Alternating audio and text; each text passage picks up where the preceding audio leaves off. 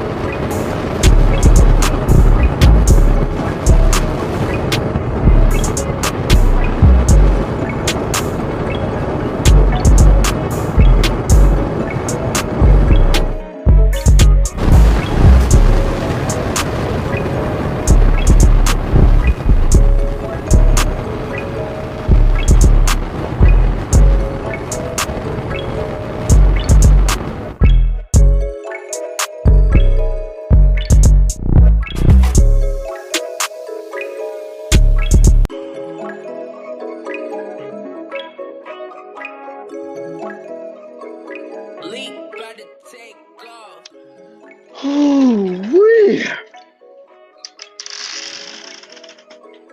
Yes, sir. Swag is Sexy Sundays is in the building right now.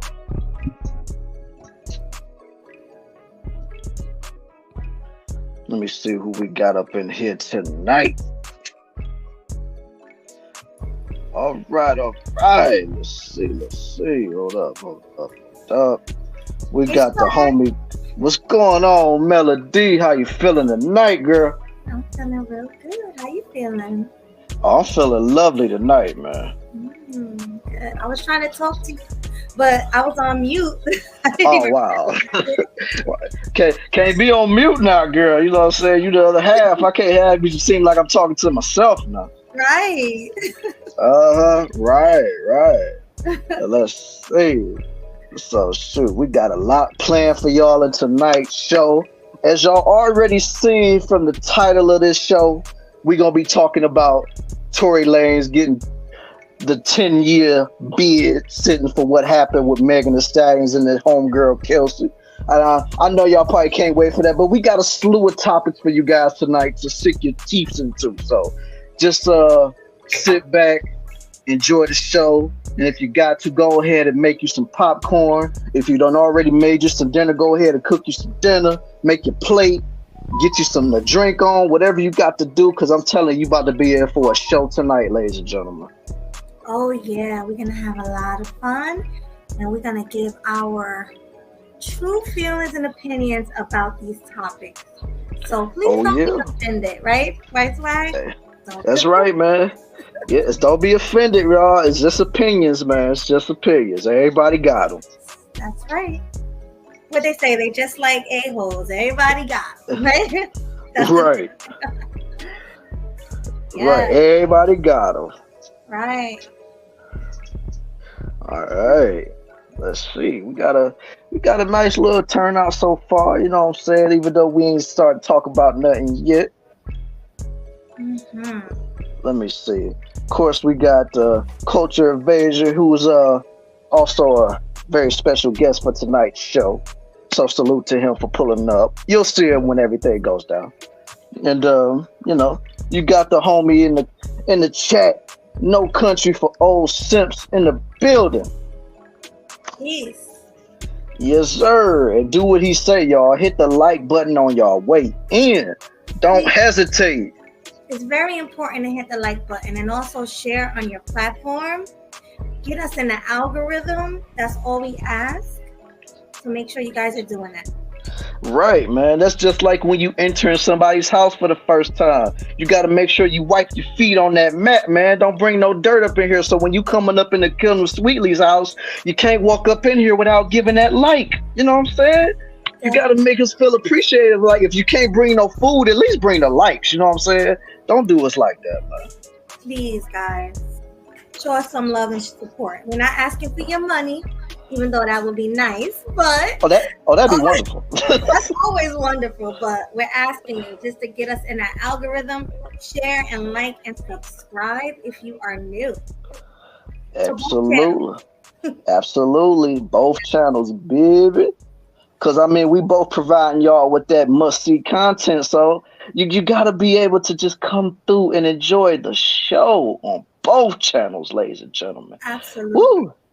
Well, y'all know the motto for this channel and the KillinEmSweetly brand.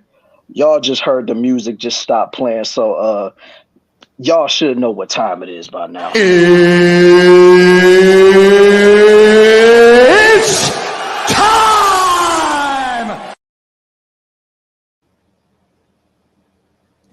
For the thousands in attendance and the millions watching around the world, let's get ready to rumble!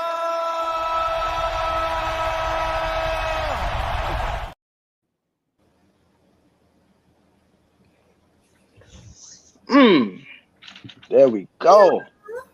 We are underway, ladies and gentlemen. Peace. Yeah, peace to everybody up in the chat. I didn't get to everybody, because the music was playing. So let's get to the greetings of everybody that done came through. Salute to you. I already said no country for old simps.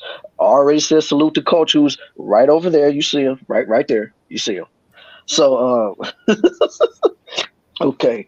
So we got the homie King Grady in the house. Salute. Peace. Yeah. And then, of course, we got the homie Gray Pill podcast. Salute to you for always coming through and showing support for what me and Melody do on this channel and on these shows. So salute to you, my guy. Thanks for coming. Yeah. And who is this I see? I see Mona up in here. What's going on with you, troublemaker? What's going on, girl? I see you over there. Yeah, you like number 4. Tell everybody to keep liking the stream, Mona, or you gonna troll the hell out of them. Thanks for coming, and I appreciate the compliment. Yes, sir. And then we got the homie Jamel Casino, 10 years. I doubt he does it all. Hey, man, you never know, man. You never know. But salute to you for pulling up to the show and wanting to hear our takes on it. But I hope you don't have to have a bedtime or something, because it's going to be a while before we get there. But when we get there, it's going to be lovely. So just sit back, unwind, enjoy yourself, and just be ready for a good show tonight, man. Absolutely. And then we got my homie 18th Letter in the building. Shout out to Killa and Melody. Salute to you, homeboy. Always showing love and appreciation for the kid. You know what I'm saying? Mm-hmm. And then we got... Go ahead, Melody. No, I said definitely. Go ahead, I'm listening. All right, then we got the homie Mr. Know-It-All, Mr. Sub-Zero himself in the building. What's going on, brother? Salute. Yeah. And then we got the Alpha Kingdom International King. Yeah, man. Salute to you for pulling up, man. Thank you. Coming. Yeah, and then we got the homie Ray Hama of the Hama Force coming through with the beer kick for your boy Killa and the peace sign for little sis Melody, man. What's going on? Salute. And then, of course, we got Cynical up in here, one of our faithful day ones, always being hella active in the Discord server. Yes, Discord. KillinEmSweetly has a Discord server. So if you want to be a part of that, I may drop the link, or Cynical may drop the link, or one of the mods may drop the link. You never know. But either way, man, make sure y'all join that Discord so that you will never miss anything, man, because we got a lot of action going on in there. There's a lot of craziness going on there. I be getting taken aback just by a lot of the stuff I see. But yeah, I love it though. So yeah. Okay, we got videos library. Salute to you, and look what he said to you. Love your vids, Melody. Salute. Thank you. Man, this dude crazy. I'll let y'all figure that one out, yo. So, okay, so far we got all the introductions out of the way as far as the chat goes. So you know how we do it over here on KillinEmSweetly. This is the introduction right here. So, ladies and gentlemen, welcome to your guilty pleasure.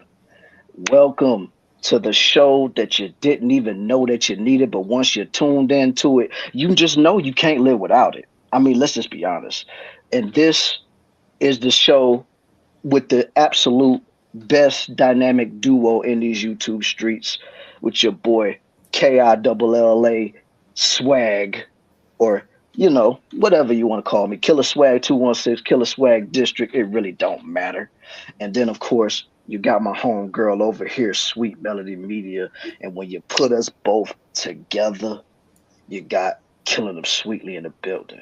And that's all I really got to say on this note. But before I pass the mic to my lovely co-host, I just want to say to each and every one of y'all, salute to y'all for pulling up. For those that's gonna pull up, and for everybody that's already here showing mad love and support for Killer and Sweet Melody.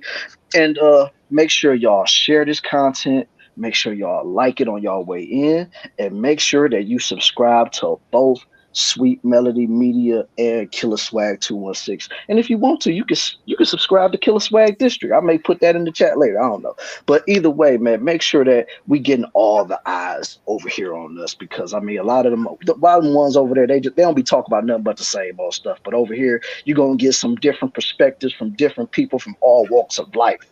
So that's all I got to say on that. Make sure that you like, you comment in the chat, stay active, y'all, because we be reading. We read y'all stuff. So stay active. Subscribe to the channel for more dope content like this, and make sure that you share it out so that more people can see it.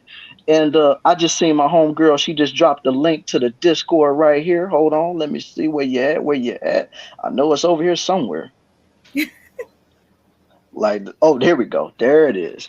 Yep. Just like I always know Cynical could do it. There go the link to the Discord. If y'all want to be a part of it, there go right there. So you don't miss nothing. You will always be first to know of whatever goes down between Killing Them Sweetly and Grown and Sexy Conversations. So yeah, and then we got the homie Cool Gamer in the building. Salute to you for pulling up, my guy. And Leo Anthony, I just seen you pull up too. So salute to you, man. Thanks for everybody for pulling up. So like I said, salute, man. So whatever y'all do, just make sure y'all like, you subscribe, and you share, and keep showing love so that the Kill Them Sweetly movement can grow, and so that y'all can be a part of the Kill Them Sweetly mafia. That's all I got to say on that. Definitely. And make sure you guys grab your drinks. Grab your popcorn. Y'all always say that. Drink some wine for me, or some beer, or whatever you got. You know, your Ciroc, whatever, your dark liquor. Get that ready. Light one up for the homie. Whatever you got to do. But this is going to definitely be a good show, guys. So make sure you guys are paying attention. When we drop the link, we would love for you guys to come participate. Don't get offended, because a lot of people do. They hear things they don't want to hear, they don't agree with. You know, they get offended. So please don't get offended. Just have a good time, guys. So Exactly. Just have a good time, enjoy yourself, unwind. Because at the end of the day, all this is really is just conversation. There's nothing to get upset about, yo. Exactly. So what are we gonna talk about first, Swag? Well, we're going to talk about first a topic that you brought to my attention not even that long ago, or as far as like the teachers in these schools is out here dressing like some sluts. Absolutely. So I want to bring that up. 1 second, guys. Hold on. Let me prepare that. Mm-hmm. Did I send that to your Google Hangouts, or what did I send that to? So I can go. Yeah, I think you sent it to my Hangouts. Okay, let me pull that up so we can read it together. Should have had it prepared already.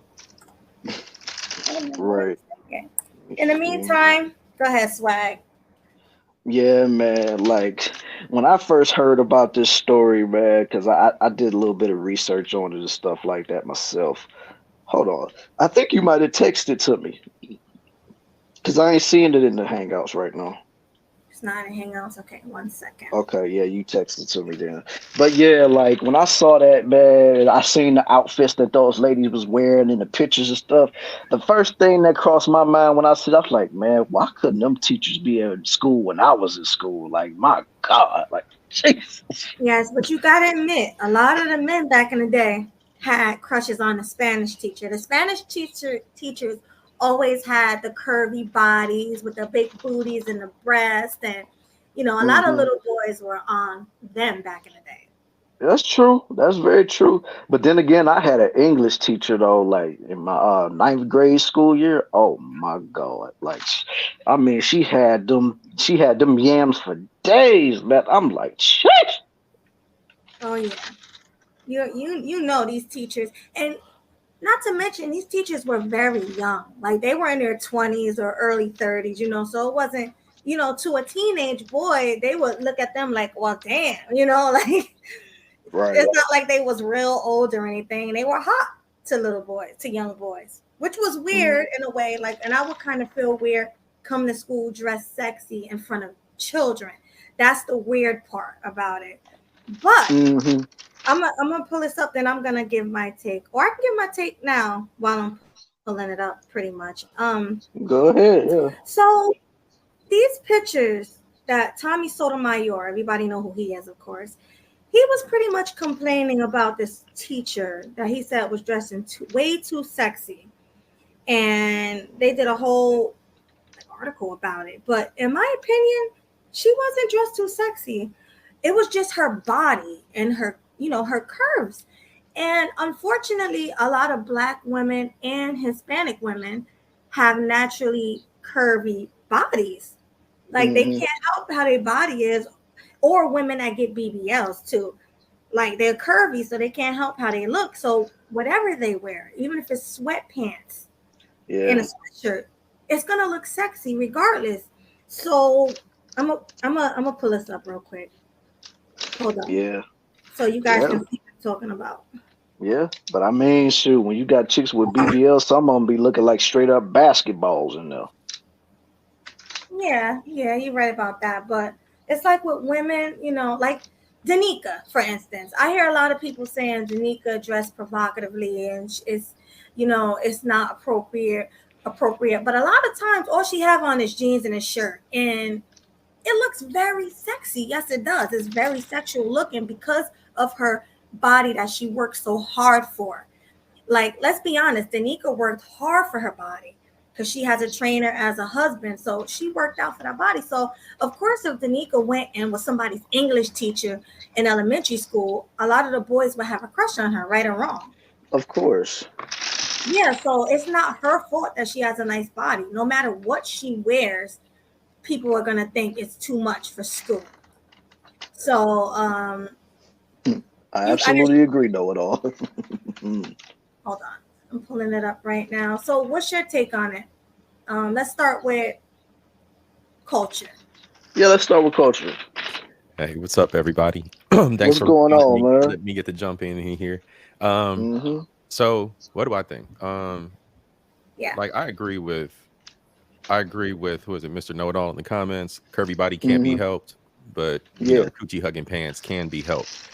Right. Wasn't there just a video Okay. recently where if you had Costco girl or something was in the camera, like I just got fired and pulled into the manager's office about being ridiculed for my outfit, and she went on this whole tangent. You know how people be doing on TikTok these days, Of and course. Yeah. there was somebody in the comments that said, I work for Costco or wherever she was working at, and they were like, that is absolutely against dress code, and everything you're doing right now is trying to garner sympathy for your case.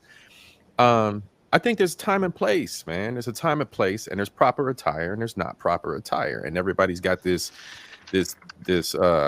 freedom. I can do it my way. You ain't gonna tell me. I'm gonna tell you, and it's ridiculous. Like I'm not gonna you're not gonna step up in church, looking like a thought, even though law do. There's time Mm-hmm. and place for everything. You don't wear your Saturday night gear Sunday morning, so to speak, right? Like, and when you're at work, there's a certain professionalism that has to be kept in mind. Mm-hmm. And the BBLs, that's just wild. Like that, what? Yeah, Yeah, BBL's BBLs crazy. are definitely wild. But look at these ladies here on the screen. None of them are dressed. None of them are dressed provocatively. Like they don't have their stomachs out, their breasts out, or anything like that.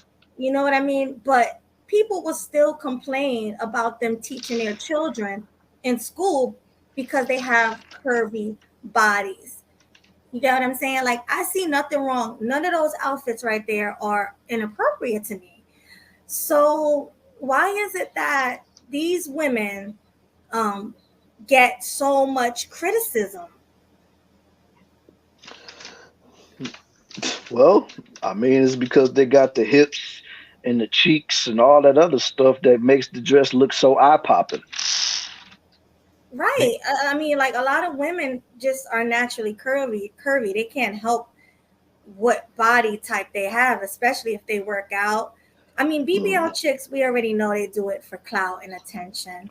But I'm Yeah. saying like women that was naturally born with the curves and the goodies, you know what I mean? I keep using Danica because we all know who Danica is. We all know that she's eye candy, even though she's married. But put that aside, she has a nice body, and you got to give credit where it's due. But Right. if Danica was a teacher, don't you think a lot of parents would be complaining as well? Oh, why does she look like that? She can have on a button up with a tie and some dress pants. Yeah, they wanted to dress more conservative and stuff. And she still would get criticism. So GC, go ahead, GC. Yeah, so I don't think that they're criticizing for the sake of the kids. I do think that that these women are really doing it for the fathers of the kids. They want the attention from the fathers of the kids, and the mothers are the ones that are doing the complaining. Sounds about right. I Yeah. agree. You bring Jealousy. around parent teacher night, and this is what you see. Also, yes, it is inappropriate. These women are obviously, especially the one in the second one, because that's not Yeah. like, what are you doing?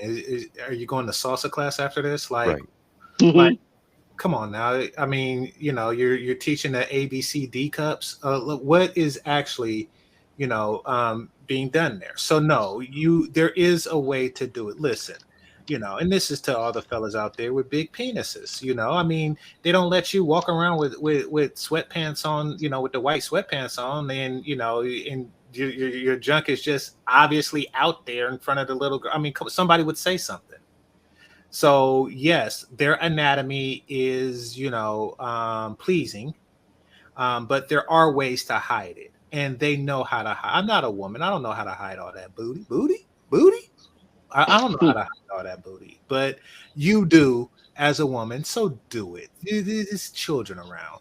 I don't want to think about that crap. And I would not in elementary, because in elementary I had I was only into elementary girls. I didn't even see women as that in that way. Probably because my mother was young and her friends, but nevertheless, it's not appropriate, in my opinion. It's not appropriate. Okay, but I know you guys are men, I'm a woman, so it might be a little different. But so how do you feel about people criticizing Danica Marie? They come on here and they say, oh, she's married, she has a husband, and what she's wearing is inappropriate, and why is she wearing that when she can only be wearing like a dress, like a nice, cute, tight dress that shows off her curves? Or why did it come down? That was weird. It's Yeah, the that was room. very well. Or It's the setting. It's the setting. If you're going to do it for a YouTube channel that's for adults, that's one thing. If you're going to do it, and you're sitting there with your booty with your booty out, saying the wheels on the bus go round and round, then it's a whole different thing. Like it is, like certain dress is appropriate for certain venues. And Danica dressed in a way that's appropriate for her venue, her show, and like the romper room woman. Nobody really, when you was a kid, you didn't see her. I mean, she could have been thick as I don't know what. For all we know, Judge Judy just got a banging body, but we don't know, and we're not supposed to know because she's a judge. You're a teacher. I mean, it's a whole different. It's where it's supposed to be. It's an appropriate setting, But no, I mean, if I seen any of these chicks, walking down the street, of course. I mean, it's a whole, like, this is how you walk down the street. I would politely ask for permission to bite it. Like, but that's but if they were like my kid's teacher, I'm like, hey, why are you dressed like this? I understand, the but second one is definitely questionable. The second one, Definitely the okay, second because one. it's tight. Her clothes are too tight. But I mean, I'm talking about the first one. I think that's appropriate. Like, look what she got on. It's not too much. She has a shirt No, on, a I agree. button-down shirt, No, it's not and too tight much. jeans. There's a line between the female form properly clothed and being extra voluptuous and showing it off. Number two is a show off. That's a whole show off and a half. Definitely. Agree. Well, She's almost in a nightgown. That's ridiculous. well, the problem with number two is that she obviously has a BBL. And so that's showing that she's already a clout chaser, number one. Number two, she's not, I don't think they're doing it for the kids. I think they're more doing it for the other teachers and the principal. And, they're doing it And for the the fathers adults of the kids. and the fathers of the kids, right? So I understand why the parents are upset or jealous because look at that. And then Melody, the father might go up Melody. there I wouldn't go as far. Oh, I'm sorry. No, I'm saying the father might go up there for parent teacher night and end up getting her number. So that's the problem that I see. Melody, you said she was what now? You said she was what now? No, I'm saying the No, I second, could have sworn I could have sworn I heard you say clout chaser. oh, clout chasing, definitely. They do anything for clout, do anything for clout. Yeah, do anything for clout. That's You know what, number Game two, Changer? definitely a clout chaser. Game Changer, I would almost go as far as to I wouldn't go as far as to even say the fathers, because the way that these lady teachers be acting these days, I would sooner say that they are literally doing it to show off to the boys. Well, I mean, in some from what cases, Melody said, cases. these were elementary kids. But no, I mean, I wouldn't put it past them to do that for high school kids. I mean, because we got to understand that, and I don't remember thinking of it this way, but it is very true that some teachers are less than 4 years older than the people that they're teaching. Or around 4 years older than the people that they're teaching. So Yeah. They're 18 and the other person is 22. The teacher is 22, fresh out of college herself, and the boy that she's interested in is 17, 18. So yeah, I do see that. I'm not gonna say I knew of any teachers that did that on the female side, but yeah, I do know that they do like that attention. Yeah, they want to be seen. Okay, it goes back to the first Friday. You got Miss Parker watering her lawn. She know what and Ice Cube said it. She know what she doing. They know what they doing. Why you gotta water your lawn? What you doing? Who waters their lawn like that? Who gets dressed like that and waters their lawn in slow motion? The camera wasn't in slow motion. She was. Like they know what they doing on purpose, and they just like that attention. But it's a distraction. I don't want to be thinking about that when I'm taking my SATs. That's a distraction. But the thing is that they should hire less hot teachers then. You know what I mean? Because when I went to school, the Spanish teacher used to come in with sweats. Like, remember back in the day where people was wearing like the sweatsuits, the velours and stuff like that? She would have like a pink velour outfit on, and like the guys would go crazy, like, oh my God, you see her butt, you see her shape. So I'm like, yeah, but she just got a sweatsuit on, so it's not even about what they're wearing. It's definitely about the shape. I don't understand why people don't see that, because someone with a nasty sloppy body could be wearing the same thing and not get the same reaction. No, what I'm saying, Melody, is if you have a shape like that, and you do, then you have to make an extra effort to hide it in front of professional settings. Depending Okay, on I'll take that. Yeah, you take the extra effort. Yeah, most definitely, I agree with that. You shouldn't.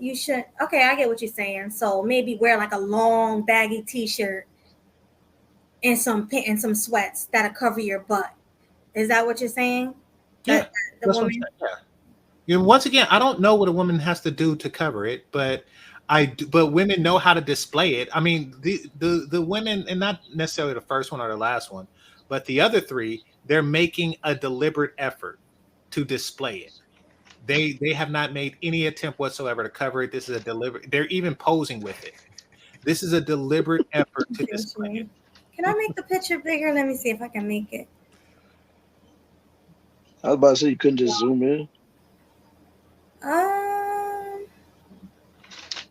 I'm still confused by that last picture though. She looked like an ant. Is that a BBL too?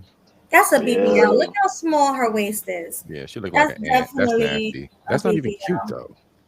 It's not. That's not a level up. That's just nasty. Yeah, it's not cute at all. The only one that looks decent is the first one to me.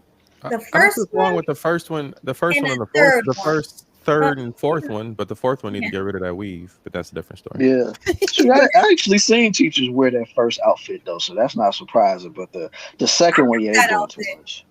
I mean, but the second one, like you said, that's too much. That's a dinner dress. That's a after work. Yeah. Man, that second dress is to me. That second dress is more of a we going to the bathroom. Let me slip it up real quick type of dress. You can't slip it up. It is. You're gonna try. I can see that dress like at the club or maybe on a date, depending on a date. You know, it's definitely the black dress for a date. Yeah, it's more for a date. But the first and the third and even the fourth is doable. And even this fifth one is doable on a right body type because that BBL is not cute. That's not working for me. So, you know. But, no, I mean the second one.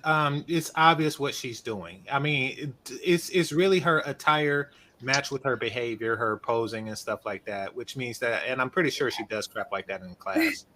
You know, like bend over in front of the kids so they could see all down. Because I mean, and I hate it when people do that. Because you're not gonna fuck me, and it pissed me off. I told y'all about that dental hygienist that used to do shit like that, or do stuff like that.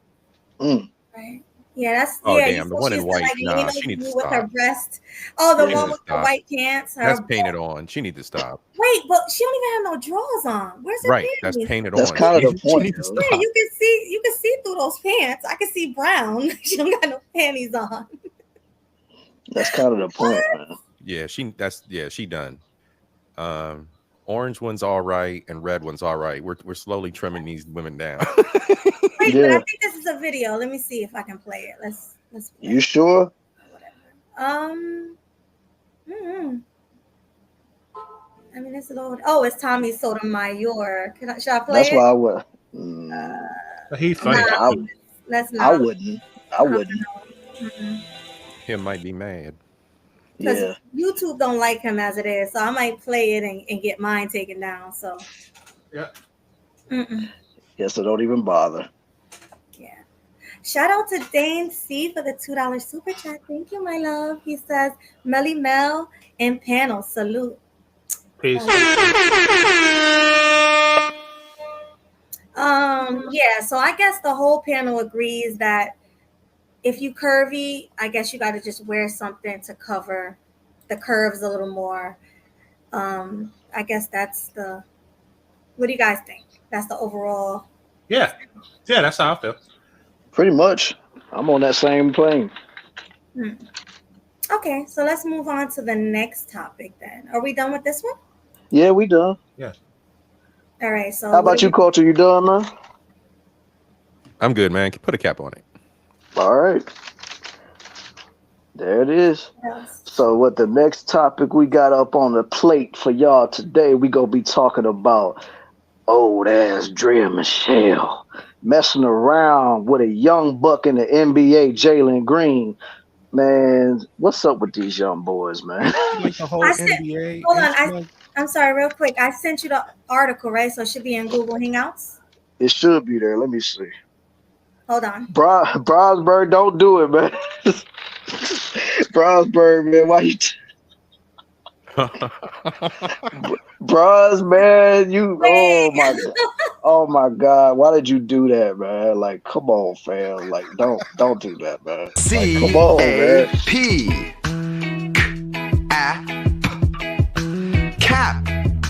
Cap. C-A-P, cap. Oh my God, he had to say the key word. Right. All right, but we ain't gonna play it too much because I know GC he don't like that song, so we gonna keep it at a minimum. GC, how you feel about the Cap song? No, I don't really. I mean, I'm indifferent. It's just that it came up a lot in the past. That's all. Well, that's because a lot of folks be capping up here. Yeah. Like if nobody be capping, it don't get played. All right. Yeah, yeah, GC, you came up, you was like, oh God. Yeah, like I remember that one night he came up, he kept on saying hat, hat, hat, and I was like, I knew what he was saying, but he just didn't want to hear that. So I was like, all right, man, I ain't gonna play it. Did not want to hear it. Right. All right, Okay. We got the homie K Capo in the building, man. What's going on with you? Salud. Yo. Hold on, guys. I'm looking for it.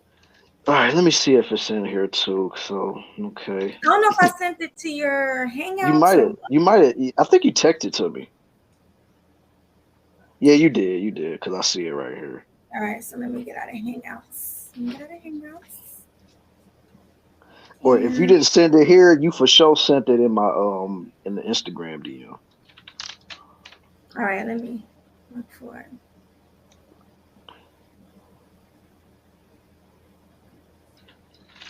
Wait a minute. What? 10 seconds is enough for Cap. Bronze is stupid. See what I mean, Bronze? They all hating on the song. You see it right here, man.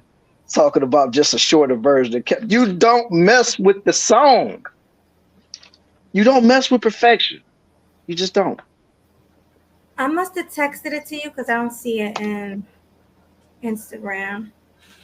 I don't know. I checked my thing and it wasn't there. So let me check it. Let me check it again.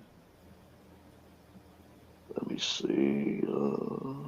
Guys, while he's looking for that, I need everybody right now to stop what you're doing and hit the like button on me, Sweet Melody Media's channel. For those who are watching my channel, hit the like button on my channel and also hit the like button over on Killa Swag's channel, because as you know, we simulcast it. We do it, where we have both of our channels playing. So make sure you guys hit the like button, share on your platforms, and also hit the bell if you are new on both channels. Absolutely, man. You got to make sure to get us both out here to this algorithm, man. Stop letting them other folks get to the algorithm, man. Bring some real content over here, man. Like, let everybody that's really real see it, man. Forget all them other people. Right. All right. So far, yeah. Let me see if it's way up. Let me see, because you might have sent it a while back or something. But I could have sworn you sent that to me somewhere. I'm just trying to think of where you could have sent it. I found it. Oh, okay. Okay, so I'm gonna send it to Hangouts. Yeah, and just like Cynical said, man, make sure y'all join that Discord, man. Like I'm telling y'all, it's popping in there.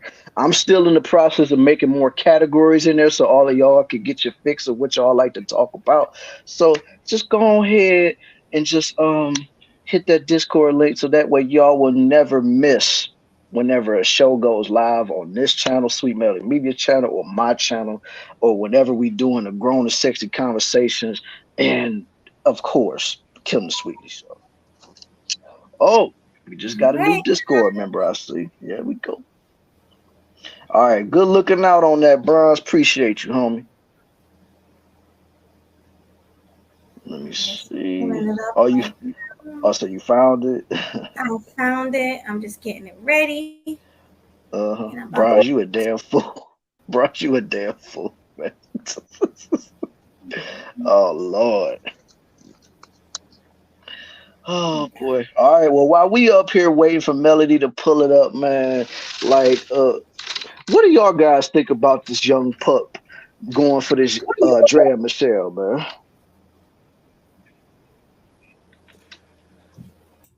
Here we go. Whoever want to take it first, yo. Well, I mean, Drea has always been like an extremely attractive woman, in my opinion. So, it's no wonder that happened.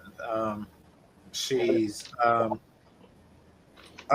would say that and I see it a lot in the entertainment business, and that is guys develop fetishes for certain women when they're young, So Dre has been out and she's always looked good for, since he was in elementary school. And, Absolutely. he grew up thinking about her. And when he got the opportunity, he took it. Like, he fulfilled the fantasy. When you fantasize about something, it can stretch the realm of what you would normally do. So, and in this case, age-wise. Like people make concessions with certain things if they're trying to fulfill a fantasy.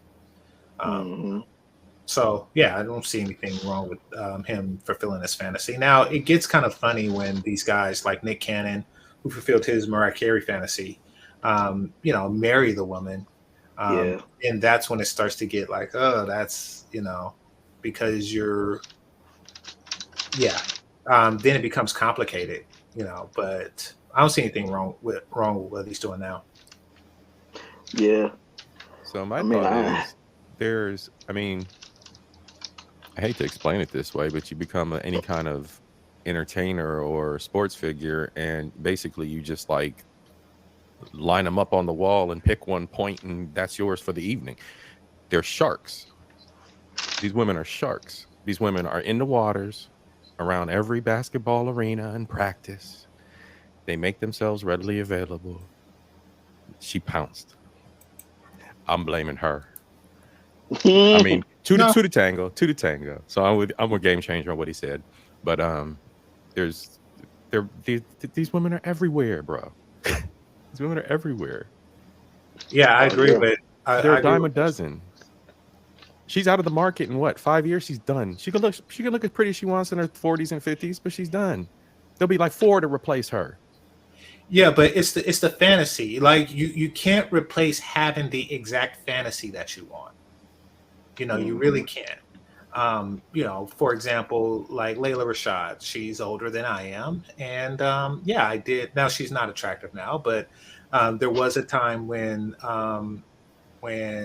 she was older, before she got fat, and I wasn't. That I would have took that opportunity. It's Layla Rashad. She was sunshine on whatchamacallit, on Harlem Nights and stuff. So yeah. So it's like and if I found myself in my early 20s in a position to have any woman I wanted, it would be her, not just the woman that looks like her, because I can't internalize the whole I smash sunshine thing.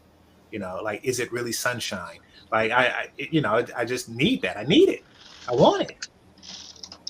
So I understand the fantasy. But don't make it an extreme reality. Don't go around. She got some nice titties, but don't go around marrying these chicks and stuff like that. Don't take it that far. Nick Cannon, he took it way too far. Well, Mariah Carey gave her 10 and married her. Yeah, he took it way too far. He took it too far. But no, you don't want something like the fantasy. You actually want the fantasy. And women who are groupies know this. Women who are attractive enough to get with a guy that looks like Idris Elba still wants Idris Elba. And, of course. They're still waiting their turn for, the actual person with the actual accent and all that. What else? I think men need to be a little more decisive about what they fantasize about as well, because that's another dude's baby mama, bro. You're just playing cleanup man in the end. If he gonna hit it and quit it, he good, but come on, bro.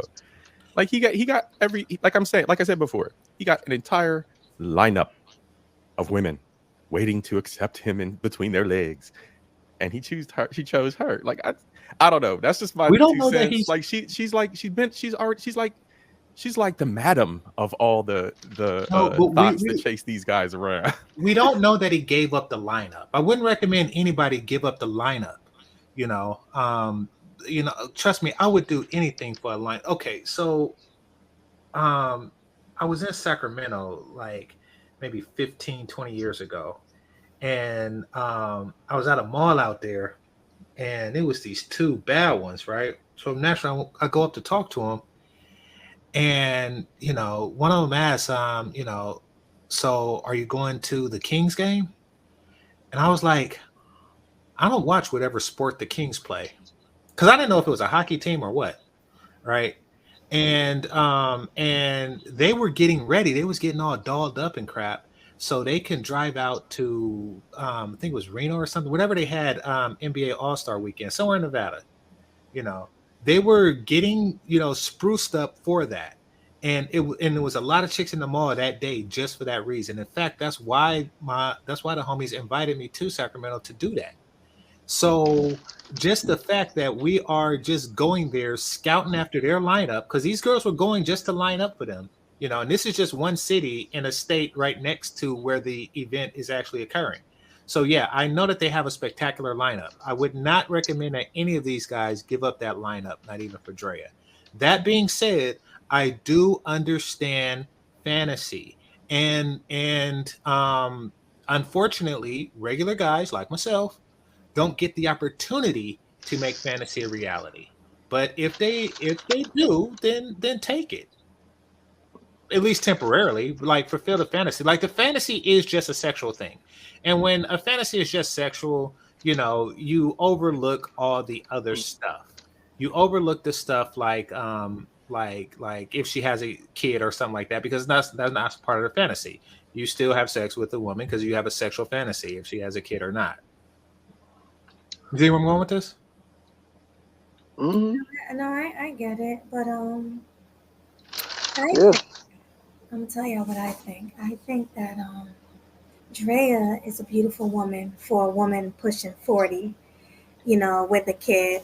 But at the same time, this man is the cream of the crop. Like, he's an NBA player. He can get whatever he wants.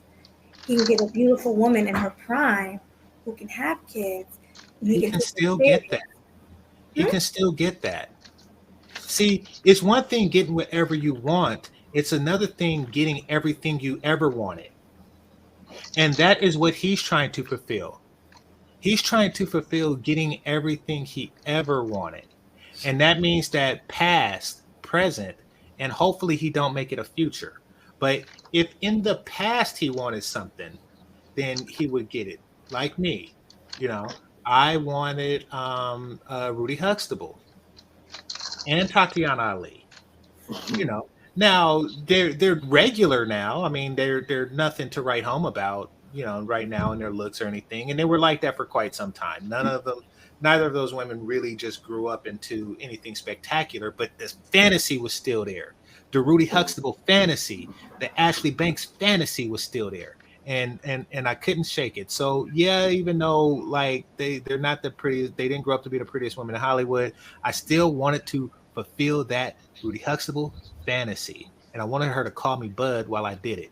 Like this like yeah. Every now and again, you just gotta do something that you fantasize about in the past. You just do. Yeah, I get what you're saying. But he could have. So, how many on the panel think that he could have done way better with his status? Who thinks? I think everybody. GC, I agree. Your hand. Y'all missing the point. I'm saying enjoy the fantasy, fulfill your fantasy. He can't. I hear exactly what you said, GC. Yeah, because he got better options. You know what I'm saying? As long as he don't try to tie the knot, yeah, he could do better. Exactly. That's all I'm saying. Listen, don't tie the knot on a fantasy that you had when you were a kid. Don't do that. Right. That's like becoming a rich adult and then buying a candy store just because, like, okay, you're an adult now. Do you really? Is that a wise investment? Or becoming an adult and trying to put Toys R Us back in business because you fantasized about it as a kid. Like, don't do that. But no, if you want to play with some toys, as he obviously is, then yes, definitely do that. Yeah. So basically, the fellas, he telling y'all, don't be a Zion and don't be a PJ Washington. My thing too is like, I don't know. There's like this is like dating her is like dating a chick that all my dudes hit and everybody knows. Don't care. I mean, you know what I'm saying? Like, this is a lose-lose. Fantasy or not, it's a lose-lose. Like, okay, well, I'm a share. That's why I be having my backup fantasies. I'm a share fantasy with y'all. Go ahead. Corinne Steffens. Yeah, I know what she is. I know. Super, you know what? Yeah, exactly. I know what she is, and I know, all the bad about her. I still want it. I still want to know. I God. still want to experience it. See, yeah, I'm And built different. well, see, okay. I know what she is. Nevertheless, that doesn't stop me from wanting to experience it. And you want to know why? Because she was given that name by Mr. Marcus himself. And I'm just a regular guy with a regular sex life. But if she was able to get the name Super from Mr. Marcus himself, I'm wondering it must be super. It must be super. And if given the opportunity, I would partake, and so would you. Keep it a buck. So would you. You would Nah, partake. absolutely Would not. not turn down something that a porn star called Soup, somebody who's been with thousands, made a Absolutely not. special. Okay. Absolutely not. I stand on my square. I would GC not. is hilarious. Not in 100 years. Not in 100 years. I've had all kinds of plastic titties and all kinds of shit smashed in my face. And I ain't. No, into I none of get it. it, but so has Mr. Marcus. And he said out of That's all his the job. mouths, That's his job, though. yeah, but out of all the mouths he had, he made a special note to that one. I'm curious. Somebody's like hard pass. That's a hard pass. That's a right hard there. pass, bro. I'm seeing a lot of passes in the chat right now. Well, okay. Well, y'all different than me. All I know is she was on her knees right now with her mouth open. I wouldn't be on this show. That's I was about to say, I know GZ would be like, "Up, see you later, bye." yeah. And it's not that I'm particularly attracted to her or something like that. It's the thought. It's the title. It's the title that entices me. He just want to see if she live up to the name. That's all. That's exactly what I want to see. I'm not gonna marry Corinne. What do I am? Eddie Winslow? Like, no. I'm not gonna, I know he really did it. That's why I'm laughing. yeah, I know. But Listen. So GC is pretty much saying he's having his fun with her. He's not gonna marry her or wife her. He don't think.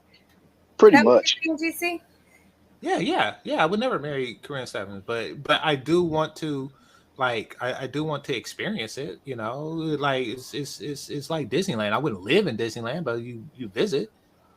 So how do you know that this young man is not taking Drea seriously? How do you know? I hope he's not. I would suggest that he don't. Any That would be financial crazy on his advisor part if or he would. responsible lawyer should tell him that that's a bad deal. He should look at the situation with Zion Williamson and know that's not a good idea for him to do that. Or look at PJ Washington and his situation. Like, But hasn't she already? You don't know that, Leo Anthony. I got plenty of what her name is in the street. You don't know that because you haven't had both.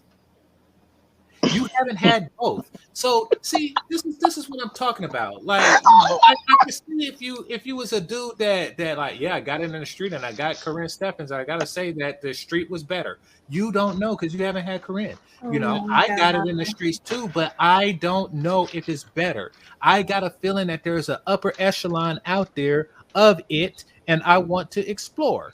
Nah. GC, it'll be mad funny if you finally get Corinne Stephens and she's average. It would be funny. Like, that would be so Average funny. AF. No, I would report. That'd be so I would do a funny. show. I'd say, listen, it was average. I think that it didn't live up to the hype, but man, if that ever happened, he did a show like that. If it's on a day I work, I'm making sure I'm calling off because I want to hear everything. yeah. Yes, but real quick, shout out to Bronzebird for the $5 super chat. Thank you. He says, your auntie takes better thirst traps than the IG thoughts. Picture that.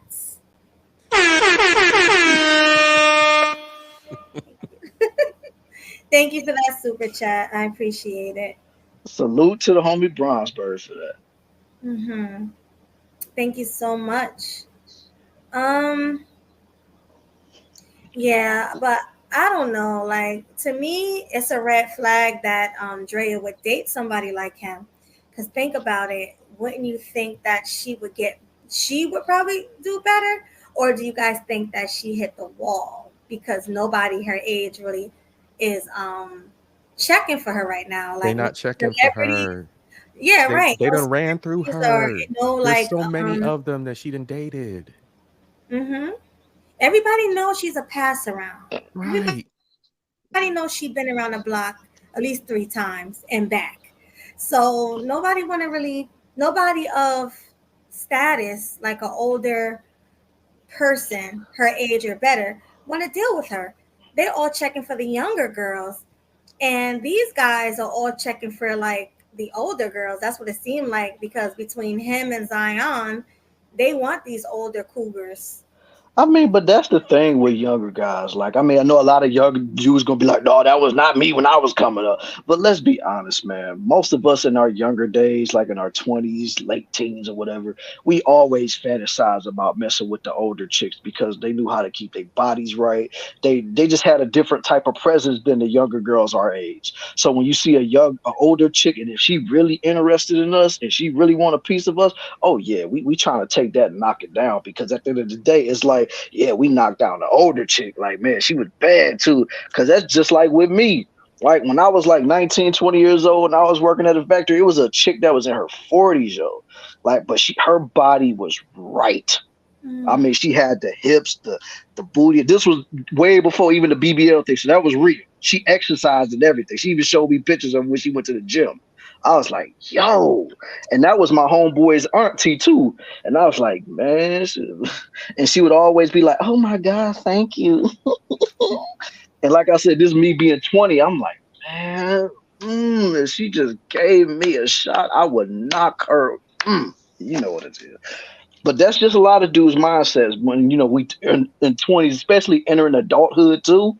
So it's like, now we actually can play around with the older ladies. So it's like, hey man, why not? But you know, once we get to around the age that we at, it's like, okay, let's mess with the little younger chicks now, you know. So that's kind of where I'm at with that. You know the men's is talking. You know, other dudes like, bro, come on, man, don't wife that.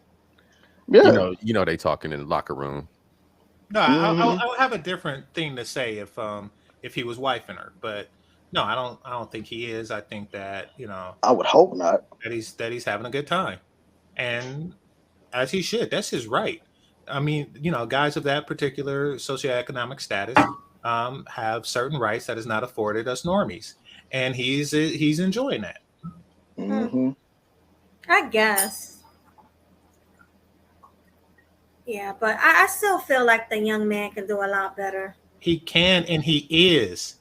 See, that's the thing. That's what a lineup means, Melody. I don't know if he was ever a part of one, but that's what a lineup means. It means you do better and worse. It means that all within the range of what you do.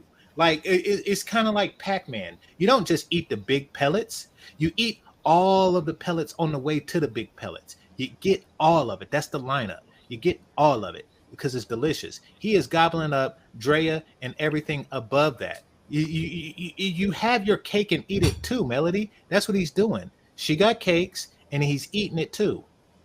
I guess. I don't know.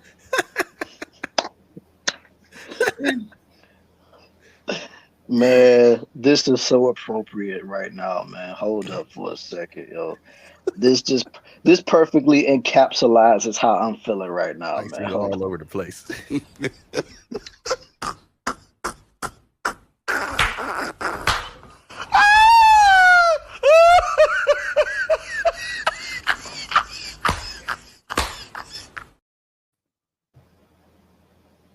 I think that's how we all are feeling right now. Honestly. Well, Sean says, you know, he can get cake from anywhere. He's getting cake from everywhere. Just because you see somebody eating Hostess, that doesn't mean that they're not getting cake other places. Mm-hmm. That's the whole thing. You get cake everywhere you go. Yeah. That's part of being you. I mean, he's not limited to one cake. Mm-hmm. Shoot, just wait till he get everywhere he go. And he get birthday candles and ice cream. That is the benefit of being young, rich, tall, and handsome. That is his right. Yeah, and just wait until he get offered a multi-million-dollar extension contract from the Houston Rockets. Then his selection is going to widen even more. Because right now he's still on a rookie deal. So once that expands, his playing field is going to be expanded tremendously. Mm-hmm. I mean, and this is right to partake in such things. That's like saying to Genghis Khan, hey, what are you doing with wife 2,304? You could do better than that. What do you mean? He has the other 5,000 wives. Like, I mean, he is doing better than that. Do you pick the worst one and say he could do better? No. Oh, I bet you Gang had them dimes though. Was that? You said Gangs had them dimes though. Yeah. He had them global dimes, bro. Oh my All over exactly. the globe. Yeah, it spanned like 3 continents. Exactly. Yeah, he was getting down. Like, oh, he had 2,000 wives. Well, Yeah. Okay, glasses. Yeah, but no, I'm counting the side piece. So he had 2,000 wives and 3,000 side pieces. So yeah, that's what I mean when I say the 5,000. But you get my point. Nobody's like taking the worst wife of the 2,000 and saying, you know, like, hey, you could do better than that. He is. Right. He is. He got the lowest one of the 2,000, while the other 1,999 were pregnant. So he just, and then that's when his thing slipped a bit. Mm-hmm. So it's like Xerxes. Like when you went into Xerxes' tent, it was all kind of strange in there. It's like, what's wrong with this dude? What's wrong is he can have anything he wants. And if he want a chick that don't have any legs or arms, then that's what he want. Like, I mean, man. Oh my god. GC, funny. Oh, all right. boy. Well, let's move on to the next topic. All right. The last This one, right? This topic is probably going to get a lot of people talking. I mean, because we know the Tory Lanez one, that's going to be the main event. That's the main event topic right we there. got some more. Yeah. So right now, let's get that, Jalen Green off the screen real quick and set the scene, man. So, yeah. Oops. So I there we go. Get that out of here. Yeah. Now we're going to be talking about a particular subject that Melody is very passionate about. And so am I. And it's going to be a topic a lot of people are very passionate about. Transformers. Woo! I had to pause on that one right there. Just saying that word is just, whoa. Decepticons, Transformers, all that stuff. But let's set the scene. As y'all already know, R&B sensation, legend, songwriter, Ne-Yo, he did an interview for DJ Vlad TV, but this was Gloria Velez's podcast show. And on that particular podcast, he went on there and was talking about how he don't think that it's right for a 12-year-old or any child under the age of 18 to even consider, having their specific regions mutilated and stuff like that. Feel like they shouldn't have a right, and which is basically how I feel and how Melody feels. So, for that particular interview, and Melody, I did send that interview in the Google chats. I don't know if you can play it, so don't worry about playing that. We ain't even gonna worry about that. So, dude was catching a lot of backlash for those comments about what he said. Let me play it. They gotta see it. They gotta sure? Yes, we're gonna fair use it, but they gotta see it. Wait, what? All right. What now? Ne-Yo. Ne-Yo got in trouble for what he said. Ne-Yo basically getting in the hot water for. Like, whose thing is it? Is it copywritten? It's DJ Vlad's, man. DJ Vlad. What do you think? Yeah, you probably just tell us about it. Yeah, I mean, because I already got the video of Ne-Yo's response, and that ain't copyrighted, so I know they ain't gonna get us in no trouble. So we could just talk about it on there. So yeah, like I said, we ain't gotta show the Vlad interview, but y'all could go on there. I might even post a link in the chat so y'all can watch it yourselves. So, but anyway, Ne-Yo was catching a lot of heat for those comments that he made. People was getting on him. Of course, everybody's favorite rainbow community was getting on him as well. So what a lot of people may have thought that he made a statement basically saying like, I don't want no trouble, blase, blase, blah, yada, yada. That don't mean that. But Ne-Yo himself made a response video basically clarifying his stance and what he meant by the interview that he said. Melody, I had just sent you that video not even that long ago. So, like I said, that video. Should I play the one that I sent you, or should I play the one that you sent me? The one that I sent you, because that shows it and everything. It's not in a post or anything. That's just straight up the video. Okay, I'll play that now. Hold All on. right. Fair use.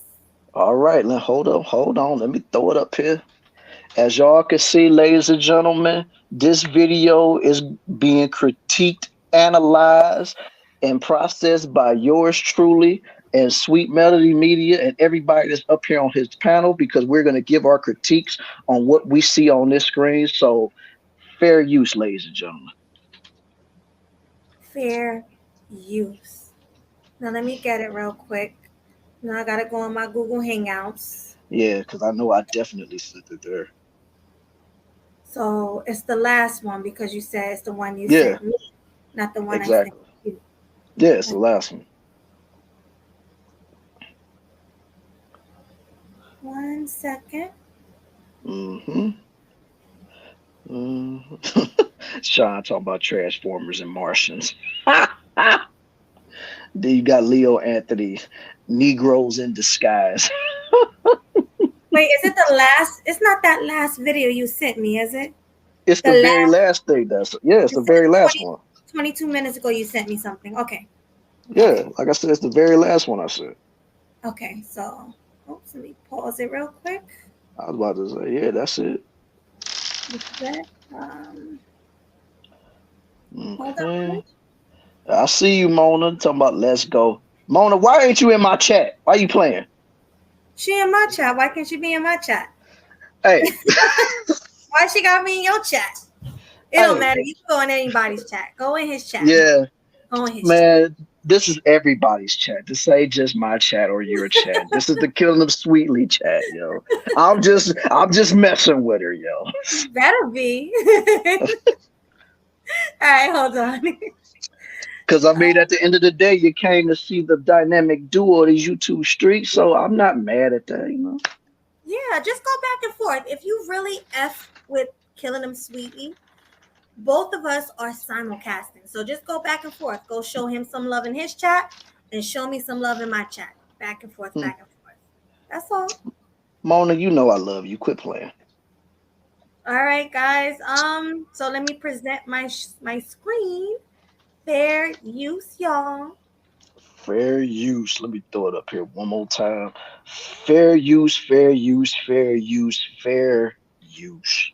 Yes, please leave us alone, YouTube. We said fair use. All right. Mm-hmm. Fair use. What's going on, loved ones? This is Ne-Yo. All right, listen.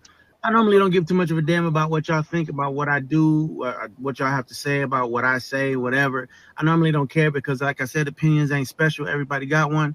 However, this is something I feel very strongly on, and I need y'all to hear this from the horse's mouth, not the publicist's computer. So check this out. First and foremost, I do not apologize for having an opinion on this matter.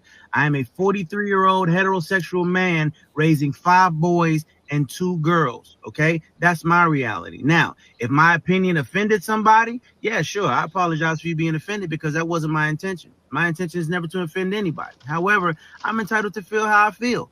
I'm absolutely entitled to feel how I feel the same way you are entitled to feel how you feel. I ain't asked nobody to follow me. I ain't asked nobody to agree with me. I was asked a question and I answered the damn question, okay? I have no beef with the LGBTQIA plus community whatsoever. I ain't got no beef with y'all. Do whatever the hell.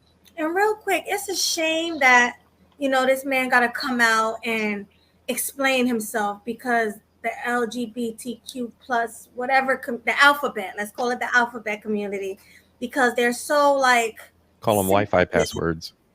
Huh? He said Wi-Fi passwords. Call them Wi-Fi passwords. Wi-Fi passwords. They're so sensitive, and you can't say anything. You can't have an opinion or anything because they're going to take it offensive. But what about how you're offending us? You know what I mean? We're offended too. So why are you sitting there crying like it's just ridiculous to me. Yeah. But you have anything to say before I play it? I just call them the LGHDTV community. That's all I call them. LGHDTV. GC or culture, anything before I play? Well, yeah, it's a culture of moving the bar, and it's a culture of labels, And I mean, what they got labels for us, you know, how dare you have that opinion, Melody, as a cisgender woman? You know, I mean, it's a joke at this point. It's a joke. And like we talk about this all the time. Back then, when we were in high school, when I was in high school, this wasn't allowed. You get picked on, you get beat up, you know, literally for having these kind of views. And now it's normalized. Like, I mean, I've said this before and I'm going to say it again. I don't care what your sexual preference is. Do you like who you want to like? Because that doesn't bother me at all. But do not project it onto us and onto the kids. That's not fair. Yeah. Like, it's just not fair. Yeah, I'm not going to. Nobody, I don't walk around like, hey, I'm straight. Hey, celebrate me. I'm straight. Like, what? Like, why are they so like in your face with it? It's so weird. Yeah, I agree. Absolutely. And yeah, when it comes to the kids, that's not acceptable in any case. In any case. You don't let a baby make a decision that's going to affect their life for the entirety of their life. And we'll get into that more later, I'm sure. But right. Oh, definitely. That's why I'm waiting till this is over before I say what I got to say. GC, anything?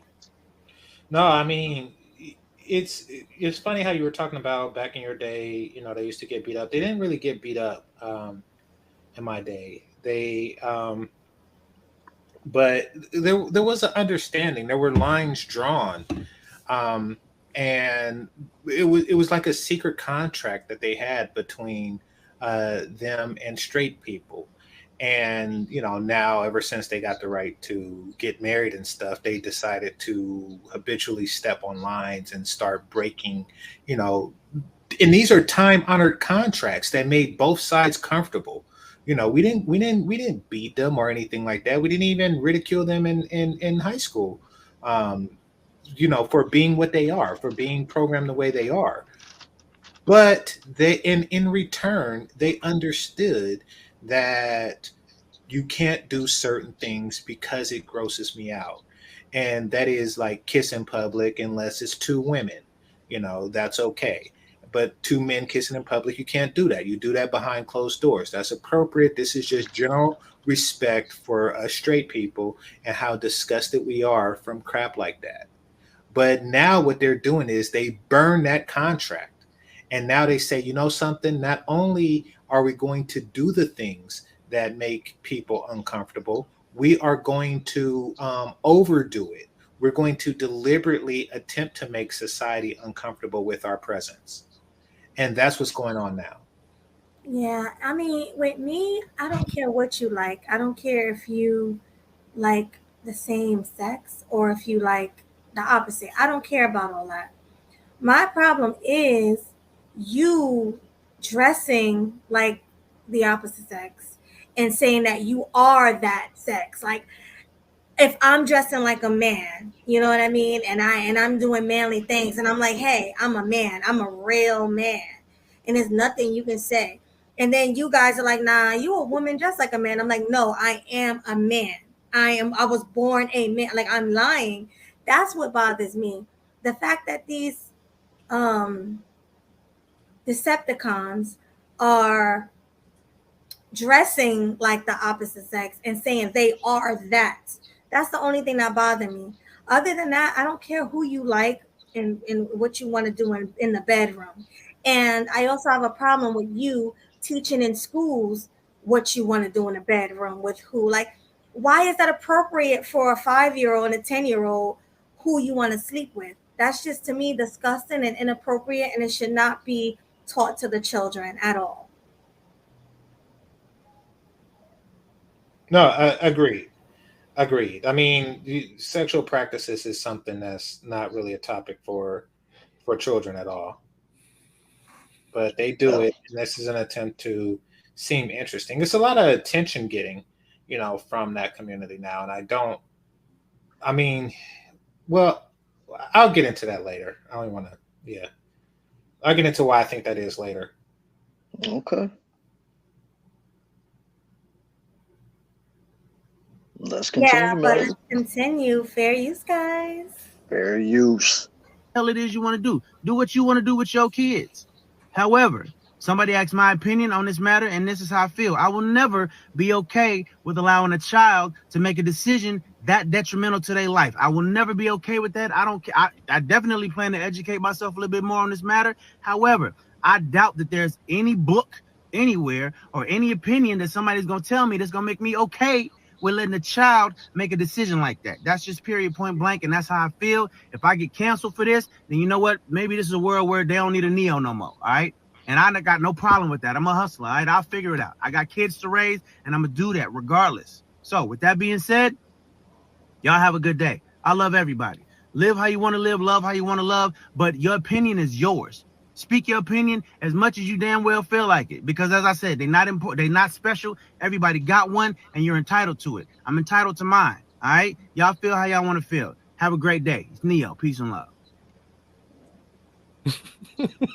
I absolutely love the way Ne-Yo laid that down.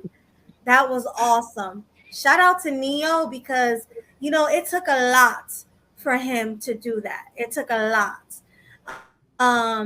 Because as a celebrity, you know you will get canceled for doing something like that. But he's tired of it. He put his foot down. He's like, no, I don't care if I'm going to get canceled or not. I'm going to do what I'm going to do. I'm going to say what I'm going to say. Like, you guys have an opinion. I have an opinion too. So shout out to Ne-Yo. That was wonderful. I really appreciate.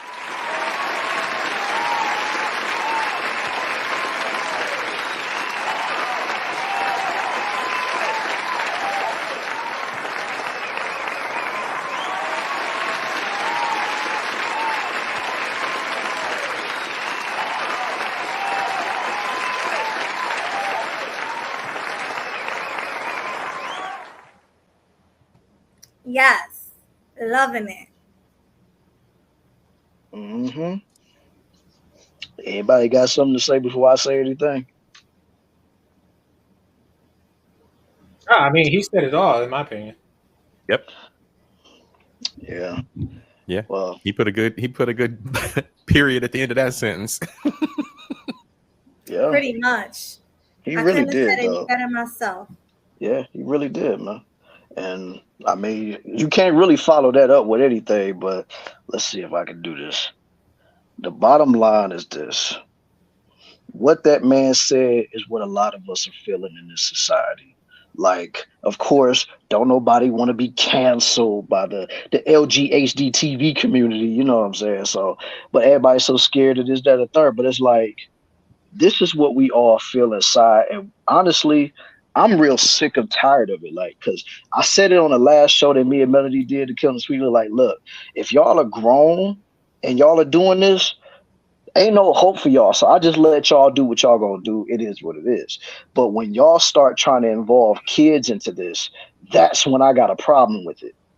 Because these kids, they don't really have any type of idea of what could happen to them if they get into this. And then you see on TV all the time, like a lot of these parents, they be coaching these kids to want to change their genders or trying to make a do. Like I seen something a few years ago, a woman was so obsessed with trying to make her son into a girl, like always making him wear dresses, making him do ballerina stuff. And I'm like, yo, are you serious about that? And the kid didn't even want to do that, but of course he didn't want to disappoint his mother. So it's just like, you just got to roll with the punches and stuff. But it's like, you can't force this stuff on kids and think that it's okay. Like, that's the part that really gets me really upset. Like, if you grown and do this, you are an adult. You can make whatever decision you want to make, right, no matter what. But when you involve in kids that are the most defenseless people of this world, like, they don't know anything that was going on. Because just yesterday, I seen a video on Instagram, and it was a woman, or shall I say a trans man, basically describing what it was like for her to be a man. And that trans man literally was in tears, like, I had no idea that it was this hard to be a man. And I'm like, was it the one in the baseball cap with the beard? I think so, yeah. I gotta find that too. Now that we on that subject. It had a beard? Where did it get a beard from? Testosterone. They grow. Some of them do good. Some of them, do all right growing their hair and whatever. Yeah. Putting their costume on. What should I look up? Was it a full Lapeef beard? It was a full beard. It was a full beard. It was a full chin strap. It was almost as full as mine. Shoot. Yeah, full chin strap, wearing a baseball cap. I seen a lot of them with full body hair, chest hair. Yeah, I gotta find it though, but I know I saw it on Instagram last night when after I got finished looking at somebody's DM that sent me. But yeah, it was on there. What should I look up? Like, I'll look it up. What should I look up? I mean, I'm gonna see if it's on YouTube and see if it's a longer video or stuff. All right, let me go to YouTube real quick. Okay. You said trans man. What did he do? Admits how hard it is to be a man, or just put trans man crying. I don't know. It's all over. Just put trans man crying, and there's a viral breakdown. There's like a ton of people that are talking about it. There's shorts as well as. Christian Zed. It's so crazy because it's two people reacted to it, and it's a short. Okay, there go one right here. I ain't got the volume up so nobody can hear it, but yeah, I'm looking at it right now. Trans guy realizes it's hard to be a man. Wait, I'm looking for that one. Where's that one at? I put one in the back chat too. I see it. Okay, we'll look at that after we look at this. I'm gonna send it to you right now, Melody. I got that one. The trans man realizes it's hard to be a man. I got that one here. Oh well, that's the one I was talking about. So. Okay, I'm gonna share it right now. All right, yo. You put up the fair use thing, please. Hold on 1 second. Get it off these videos real quick. Here we go. All right, y'all. Y'all know the deal. Fair use, fair use, fair use. Dang, you take it down? It's there. I don't see nothing there. Wait, did I share the screen? You did for a minute, then it went away. Let's try again. Share screen. Got it up. All right. Fair use, guys. All right. Y'all already saw the fair use, so there it is. Go ahead and play it. All right. Is it playing? Not yet. Hold on. Okay. Lonely being a man is. I had closer friendships with random women I met in the bathroom before I transitioned at clubs because of how open women are. Hold up. Before we continue, let's talk about how good, how much he looks like a man. Or she. I'm not gonna say he, because you know me, I don't do that calling. If you a woman, you a woman. I don't care how much you want me to use them pronouns. I'm calling it what it is. I'm gonna call a spade a spade. He. I'm sorry, but it's a he. So anyway, let's talk about how much he looks like a real man. Like, look at him. Look at her. I'm sorry. Damn, I'm confused. Look at her. Look at you. The beard throwing you off. I mean, wow. This is a really good one. I'm not gonna lie. I've seen some good trans women. Oh my God. Really good trans men. What the?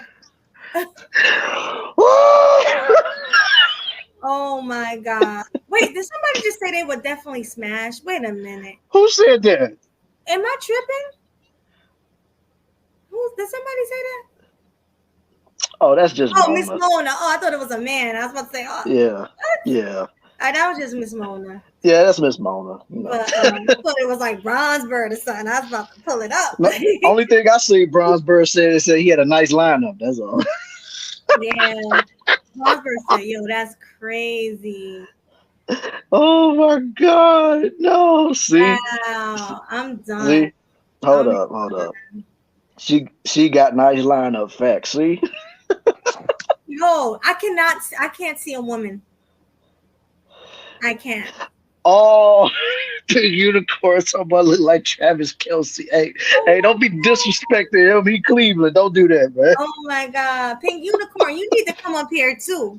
I should drop the link for her. You don't got a cam up, but you should come up too, because I do want to hear your point of view. Oh my God, yo.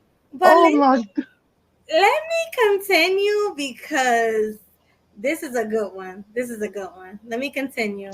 Yeah. Yeah. Fair use. I just had to I just had to say it. All right, baby. Oh man, I'm good. I just had to say it. In my 8 years of transitioning, because women are just so much more vulnerable and deep than men. But to have known, and I think a lot of trans men feel this, is we knew what depth felt like before we transitioned. We knew what it felt like to like have people want to hug us. And to have people want to talk to us. And to have a community. And then you transition and you're just a guy walking down the street that people cross the street so that they're not near you. And friendships are so much harder to build. And people are colder. What's hard is none of this invalidates how real and raw women and people who are in marginalized groups feel about cis white men. All of that's valid. But I also now understand why the suicide rate is so much higher in men. Because this shit is lonely. And I'm an emotionally mature man. I know how to build friendships, and it is still really, really hard. Try to think about how you can, in your small little community where you feel safe, can reach out to the men in your life and just help them feel maybe seen for a moment. Or do little conversations to help their emotional maturity so that they can reach out to people and have deeper guy friendships. Wow. Oops. Wow. Get ready for the funniest Turn it comedy on, of girl. the year. Is this living up to your dreams? And I gotta stop sharing. Okay. Mhm. Yeah. All right, guys. So, what is your take on Shim? Shim, because I'm gonna call her him. What's your take on that? Let's start with Game Changer because I haven't heard from him. Yeah.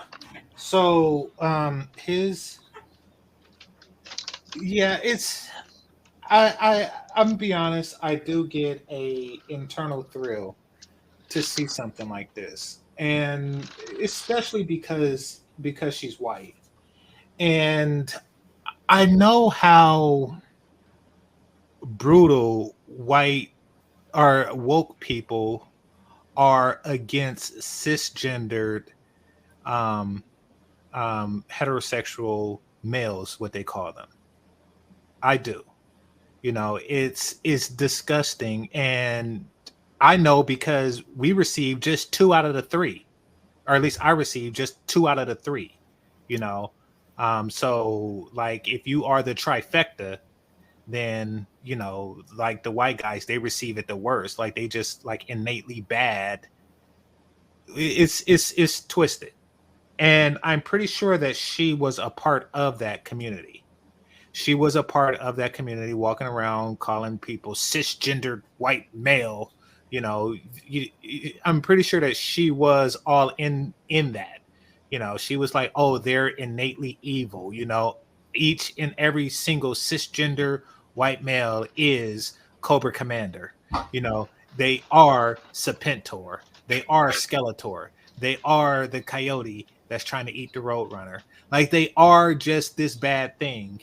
And now she has become at least visually that, and she's being treated that way by the wokies, because that's who she's really complaining about. She's complaining about the wokies, the people who was once part of their community, you know, or she was a member of that community. Now she is being ostracized. They're the ones that cross the street when they see, you know, like I don't see a white guy and cross the street. I just keep going, you know, because I'm a normal human being. You know, I don't look and say, "Oh, that's a cisgendered white male. Let me cross the street." No, that's stupid. No, it's these woke chibs that do crap like that. So yeah, her own community is lashing out against her, and she is now feeling that lash. And I am gleeful of it. I am gleeful of it. You know, I now feel pride. I can look at my natural grown penis and say, yes, now you know what the fuck this feels like. You know, so yeah, that is yeah, she deserves it. It reminds me of that. It reminds me years ago, I seen a midget, and I seen it was like on a 2020 special, and this midget went out and got a tall person surgery.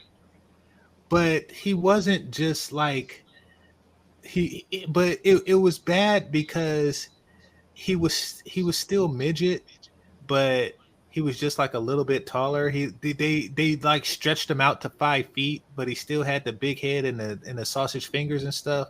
So he was just like too short for a regular person, but too tall for a midget. And the midget community just looked at him like he's just like a tall asshole or a tall jerk or something. And they just like he was shunned out of midget society. And you know, as far as regular people go, he's just like a short person with stub fingers. So it was just awful. And yeah, I was just like eating his misery, because that's what you get.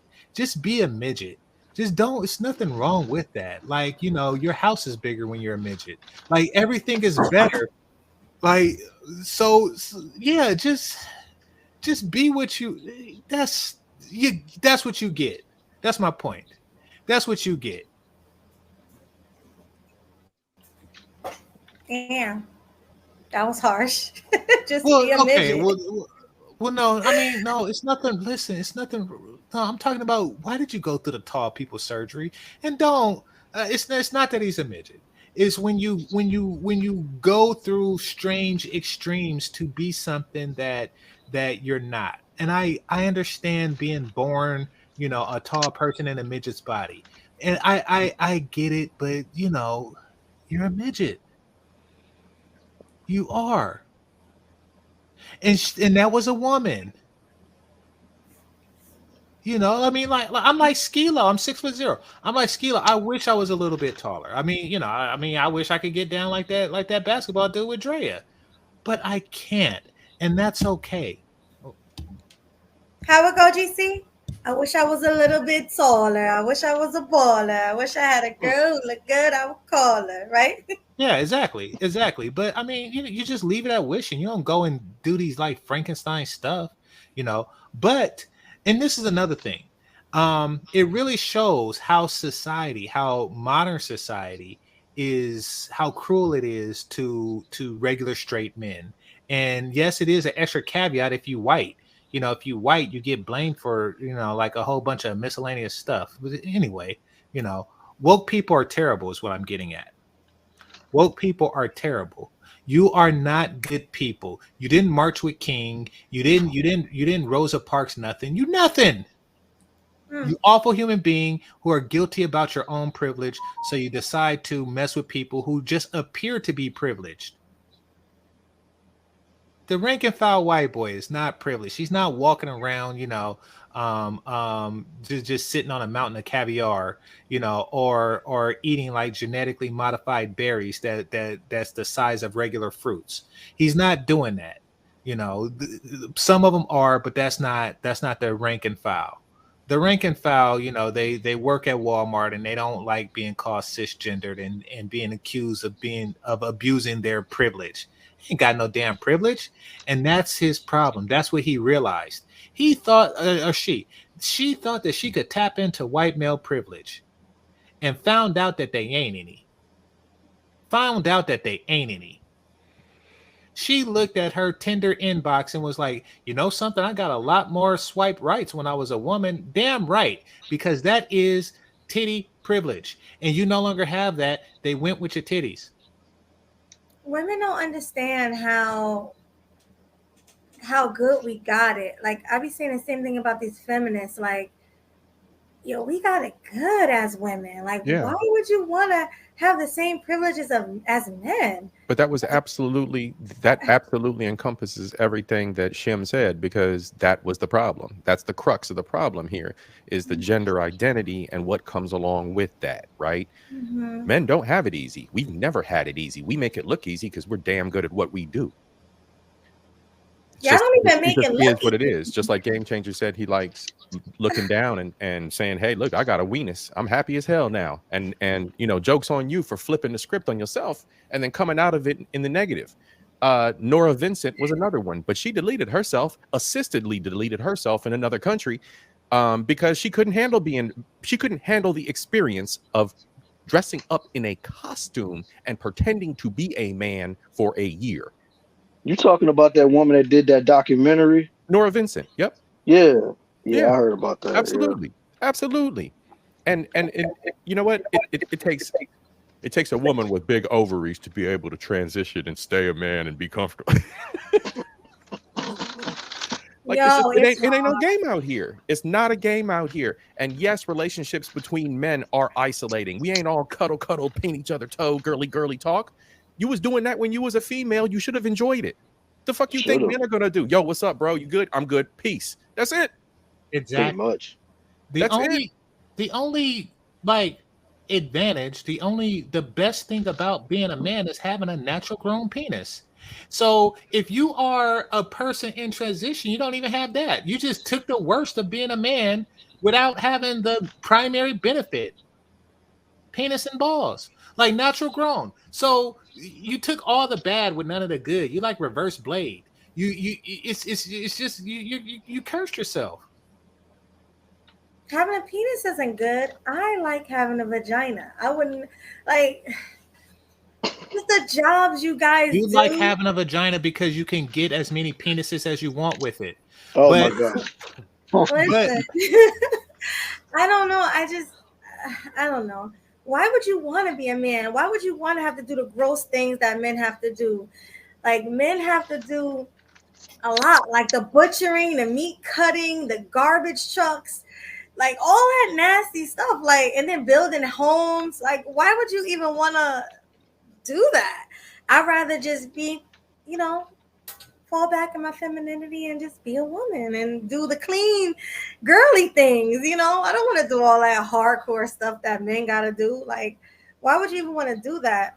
Like, I've seen women in construction looking mad, like, just looking mad. Like, they like, why am I here?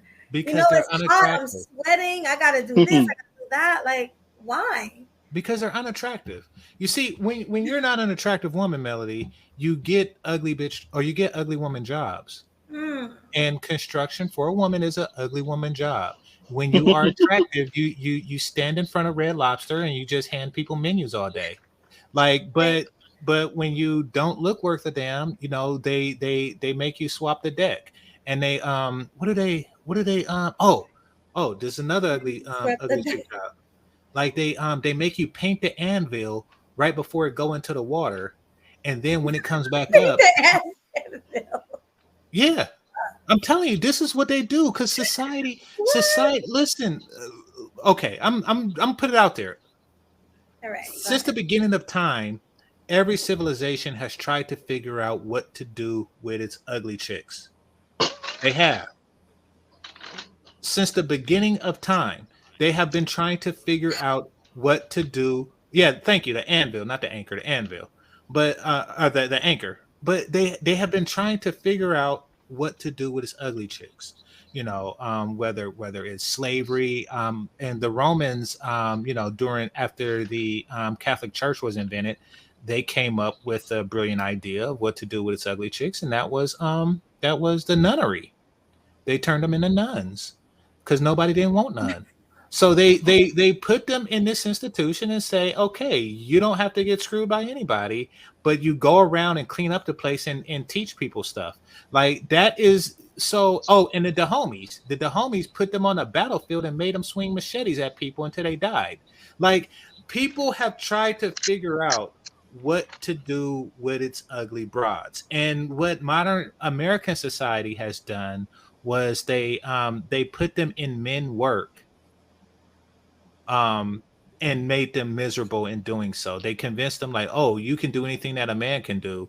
So I want you to go out and I want you to swap the deck. And I told this on my show, one of the worst jobs I've seen an ugly chick in was I go recycle every now and again, my water bottles and stuff, because I want my nickel back. Here in California, you have to pay, CRV, and Classy knows because he's in California. You have to pay CRV. So every time you buy a bottle of water, you pay an extra nickel for the bottle, for the recycle fee. And I don't want people getting my nickels, so I pile them up and then I take them to the recycle place. It smells like crap. smells like crap because people recycle beer cans and stuff in it. It's just the worst smell ever, but I do that so I could get my money. And then you have the people that sort through the nasty bottles and stuff, and then you take the ticket and it's a chick that's there in the trailer smelling that crap all day, and she go home to her trailer park husband, and he have to smell her smelling like crap. And that is an ugly chick job. They don't have beautiful women there. Beautiful woman would not be caught dead there. So that's what I'm saying. There are places. I don't know how we got it. Okay. So my point is that some women are more privileged than others, but all of them are less privileged than men. Or excuse me, are more privileged than men. They are. In the West, the women are more privileged than men. Yeah, I can agree with that. So and the ugly chicks know that, Melody. The ugly chicks know that. They don't want me. They are relegated to that. They're stuck in that because Hooters won't hire them, and nobody wants to hire them in like decent, clean places. That's why they have to recycle bins. So they experience just a little bit of madness. Oh God. I agree. I mean, when you're unattractive, you don't get treated well, I don't think. So that's why I think a lot of women transition too, because they're unattractive and they feel like they'll do better as men. But then when they get the men treatment, they're like, oh no, please transition me back to a woman. It's like, you have to be an why did I do this? You have to be an extraordinarily ugly chick if you think that you would get treated better as a man. That is ridiculous. Like, even ugly chicks, even average at best, got more people in her inbox than like a handsome dude. Yeah, handsome dudes don't get no inbox. Probably. Yeah. This was old boy's reaction when he found out how hard it is to be a man. This was his reaction. Damn.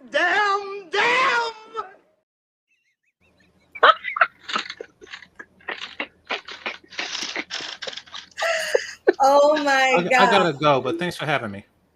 Wait, all right, man. The topic yet, GC? Yeah, but I gotta go. I got company. I gotta go. I'll talk to y'all later. Bye. All right, man. Wish you could stay for the last time, but salute, man. Peace. All right, so get that out of there. All right, well, all I got to say is now I do know how hard it is to be a man. So hey, right. Oh my. God. I'm gonna tell this guy just like how I get told on a daily basis and how other men get told on a daily basis. Suck it up, man up, keep it moving. That's it, man up. Now you a woman though. This is why I say it's disingenuous to say.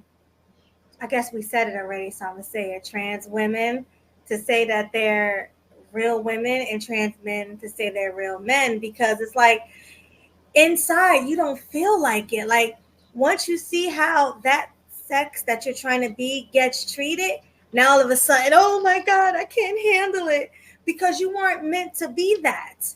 Right. You weren't meant to feel the feelings that is feeling, so you don't the complexities and the struggles that we as men have learned about in the dynamics of our relationships with people in our younger years. Like all of that doesn't just come because I put makeup on and a clown dress. Like, you know what I'm saying? Like that doesn't just change the dynamics that I've had to learn my entire life. It's not just putting on a dress and makeup. It's not just putting on a suit and Oxfords. Exactly. So we have our second guest of the night. Well, third guest of the night, who we invited up. Classy. Hi, Classy. Before we get to Classy, let's get this super chat out the way real quick. Oh, I'm sorry. I had too much wine. Oh, God. Thank you so much, Big J Triple X, for the super chat. He says, oh my God, you look great, Sweet Melody Media. Why, thank you. I appreciate the love from everybody. And salute to all the men on the panel, because you guys looking like a snack. Looking No. handsome. I love it. Salute to you guys. Calm down. Get back up. He was blushing. That's why he had the cat back there. You guys, yeah, you guys look great. Hustler, can you cam up? Appreciate it, Melody. No, He you ain't guys camming really up, do. yo. You know, Got Hustler. some black men on the panel tonight. Mm-hmm. Yes, we do. All right. So since we got new people up here, Classy, you want to give your perspective on what we was just talking about? Excuse me, just for a second, I had to cover my handsome face. You look good. Stop it. You know you do. No, the topic, I got a little bit confused. Are we still on the trans topic? Yes. I mean, yeah, but you also could talk about what we talked about before we get to the main event because we ain't got there yet. So, well, I'll keep it consistent. I mean, like I said, when it comes to Ne-Yo, I'm sorry, I agree with him 1,000%. The problem that I have with said community is that it was one thing to have choice. That's perfectly fine, and to have acceptance. That's perfectly fine. But it seems like in today's world, they're trying to force people to accept, and that's where the problems come from. If you look at, like, for example, like when you had blacks back in the day fight for human rights, we weren't trying to force people to accept our culture. People just loved our culture. The problem with this said cultures, community and culture, is they want everybody to accept them. And I had an argument not too long ago with the female who actually was defending with said female, saying that this is a real woman. I had that problem before. And I asked her, I said, you know, I wish you can present any evidence to me who works in the medical field, or where is it there's this research from a university or a medical center, or what doctor did the research, or what said has been able to have said period or had a baby. If you cannot produce that or even show a video of it, then that means it doesn't exist. And excuse me, the words trans means transformation.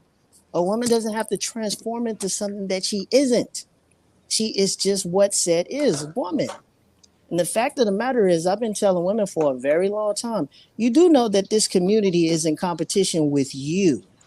And they're trying to hijack what you are naturally. And what is the competition? Straight men. Couldn't have said it better myself, Classy. But see, the problem is now I think it's sad, but I tell men, you need to back away from this situation because this is not our fight. Because the original reason why women had joined this community, because they're hate for masculinity. And now it's going against them. Now they're being called cisgendered. Now they actually read what they did. They did something in the dictionary where they tried to redefine what woman means now. Yeah. You don't have no problem with men. Oxford. You don't see, a trans woman turn into a man having that problem with men. You'll never get that. And see, women got an uphill battle now. Very much so. So that's my take on it. But y'all go ahead. I'm sorry. No, that was a very good take. And I was in a hospital with my dad. He had a stroke, unfortunately, a few weeks ago. Or was it last week? I think it was last week. He had a stroke. God bless him. And yeah, I was really sad about it. But the doctor was telling us, the nurse was telling us, like, she thinks it's ridiculous because he's a veteran. And they were saying a lot of the veterans get upset because one of the questions they asked the veterans are, what do you identify as, and what's your sexual preference? And she said a lot of the veterans get very upset by that question. Like, why does that matter? Like, why are you trying to throw that in everybody's face? Like, veterans are older people. My dad is 60 something years old. My dad is 66. So like, he's like, oh, that's gross. You know, like, these veterans are older. They don't think this is cool. My father's from older people. My father's from the islands. He's one of them ones where you can take the man off the island, but you can't take the island out the man. He ain't never integrated into America. So he is dead island, right? This man, he came to me and told me the same exact thing. He said, I don't understand what these questions are. I don't know what this is. Why are they asking me this? See? He's 70, and that's 78 years old. That man was mad. And you know what the That man sad was part angry. about this is? The sad part about it is you're asking men who fought like back in the Korean War, Vietnam War. He was Vietnam vet. Yep, Vietnam 78 vet. years old. You asking these men this question in today's world, and I know it would probably make me upset too, because I'm kind of like, excuse my language, I'm not going to say the H word, so I'm going to keep it classy. What in the H-E double hockey sticks are you asking this question? Is this what we fought for? Is this what I lost my limbs and went through a whole lot of crap for? That's what they thinking in their mind. They continue to go through mental traumas. Yes, and I've seen this in the hospital. I mean, like, these men are like, the heck? I mean, I'm all for freedom and stuff, but how far did we take this? Right. Yeah. Oh, yeah. You're in the hospital directly, so you see this. Yes. I've Why are you asking these questions? Well, Lord, you know, let me say this. As of lately, if I remember, it was a country in Africa. They came up with a law to ban same-sex marriage. This is how tired they get. In Uganda, America has tried to force this LGBT thing stuff on Ugandans. They got so mad at Americans now that they told their people, if we catch any Ugandan person out on the street that's claiming this, the penalty is death. Yeah, facts. They're getting tired of this crap. They said, we are not going to be like America. That's what a lot of countries are saying. Maybe not the UK, but you know. Yeah, but just look at what Russia doing. Putin already done passed a law basically said ain't nobody gonna be transitioning nothing. It's not gonna happen. Because think about let me tell y'all some of what I saw about 2 months ago, right? Have y'all seen the new Army recruit ad from all the countries from Brazil, China, and Russia? All those in America, all those ads of Army recruitments have men fighting, showing how masculine they are. Do you know what they show for America? Yeah. They showed, oh my God, they showed a cartoon of a woman talking about. It's a woke cartoon. Yes, they showed a cartoon about a woman having two mothers as her parents. Absolutely. And that was her motivation for what made her strong, for wanting to be part of the U.S. Army. Right. And I'm like, all the comment sections were cut off because they knew they were going to get scolded. Not just by regular people, but people that fought for this country. And it's not the fact it's not the fact about her individually. It's what you promoting to other countries. They're laughing at us like, are they serious? It's sad. This whole like LG alphabet thing is getting out of hand. Like, take us back. Like, just take me back to where that was like looked at as not normal. Well, do you know about the law? Do you know about the law they passed in California? A parent about the child can choose whatever gender that they want, and a parent cannot. Boy, go ahead. That's what Ne-Yo was talking about in the video, man. Yeah. That was Ne-Yo. That's what one of the things Ne-Yo talked about in the video, saying that if the parent disagrees, they can take the kid from them. Yes. And see what's funny is they put it in place, but they say the only reason why they would use it is in extreme cases of abuse or neglect, and extreme this and extreme that. You're going to have a case where a child's throwing a temper tantrum about wearing a pair of jelly sandals, and then the parent is going to be arrested, put underneath the jail, life destroyed, everything, job taken away, the whole bit, because the kid wanted to wear some damn jelly sandals. Because think about it, what he's saying is true. We all know how these laws start off. They start off good in the beginning, and they're going to twist the crap out of them where everything is just wrong that you do. Just like with the child support, it was all about going after men that wasn't for their children, didn't want to take care of their children. Now they didn't pass it on everybody, even the men that want their children. That's what's going to happen with this law right now. All it's going to, like he said, it's going to take one child to have one temper tantrum. And it's probably going to happen a lot sooner than people think. Oh, yes, it is. It's actually starting to happen right now. That's just like when they came up with I know this don't have anything to do with it, with the no spanking your child. You can't spank them anymore. And then once parents started disciplining their kids, then it's like kids started lying. Oh, she beat me. And then CPS started taking the kids away. It's the same thing. That's what that was the dumbest thing they ever could have done. The dumbest thing. We all were spanked back in the day, and we turned out fine. I mean, I didn't get that many whoopers growing up, but I did get some whoopers, and you see, I turned into an upstanding citizen. So when you get the when I got whoopings, I got whoopings. Yep. Yeah. It wasn't no joke. It wasn't no joke. And I had a father from, like I said, I had a father from an old country. So You want to know what I think when they're making all these laws? This has just been going through my mind for a very long time. I'm thinking, my personal opinion, this has no truth to it. What I'm thinking is that they're trying to train these kids for prison, cheap labor. Mm-hmm. You get them in. If you can't discipline your children, we're gonna send them right to jail for cheap labor. Mm-hmm. I think that's what this country's trying to do. Either prison or the mental institution. Yeah, and also I think the powers that be, they don't want strong families because they don't want nobody to rise up against them. No, you don't. Yeah, they don't want strong. No, they don't. No. They definitely don't. You clearly see that all the time. Yeah. Do you guys think they're trying to like slow down the population? No. Yeah, I think do? so. This is the reason why I say so, in my opinion. It's man. Well, I was thinking about this. I'm like, you have a lot of immigrants coming to the country, but you're trying to. I think you're trying to slow down the population because I think the resources are going low. In my personal opinion.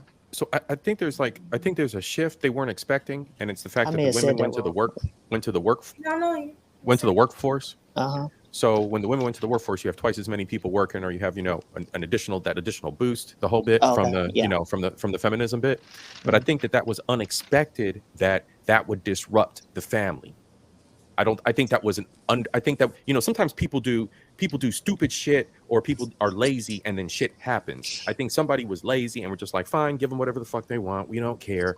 And nobody thought through everything. And then once they realized that, oh shit, we've done this, the women are not working. The women are working now. They're not doing as much with the families, and we're starting to lose the population.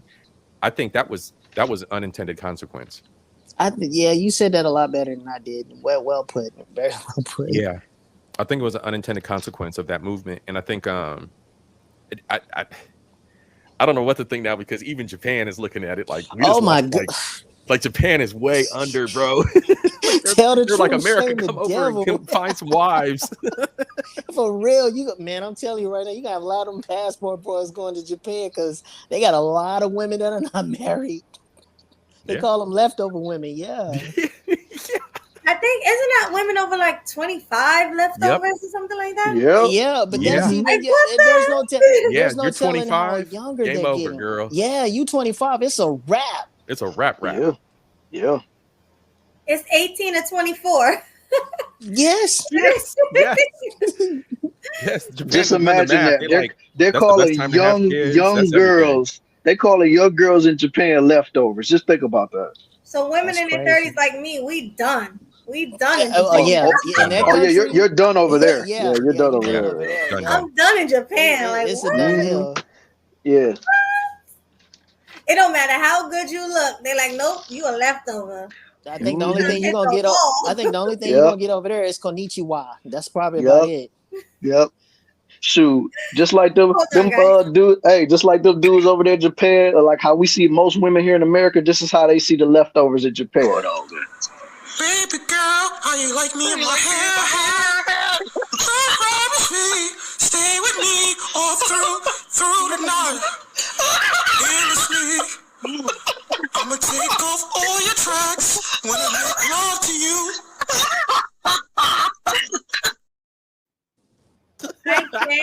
That crazy song. That's actually one of my favorite songs. Baby girl, I'ma put on my do-rag. What the? Oh Lord. Man, y'all just opened up the perfect opportunity to play it, so I couldn't pass up on opportunity. That song by Thundercat, man. Yeah, I know. Oh Jesus my god. Christ. That was Bronsberg, man. Was that Bronze? Oh my god! Yeah, that was Bronsberg. He did that on my stream a few weeks ago, and I clipped it. He is the clip king. He's always clipping. Oh man, that's funny. Yeah, it's some most stuff I got to clip too, but that I knew I had to clip that one, man. That was too funny. Oh my god. Yeah, I knew Bronsberg I see him getting crazy in the chat. Yo, but shoot. We can get back to this topic in a little bit, but right now, let's go to the main topic of what we all been waiting for. Let's The do it. main diff, the main event, the main dish, the big plate, all that good stuff. I am Tory, getting ready now. all right. Tory Lanez gets 10 years over the incident that took place with Meg Thee Stallion and and the homegirl Kelsey. You know what I'm saying? And when I heard about it, when it broke the news, and I was at work, you know what I'm saying, doing my obligations at the job at the hospital. Shout out to Classic for being a doctor. I'm nowhere near that, but I work at the hospital too, so I know. But anyway, when I heard about it when it broke, I was just like, man, this dude literally got railroaded like it ain't nothing, yo. Like he's done. And over a bunch of lies. Because there was so much stuff that had came out before he got found to be guilty or whatever, basically pointing in the direction that he didn't have nothing to do with that. But dude got in trouble because he was slanging his meat between two women, a stallion and a regular woman. Absolutely. When I heard of it, what I do, I called you right away, like, yo, Swag, this is crazy. You like, yeah, I'm already on it. You know, Yeah. that conversation. But all right, let me pull it up first before I get my take. I'm gonna go first, all right, y'all, because I gotta get this. I gotta get out how I feel. Y'all might not agree. I don't think the men on this panel are gonna agree with me, or maybe I will. Y'all will agree with a little bit of what I'm saying. But y'all Let's need just to hear what you got to say first. All right. Did I send it to your Hangouts or did I send it to your email? You definitely sent it to my Hangouts because I know I've seen it in there. This one I sent to your Hangouts. Okay. Mm-hmm. All right. So let's find that. All right. So I'm going to get my take while I'm looking for it. So my take on that one is that, first of all, even if he did do it, which I do think he did it, guys, I'm not going to sit here and say he didn't do it. A lot of people are saying they think Meg Thee Stallion is lying, which I do think she's a liar. She did lie in the beginning. She did say that, you know, she stepped on a piece of glass. So that was a red flag right there. The fact that she lied and said she stepped on a piece of glass was definitely a red flag. But she said she only said that because she was they were black people. She was a black woman. They had a weapon. So she was pretty much scared that the cops might overact to it. And I sent it to your Hangouts. Okay. She said that the cops might overact to it and she didn't know what would happen. So she did lie about that situation. But in my opinion, in my honest opinion, I do believe her when she said that because, you know, she said that shooting just happened to where the black person got killed. What shooting was that around the time? Oh God, what was that? It was in Los Angeles. Oh shoot, I forgot. Yeah, it was just a shooting. Was it George Floyd? No. No. I think it might have been Ahmaud Arbery or something like that. Yeah, Ahmaud in Georgia, yeah.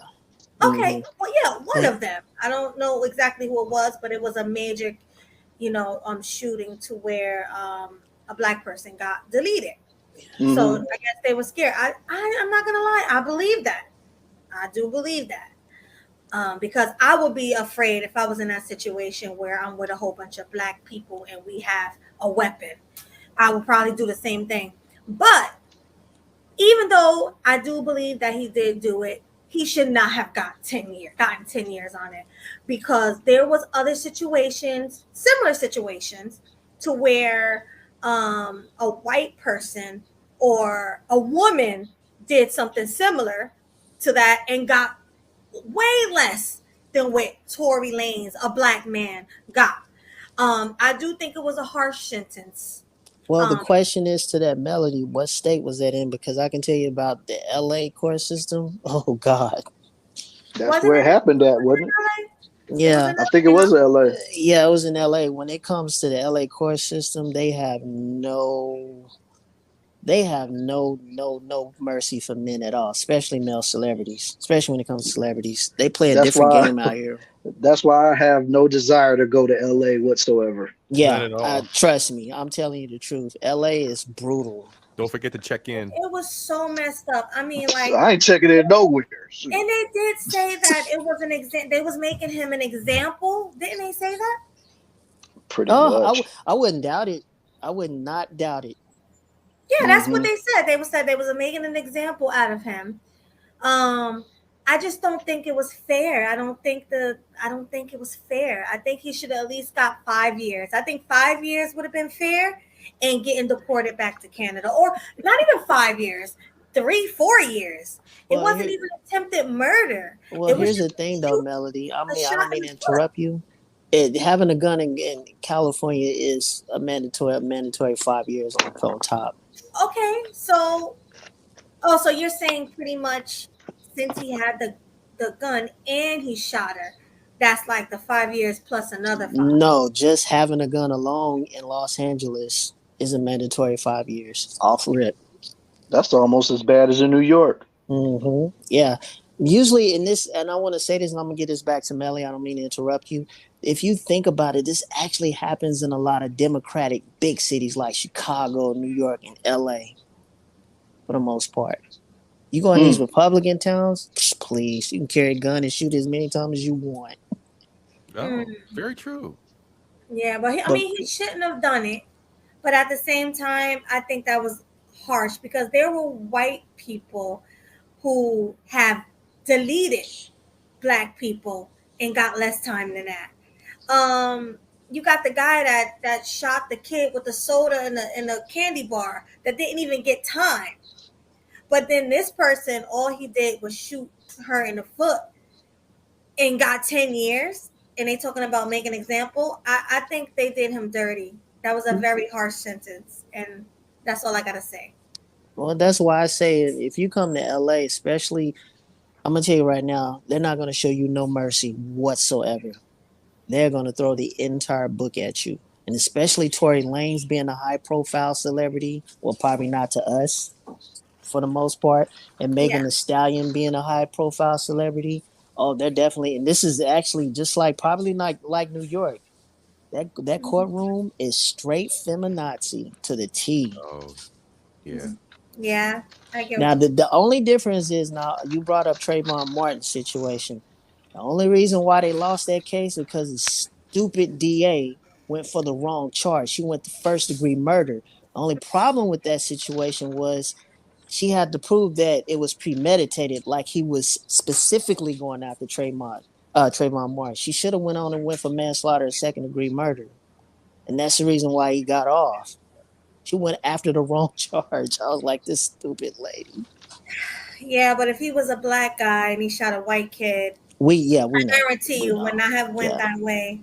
Sorry. Yeah, we know. No, I'm not disputing that at all. But like I said, you get arrested in California, especially in LA, you're done. California's a backwards town. We're backwards with their laws now, so I will never move down there.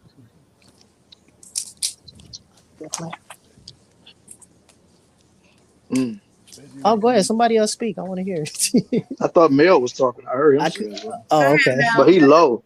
He low though, but I hear him. No, I said California is a backwards state now, especially their laws and stuff. So I will never move down there. Because maybe a visit will not move down there permanently. Like not no longer my new home. I don't think so. Like, yeah. Especially with the law. We already know the law they have passed now. You can have relations with someone 10 years younger than you. So, unfortunately, a 25-year-old can have a relations with someone that's a 15-year-old and stuff now. They say it's essential. Yeah, so, yes. We already know what they're doing over there. So, you know, this is. Yeah, you taught me something new, Mel. I didn't know that. Yeah, because I didn't even know that, man. Yeah. Well, that just furthered my stance on not even wanting to visit down there. So. It's messed up. Like I said, I mean, I already had my doubts of going down there anyway, because you know how they be about them colors. And sometimes I like to rock blue, sometimes I like to rock red, sometimes I like to rock different colors. They be like, hey, yo, what set you claim, cuz? I heard about that. Remember Kendrick Lamar? When you hop on that trolley, make sure your neutral color's tones correct. only, homie. Yeah, remember that? Yeah. You gotta make sure that color's correct. Right, man. Pretty much.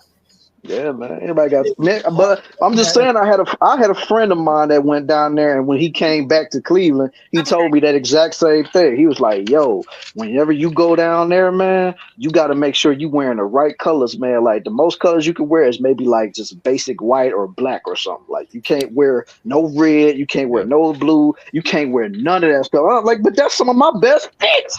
He's like, I know, man, but you just can't, you got to wear regular stuff, man. Like either you just wear like some beige khakis and a white t-shirt or something or whatever, but you cannot wear red or blue when you hit You do down that, to California. MS-13 gonna look for you. Well, I mean, here's the thing though. It gets so worse. These idiots then took almost the full Major League Baseball insignia logo caps, and they've added to every gang in LA. And it's like, if you wear LA cap, they got a problem with it. You wear a Pittsburgh cap or Pittsburgh Steelers jersey, you go down in Long Beach, that's the Rolling 20s. If you wear a Chicago Bulls, that's the Blood. If you wear a Milwaukee Brewer hat, that's I forgot what gang was. If you wear was that the Rolling 60s, the Seattle Mariners cap, that is insignia to the Rolling 60s. So you can't wear nothing. Shoot, the only one that could roll up in Long Beach with a Pittsburgh Steelers jersey is Snoop Dogg. Well, Because he is Steelers fan. That's a Rolling 20s. That whole area is Snoop Dogg's area around it. They wear the black and gold. They rep. Yeah, but I'm just saying, but you know he loved to wear that. What was you about to say, Mel? Yeah, true. You see why the cops are so corrupt down there? It's like, yo, like look how crazy it is in most of some parts of California. So it's like, yeah, it's nuts out here. That's why I mean it's very sad that I do find it. I've always found it difficult that another black person can't go in a black neighborhood and say at least hello. You got to check in. I'm like, dude, y'all don't own any of this stuff. And most of the stuff that y'all claiming are being taken over by the Mexicans anyway. So what's the... Exactly. Yeah, I actually heard about that check-in thing, and they said you can't even like get a store over there without them checking you. If you ain't check in, you can get deleted. Oh, I can tell you another story. When they filmed Training Day in the Blood neighborhood, that scene where they call the jungle, that apartment complex where you saw Terry Crews clapping at the pigeons. Anybody that wasn't a part of that camera crew or wasn't Denzel or what's his dude Ethan Hawke, you were gonna get your jaw tested. Yeah. That's crazy. Not even cops can come in that neighborhood. That's how bad it is. Even women get checked, and that's right. Men, women. That's right. Yeah, they don't care because you gotta get you a woman. You'll get checked too if you ain't from around there. I remember I had somebody ask me in my city though, what my colors be like when I was younger. They was like, "What that red be like?" I'm like, "What you mean?" And it was some girls that asked me that. And they try to do that shit over here. Yeah, but I always said New Jersey Bloods and Crips are fake. The real ones is in California because they the ones who be repping that Grape Street and all that. That's actually their street names.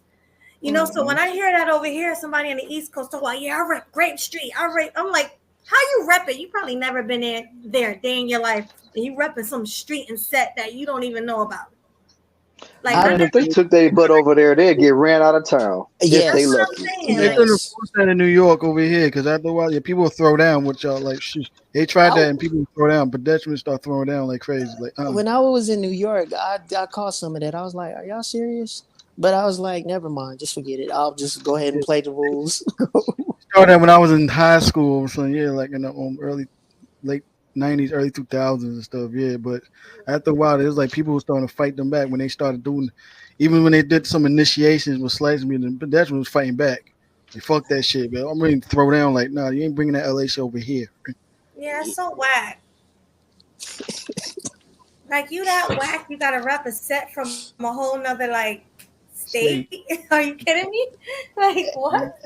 Yeah, the people in LA look at you and laugh at you. You do that, they're gonna be like, "Are they serious?" Like what? I'm Grape Street. I'm this street. I'm that street. I'm Paru. What? I'm gonna wear yellow. See somebody say I represent the Banana Clan. I'm like, damn, I can't wear nothing. I'm joking. Oh man. Like y'all crazy. Banana Click represent.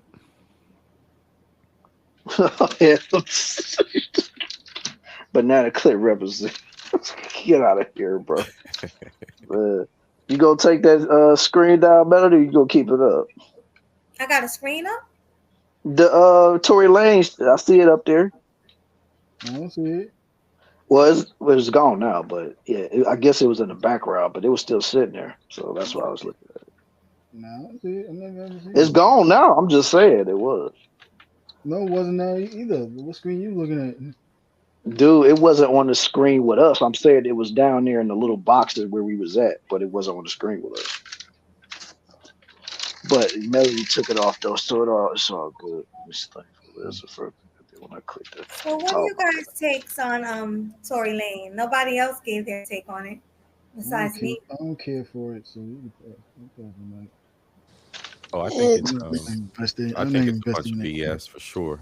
And wasn't the gun residue found on Meg's hands or somebody else's hands, but not on It was him? found Kelsey's on hands. Kelsey's hands. Yep. Kelsey's hands, yeah. Yeah. But since she got immunity, you know, they had to. Wasn't the whole thing all right? So I don't know if I heard the story right, but and correct me if I'm wrong, but the story was he was at Kylie Jenner's party with them. Yeah. Yep. Okay. So he was at Kylie Jenner's party, is what I heard, and Kylie was trying to holler at him. Yes. Mm-hmm. Then they got on some you ain't gonna tell me what to do type shit, and then turned the car back around and came back to go collect this nigga.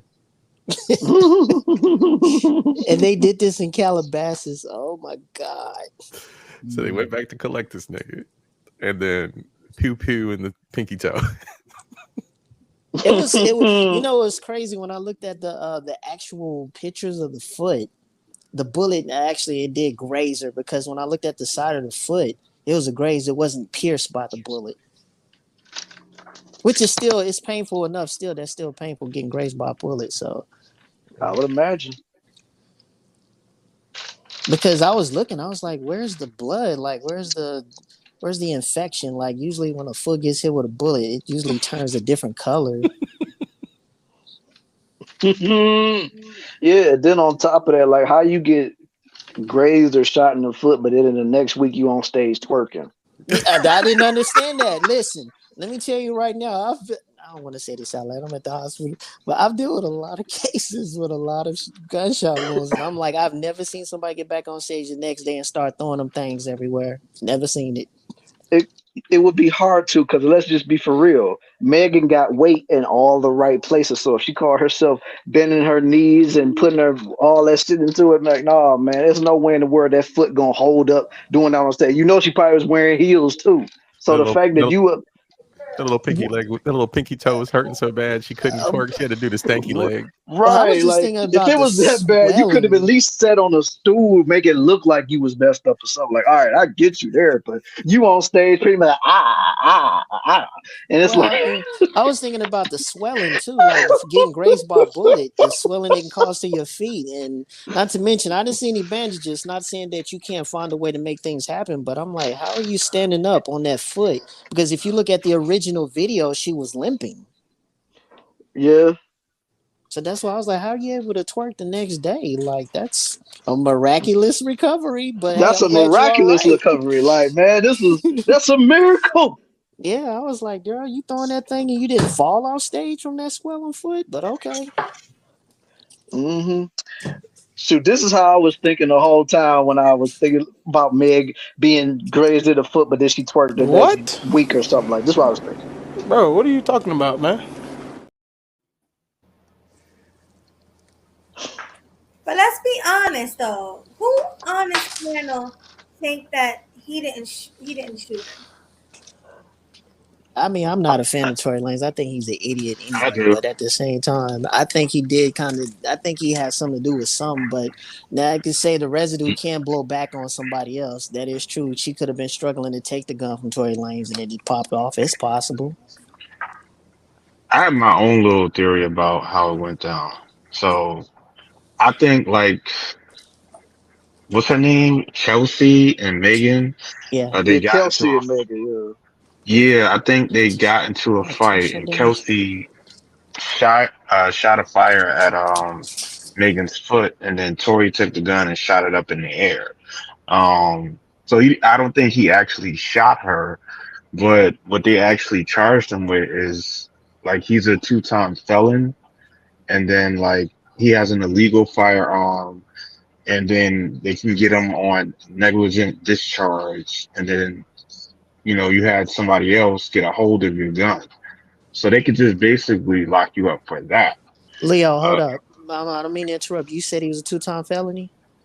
Yeah, two-time, like he has charges on him already. That's why he got that 10 years. So let me tell you right now, if you're a felon and you got a gun, that's 5 years. 5 years right there. If you dislodge a bullet, that's the 10 years on top just for you being a felon. Yeah, so that 10 years count. But classy. But my thing is like the media is not portraying it that way. They're portraying it like he shot Megan. This is why he's getting locked up. Exactly. And I don't know why. I agree with you. I don't know why they don't clear that up and why they did like this whole circus basically of who shot Megan. Like it was like literally a Blues Clues game on social media. That's because that's what LA does, man. Especially when it comes to these celebrities, they make up a lot of BS stories. Yeah, like I was gonna say, it reminds me of the Jonathan Majors case. I don't know if you guys have been following that, but like there's been a lot of evidence that came out that he did not put his hands on his ex-girlfriend, who's a white girl. And you see how silent the media got once that came out. And the media got real silent, and the witness recanted a statement, and they got video footage of her putting her hands on him, and all these witnesses saying she started to fight. So he's looking pretty good as far as the evidence. And then the crazy thing is that now she's on the run. Like, she can't fled the country. country. She fled the country. She fled, and like it's crazy that like the media is not even saying anything about it. I'm hearing this from YouTubers. Yep. Yeah, you're right. I heard it from Tyrone Magnus of all people. Yeah, that's where I heard it from first too, in another channel.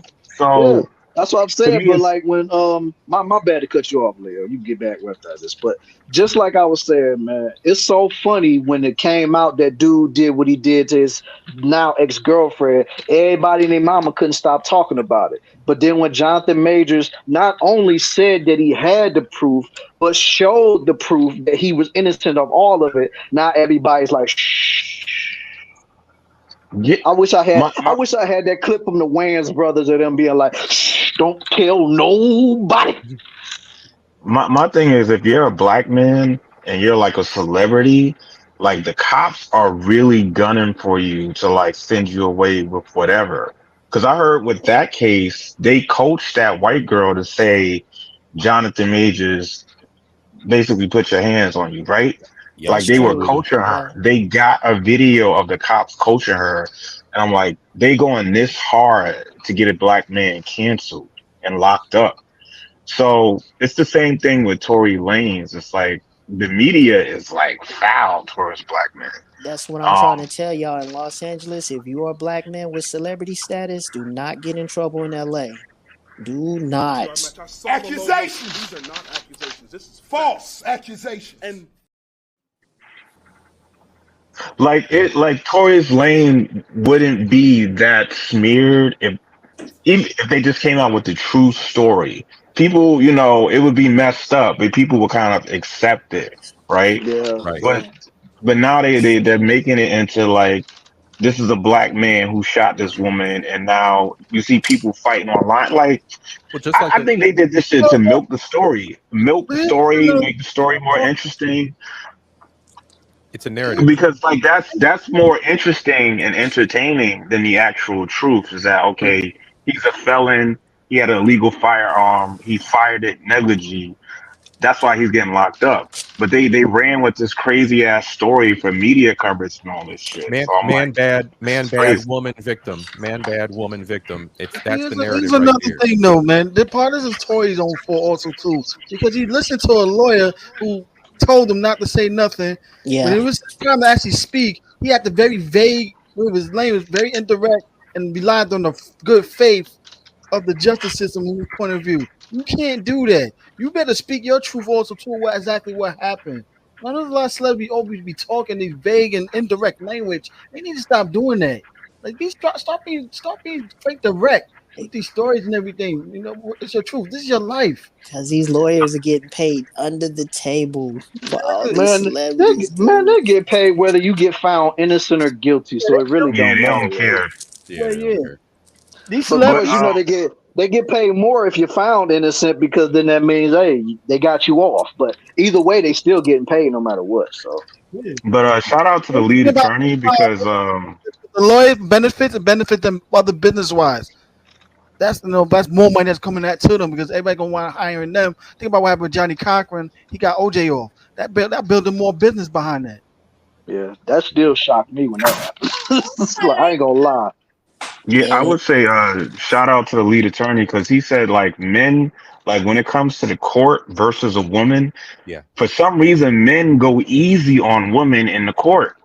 And you see that with Tory Lanez case where he didn't say nothing to defend himself. Like he literally just let his lawyers handle it. But I'm like, bro, why don't you tell your side of the story? Now you already getting charged and sentenced, and now you're trying to get a retrial to finally say something. Why didn't you say something in the first place? Wasn't he under a gag order though? yeah, But he that was was under a like for gag the order. media. But like, For what the about media. the actual case though No, in but court? if he was literally under a gag order, he can't talk. No, No, but I'm talking about what about in court? Like I Unless understand called online. upon. Unless called upon you by know the judge. why, man. Megan was telling her stuff, going on interviews and all that stuff, telling her side of the story. He was not on no gag order because I remember watching that video and I'm like, yo, why are you acting very vague with your language? Like he at the very vague, didn't want to say nothing. Like like he lie on good faith. That's what's the stupid move that he did. Like, yo, you better tell your side of the story already, man. People are painting you as the big villain right now. You better speak up. I'm gonna go ahead and say something harsh. She's not gonna win that appeal. You might as well just throw that away right now. Which appeal? Tory Lanez, she's not winning that.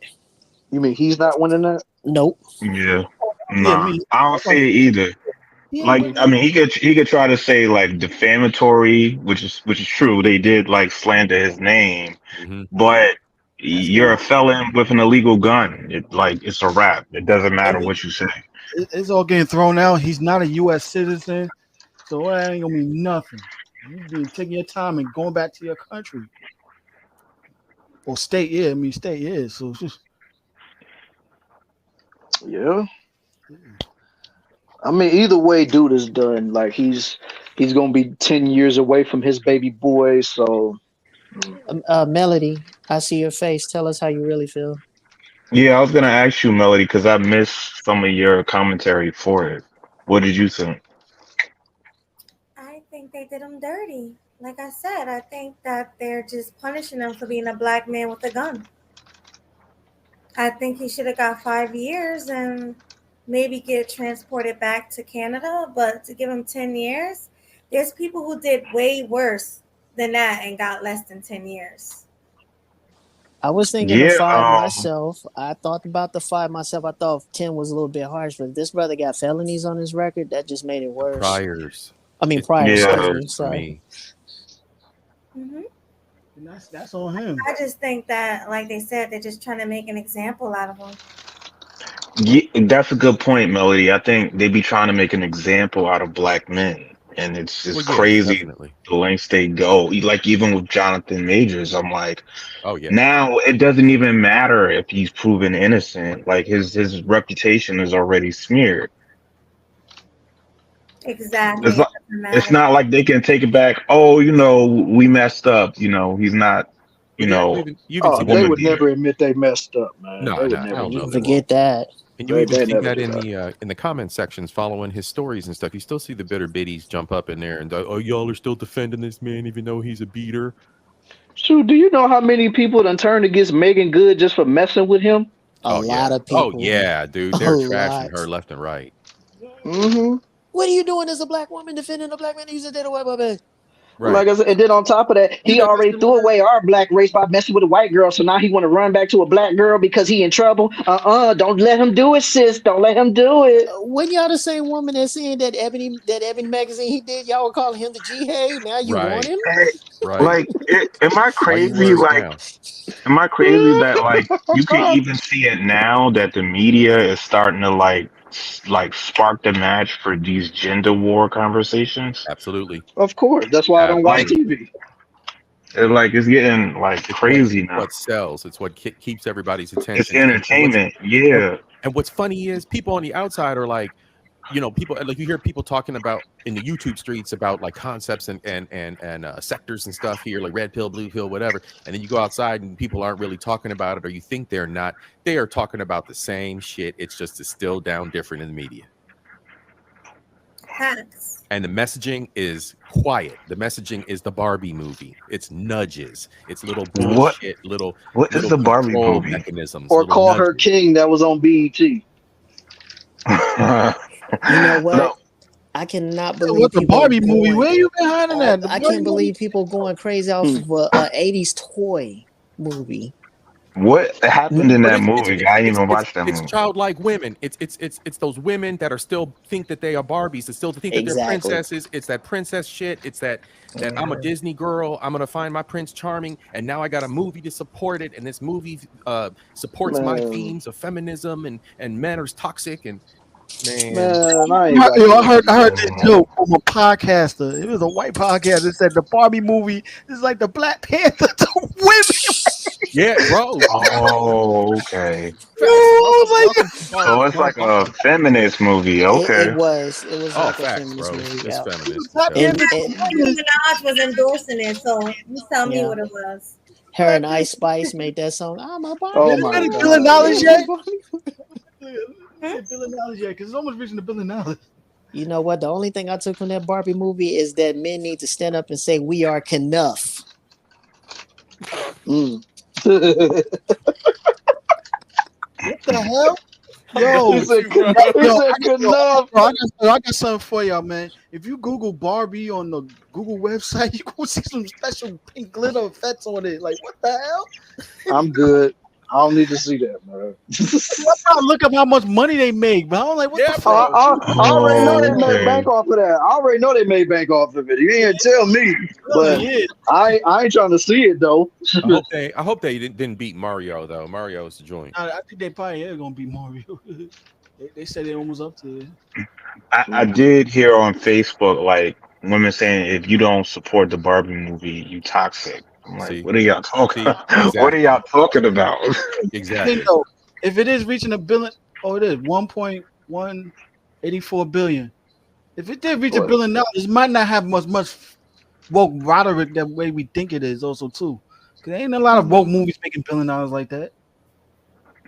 Yeah, they are. If women is going back with their kids, baby mamas is everywhere, bro.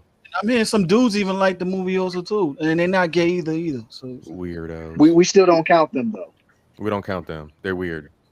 Yeah, they're weird. They may not be G-Hay, but we don't count them, or as I like to call them, Glay. Them the dudes that had to comment like that because their girlfriends were standing over top of them. Pretty much. It's like, you better like this movie. All right, baby. Just don't hurt me. Just don't take away the nookie from me. Went to the movie and was like, my boyfriend looked like he was not pleased with the Barbie movie, so I broke up with him. Yeah, status like that. I was like, what the hell are you talking about? And it was sad. These are women in their 30s and 40s. Who was that? Pretty much. Man, if a chick ever told me she breaking up with me because I didn't like the Barbie movie. No, but you had chicks when the Tory Lanez case was going on. They were saying if you support Tory Lanez, watch out for that dude. He toxic. Yep. Like they did not give him the benefit of the doubt. Nothing. Yeah. They was on some believe all woman stuff. But Leo, I'm so glad it's not busy. Leo, go ahead. When I literally found out that a lot of those women supported Meg Thee Stallion after that, I was like, deuces to you too. Like, I ain't got time for that, man. Yo, and like, look at these believe all woman tropes, and you find out that look at what's a Carly Russell that you can't You can't believe all women. Like, Where the so baby at? to me, it's crazy that like they want you to believe all women, then it comes out they lying and stuff about a whole Do bunch y'all of know stuff. why they took on that case the way they did?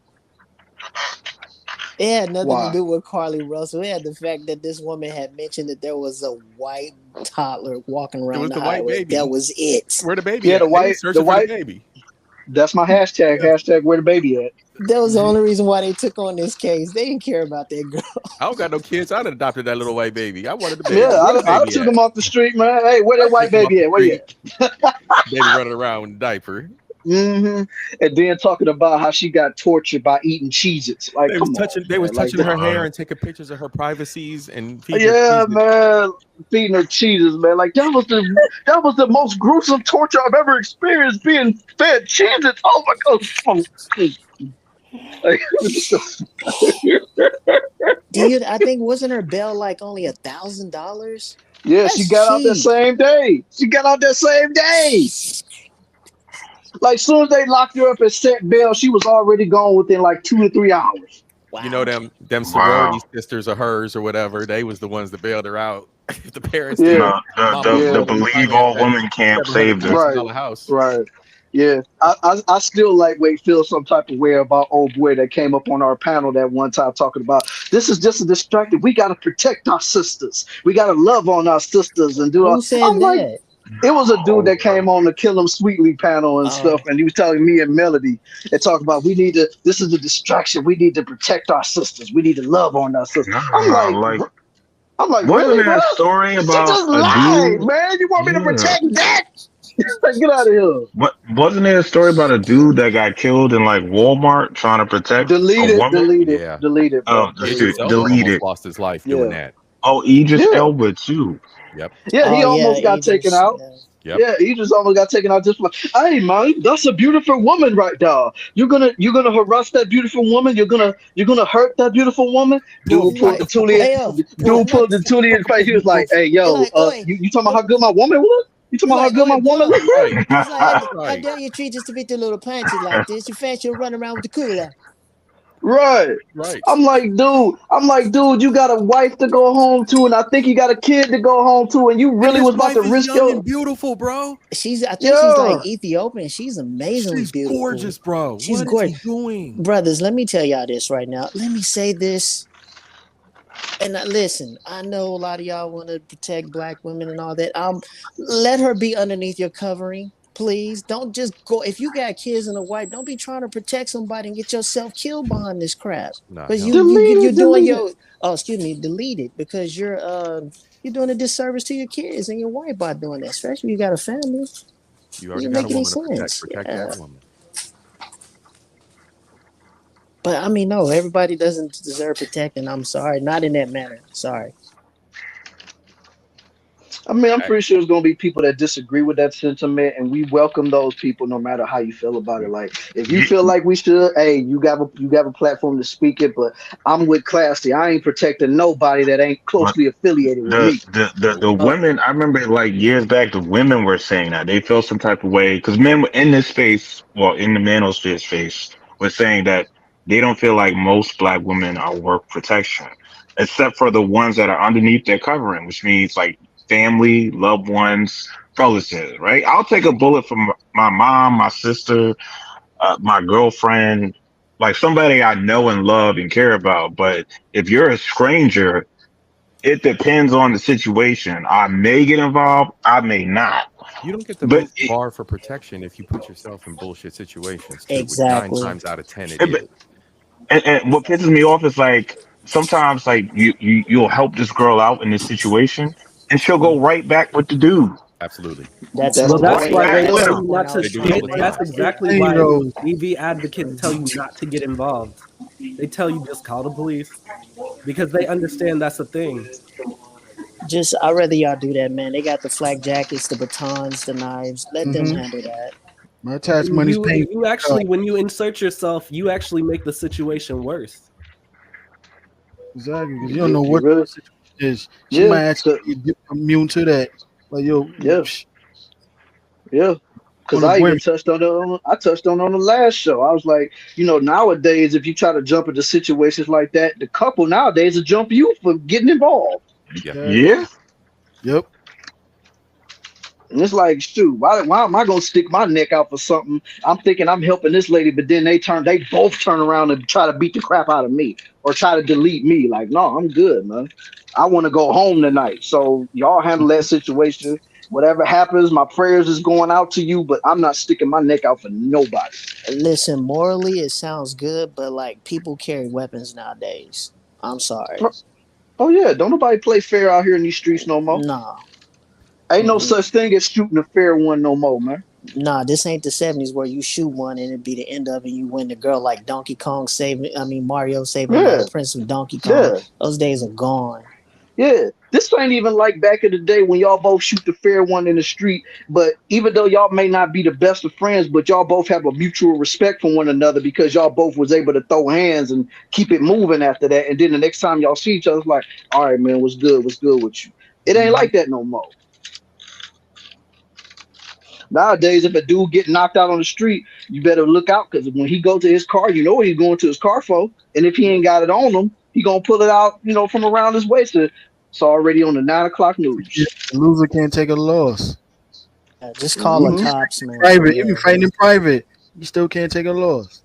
Just call the cops. I want to see y'all brothers safe, please. I want to see the ladies safe too, but call the cops, man. Because let me tell you something, you can get arrested along with that dude just for trying to help that woman. So, pretty much. Last. They gotta arrest somebody, right? Right. Yeah. Somebody got to go if they're called. See, this whole community mindset, I think people get it confused. The whole origin of that whole ideology is if you have a collection and a group of men who act in the best interest of the people in their personal lives, that then creates a community of men who protect and care about their women and their families, right? The issue with this type of thinking today is people think that should extend to the stranger. When these public tragedies happen, like 11 and the school scootings and the church scootings and all that, I'm saying it that way for a reason. Facts. Yeah, I know. I noticed that. Yeah. People were saying people online, and that's the crazy part about it. Like anybody sane in real life doesn't actually think this way. People online were like, "Oh, if y'all so big and macho, then run up in there." That's a stupid decision. You're ill-equipped to handle the situation. You don't have the training, and even if you did, you probably just get in the way of the actual authorities. That's the problem with militia mindset like that. Militia is a group of untrained civilians who are armed to the teeth, but they don't know what they're doing. And when the actual authorities show up, then they want to cause trouble with the actual authorities. You can't let these people who push that over inflated community mindset actually conflate that with interpersonal responsibility. I just want to make that known for the people in the chat. That's what's up. All right, 18th letter. You got something you want to say? I know you got something to say on this matter, my homie. Man, shout out to you, Killer, man. Thanks for allowing me up, man. Shout out to all of the brothers on the platform, man. Shout out to you. You mean as far as the situation going with Tory Lanez? Yeah. It's unfortunate, man. It's unfortunate. If I'm not mistaken, I could be wrong, but didn't they say Tory had 2 prior felonies before this That's what we were just talking about. Yeah. Yeah, so that's what pretty much got him that 10-year mark. But also he made a lot of mistakes as far as even talking on the phone. I know he said that he didn't say anything to incriminate himself, but it just didn't look good apologizing over the phone, talking about, I was drunk and all of that. And I don't know if he had anything to do, if he had shot Meg. I don't know if he was shooting in the air and what happened, one of the bullets might have ricocheted and hit her foot, because she didn't have an entrance wound or an exit wound when it came to her foot. So that means more than likely she got hit with the fragments of that bullet. Well, I don't know if Kelsey might have fired a shot and hit her, but something is going on because I believe Kelsey asked for immunity before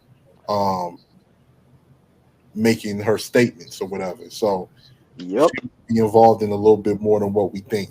But yeah, it's like, man, when it comes down to it, man, if you know that you are an artist and you're involved in this type of business, you need to be doing everything in your power to protect yourself and not putting yourself out there for a situation like this to happen, man. You know, I don't know what to say with the situation, man. I think, you know, he may not do the 10. He possibly may, because once you take it to trial, man, it's a different story. Once you take it to trial and you blow trial, and once you blow trial, that means you didn't take that plea bargain. And you know, usually when you blow trial, that's it, that's all. And you got what, 2 or 3 chances for an appeal. But once you blow those appeals, you in there like swimwear. So I don't know what to say with the dude, man. I know he's trying to get out and everything, but damn, after all of that money that he spent, and then as well, he wasn't even able, it made him look a certain way in the media because Megan was able to tell her side of the story and he wasn't. He had a gag order on him not being able to say anything. So in the end of the day, it's just like the cards didn't work out in his favor, man. You know, this is the end result. But I would say with brothers like Tory and people got to be more disciplined, man, when you out here doing whatever you're doing, especially if you making millions of dollars and you got the opportunity to, you know, make that type of money with that profession. I just get sick and tired of seeing people throw it away over dumb, you know, stuff, man. And I feel it, man. I feel it, man. Yeah, facts. Good points you done made, man. Rakim always coming through with that knowledge, man. That's for real. Oh man, appreciate it. Mm-hmm. Oh, thank you, No Melody. doubt. Appreciate No it. As doubt. far as No like what doubt. y'all was just saying a minute ago, it's not wise to get involved in anybody's problems these days, man. It's not wise to get involved because if you notice with the way things are going in society, people are becoming less patient, more mentally unstable. Like, and the funny thing is, people don't pay attention to what's going on around them that cause these effects. The economy is changing. A lot of people are not doing so well. I don't care how bad people front on social media. A lot of people are not doing so well. A lot of people are barely making it, depending on where you're living at. You got people that got kids that ain't really doing much for their kids or raising their kids the proper way. And so you got a lot of people out here that just don't care about nothing. With the way a lot of things is being pumped in the culture with this drill foolishness and all of this other stuff, you know, you got people that just feel like it's cool to be, I don't know, feel like it's cool to be a psychopath or something. Just shoot them up, bang, bang, bang, all day. Don't know how to fight. Don't know how to, ain't never been in a fight. And with the way social media is, you know what I'm saying? They don't want to get in the fight because they're afraid they're going to get embarrassed and it's going to be put all over social media. So now you got people, and then you got certain women, man. These women, I don't know what to say, man, because they the ones that's raising these boys, and we can obviously see the end result. And then so you get yourself involved in that, and let's say you even got if you got a burner, if you carrying legally, you're responsible for every bullet that leaves out of that chamber, man. You're responsible for every bullet. So if you do something trying to defend somebody else, and things don't go well in the court of law, you could be getting locked up for first degree deletion, man. Trying to you know, do something. The way everything works in a law is not really designed for you to really come out on top, even if you're a law-abiding citizen. So the law and crime is business in America. That's what people need to understand. Laws and crime is business in America. They want to keep it this way because they make a lot of money off of putting people in these penitentiaries, putting people, whether paying the district attorneys, the lawyers, the defense attorneys. It's all a business, and we're the main subjects of that business. It's been like that for a very long time. So most people don't think like that, though. People just go about their daily lives, just living in the vacuum, and they don't realize that everything is a trickle down effect to how they react to certain things. You know, the environment, lack of money. If you're dealing with self-loathing or self-hating type of people, they spread that negativity and hate to you, what you absorb on television. If TV teaching you to hate yourself or look down on yourself, you got this encompassing rage within yourself, and you taking it out on other people that look like you, because when you look at them, you see you, and you see an enemy when you look at your own people. So it's a lot of things that encompasses the trickle-down effect on things that can take place. And man, I just want everybody to just be safe, man, and pay close attention to things, man, and watch out. I say you defend the people that's closest to you, and you know, if some pop off, you got to get down with the get down. But if it ain't got nothing to do with you, you would try to avoid the situation and get the hell out of Dodge. For that one. Let's go. Straight facts. Straight facts. I mean, who didn't we get so far? I see we have new people on the panel. I mean, we was gonna go to Hustler and Muscular, but he dropped off because Demetrius, he spoke a little bit. But if he got anything more to add, we can go back to him. I know Leo, he spoke. Mel had. I mean, if Mel had got anything else to add, he could add something. But basically, we was just gonna go to Hustler and Muscular because he didn't really say anything when he was on the phone. He popped up and went away, and then popped back up again. Yeah, that's what he do. He do that all the time. Yeah, he's always on and off the panel, but right. I guess you said Mel didn't go. Mel, you got anything you want to add on this, on whatever we talk? Because he talked on the Tory situation already, but you know, I got something if Mel is busy. All right, what you got, Leo? Don't turn on your TV no more. My little cousin showed me this new reality show with Blueface and Krishan. Do you know what that I heard about that. I'm like, what the hell are these kids watching? And like, it's like 2 seasons deep already. And she's telling me about all the episodes and what happened last season, all the crazy drama. And I'm like, why are they watching all of these reality TV shows about toxic relationships? Why are they pumping this shit to our people? And this is what I'm saying. It's like the most debaucherous, negative stuff is being pumped to the black just to keep everybody stupid. Community.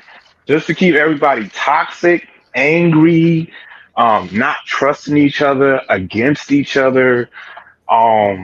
And I'm just starting to see it everywhere. That's what I'm saying. Like, I don't even turn on the TV through these stars, bro. They live vicariously through these stars. These young minds are impressed upon by this bullshit, and they think that's the way that life really is. And then they start acting this bullshit out in real life instead of living a normal life and as a normal, adjusted individual away from this toxic shit. I mean, yeah, so you think that's a form of escapism? You know, the same. It's been going on for a long time, like since Flavor of Love. That was back in the what? In the 90s? No, that was like to a minimum. It was like 2000. Melody. It was like a minimum. It was like a show or two of like that. But now, like almost every show you turn on, if it's got reality TV, it's like some show about a toxic relationship. Flavor of Love was the answer to The Real World, because The Real World came out first and Flavor of Love came out second. Yeah, but what I want to inject into the conversation is, do you think that's a form of escapism for the socioeconomic problems that are going on today? Yes, absolutely. Of course. Media has always been that. Of course. Cool. Yeah, you got Love and Hip Hop. You got You had the Real Baggers Housewives, Club, All the Real wives Housewives. shows. They always make us look Basketball Wives, absolutely. Black Ink Crew. Yep, the ink. And see, and another thing is that people don't see it for what it is, man. When you look at the way that this system is structured here in the United States, just look at our history, for instance, right? Who was the first people that they trained to hate black people? Because when you understand European history, then you're able to understand our history a little bit better. In Europe, they have monarchs, kings, and queens, and then they had the serfs, and then they would torture them, and to keep law and order in the dark ages of Europe. So all they did was take those same tactics and they used it against us in slavery. That's why when you Google, you can Google European torture weapons, and all types of stuff gonna pop up. You can't Google African torture weapons and see nothing but a couple of swords or something like that, because they didn't do that. So they take us here, and then in order to keep order so they don't have another Europe, they turn around and they brainwash poor white people into hating black people so they can feel like they above somebody to keep them from going against the elite.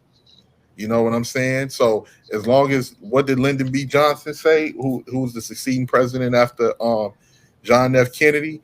As long as you make the poorest white man feel like he's better than the black man, he'll practically give his money to you. That's exactly the do. And then they turn around, and then who's next on the list? They turn around and they brainwash black women into hating black men to keep the family disarray, to keep and give them crumbs off the table. You give them crumbs off the table, you give them government assistance, different things like that, to have them have more children. The more children they have, the more government assistance and resources that they get. They're not having these children out of love or lust. That's why they're having it out of lust. That's why you can go back to 1986 and you can see the documentary with the young black women saying, we don't need a father. And, I've seen that one. In the household. Channel. Yeah. But then you do that, and you put the family in disarray. Now you can't build wealth because you don't have strong black families to build them with, like in the 50s and the 60s. So then you got the women, they thinking that they better than their own men, and they cool with that. As long as they can feel like that they better than their own men, they satisfied with that. And then on top of it, they the ones that's raising the kids. You got a majority of us voting Democrat. Why? Because the women are getting crumbs and resources from the Democrats, and they're raising the kids. So the young black boy and black girls' minds is just taught to vote Democrat no matter what, because that's what we saw mama doing. So they know that they're gonna bring black men over to the Democratic Party just based off of that, because they're running the show. Then you take black immigrants that come here, and they brainwash them into hating black people and tell them stay away from them black people because of the criminal element, even though our circumstances and living conditions is what's causing the criminal element to begin with. And then you turn around and you got all of these people hating us, and then ourselves hating us as well. And then, of course, everything that's going on the political level, then with the prison industrial complex, and so many nuances to it. The stuff that these media outlets are pumping and everything, because media is power. I had somebody tell me that the media is stronger than the Quran, the Torah, and the Bible combined. Absolutely. But yeah, media is what brainwashes people into thinking a certain way. That's how Hitler was able to do what he did. Absolutely. So it's so many nuances to it, man, that it's messed up, because a lot of people don't even know where it starts or where it ends, and they don't understand the game in order to be able to think of a way how we can combat, how we can defend ourselves against, what's going on right now. So it just seems like everything is just in disarray. Pretty much. Okay, but real quick, Swag, because we at the 3-hour mark and I gotta go to work, so I think we should do final thoughts. Let's let the homie Hustler and Muscular say something, because he just got up here. So let's let him say. Too, right? Yeah. So after you two, we're gonna do final thoughts, because I gotta go. I gotta go to work. So yeah, she a working girl, so we gotta end it at a proper time, So go ahead. What you got to say, Hustler or Muscular? What you got, man?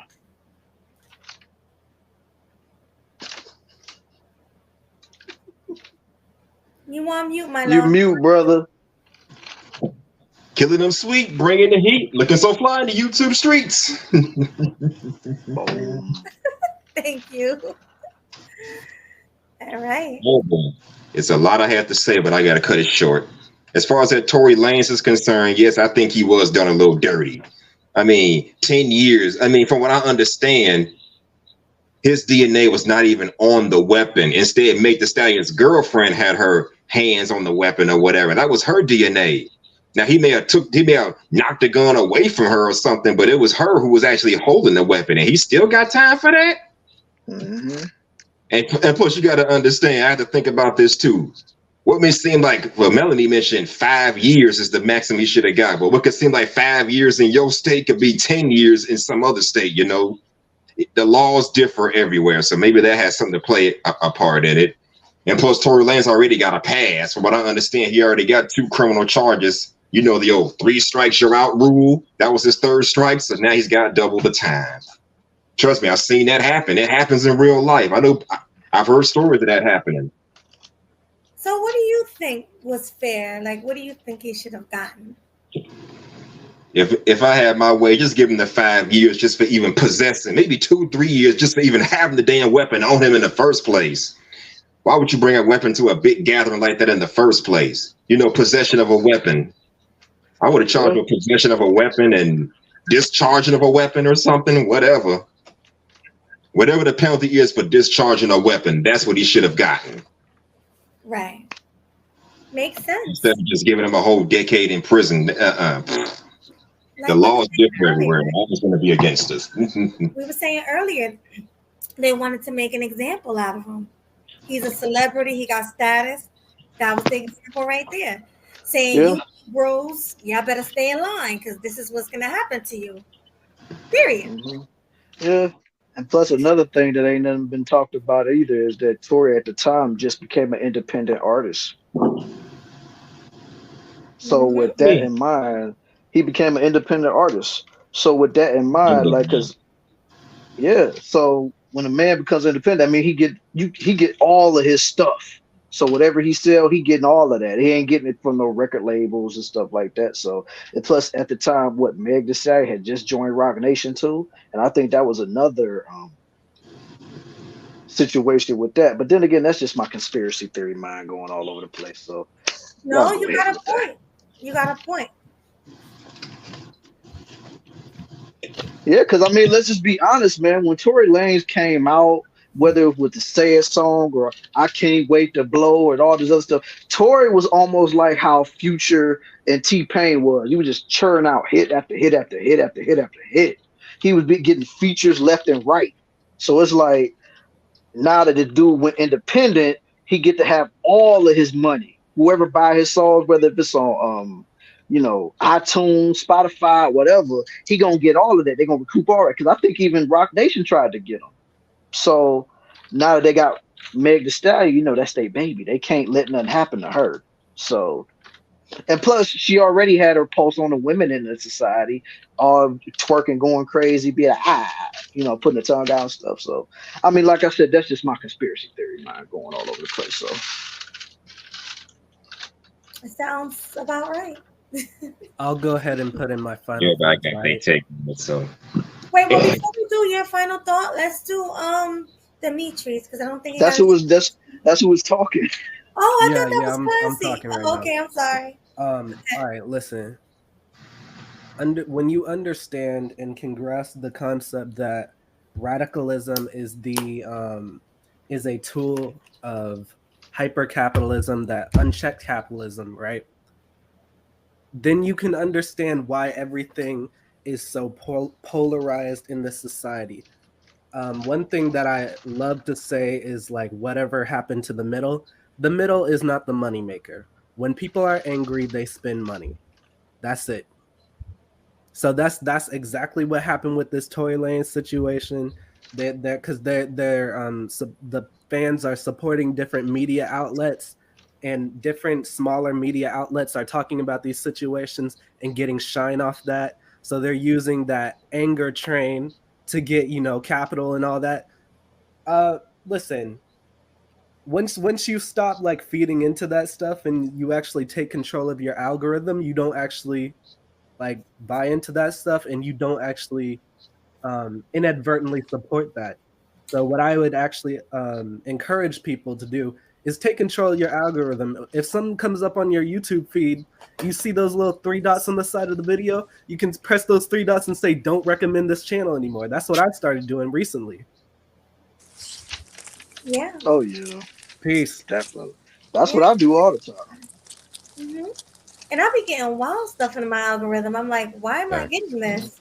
Right. Salute to you, Demetrius, for dropping that knowledge, bro. Always the young boys giving that, man. So who else is up on the list?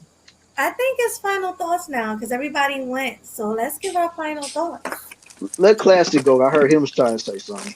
Oh my God, you trying to keep me longer? Okay, go ahead, Classy. What's your final thoughts? Yeah.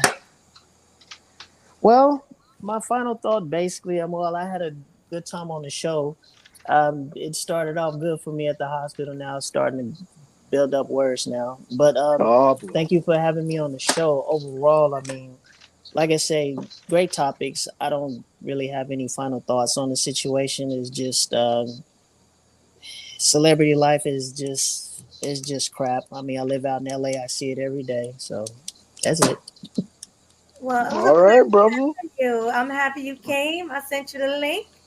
All right, thank you. Thank you for coming. We appreciate you. Oh, and I want to say one more thing before I leave. Yes. Melody, you look super duper amazing. Mwah. I appreciate it. Thank you. All right, so let's go with who you want to go with? Hustler? Let's go with Hustler. Yeah, we can go with him, and then we can go with Rakim, aka 18th Letter, and then Leo Anthony, and then my homie Culture. Hey, I'm supposed to end it. You taking my final thoughts? What's up? Nah, let me stop. You are going to end. You know, I said me, then you gonna take it home. I know, baby. You ain't even. I'm just tired. I'm sorry. I'm grouchy. I gotta get. I know. Let's go. You look so beautiful when you're feisty. Keep that energy, my girl. Thank you. Man with swag. They like it.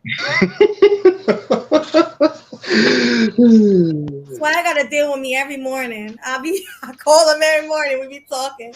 Damn. Yeah. Morning, you're like that pesky little sister who will not leave him alone. I will not leave him alone. All right, go ahead. You want to put her for adoption? I'll take her. Look at his face. All right, go ahead. Anyways, my final thoughts were the Tory Lanez situation. Again, I said he should have got at least 5 years, but seeing as how he already got a pass, I guess that plays some part in it. Plus the laws differ everywhere. Yeah, maybe that's kind of what did it in the end, but I still think he was done a little dirty. Seeing as how first of all, he didn't even fire off the weapon. It was somebody else that did it. And now I will say this though, was he wrong for trying to pit Meg Thee Stallion and that other girl against each other? Well, maybe that's the only thing he's guilty of. You can't pit 2 ratchets against each other and expect positive results. It's like trying to put 2 pit bulls in a dog pen together. Chaos is going to ensue. So he should have held himself accountable for that at least. But as far as the charges, nah, he was done dirty. And y'all talked about a whole lot of stuff that I was listening to, while I was at work. Teachers dressing all provocative at school. That's just uncalled for. And they want to say oppression towards women and all this kind of stuff. Preach about women should be free to wear your body, your choice. You in a freaking institution of education. Have some damn class for once. Like that article said, you put the ass in class, but you're not bringing no class to the school. that was a clever one. I ain't gonna lie. That was a clever one. So yeah, these teachers, and I don't know, come on, whatever happened to the days where teachers went to school wearing, I don't know, stockings and long dresses with some flats or whatever, and have their hair in a ponytail or a bun. Whatever happened to those days? Even the young teachers that were in their 20s, early 30s did that when I was in school. So I never went home.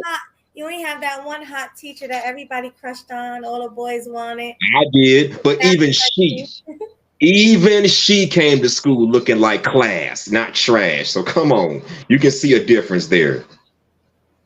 Even we all had that hot teacher in high school, middle school that we wanted to bone at some point. Our little teenage man wanted to bone, but even she carried herself in class back then. So times are it's just crazy.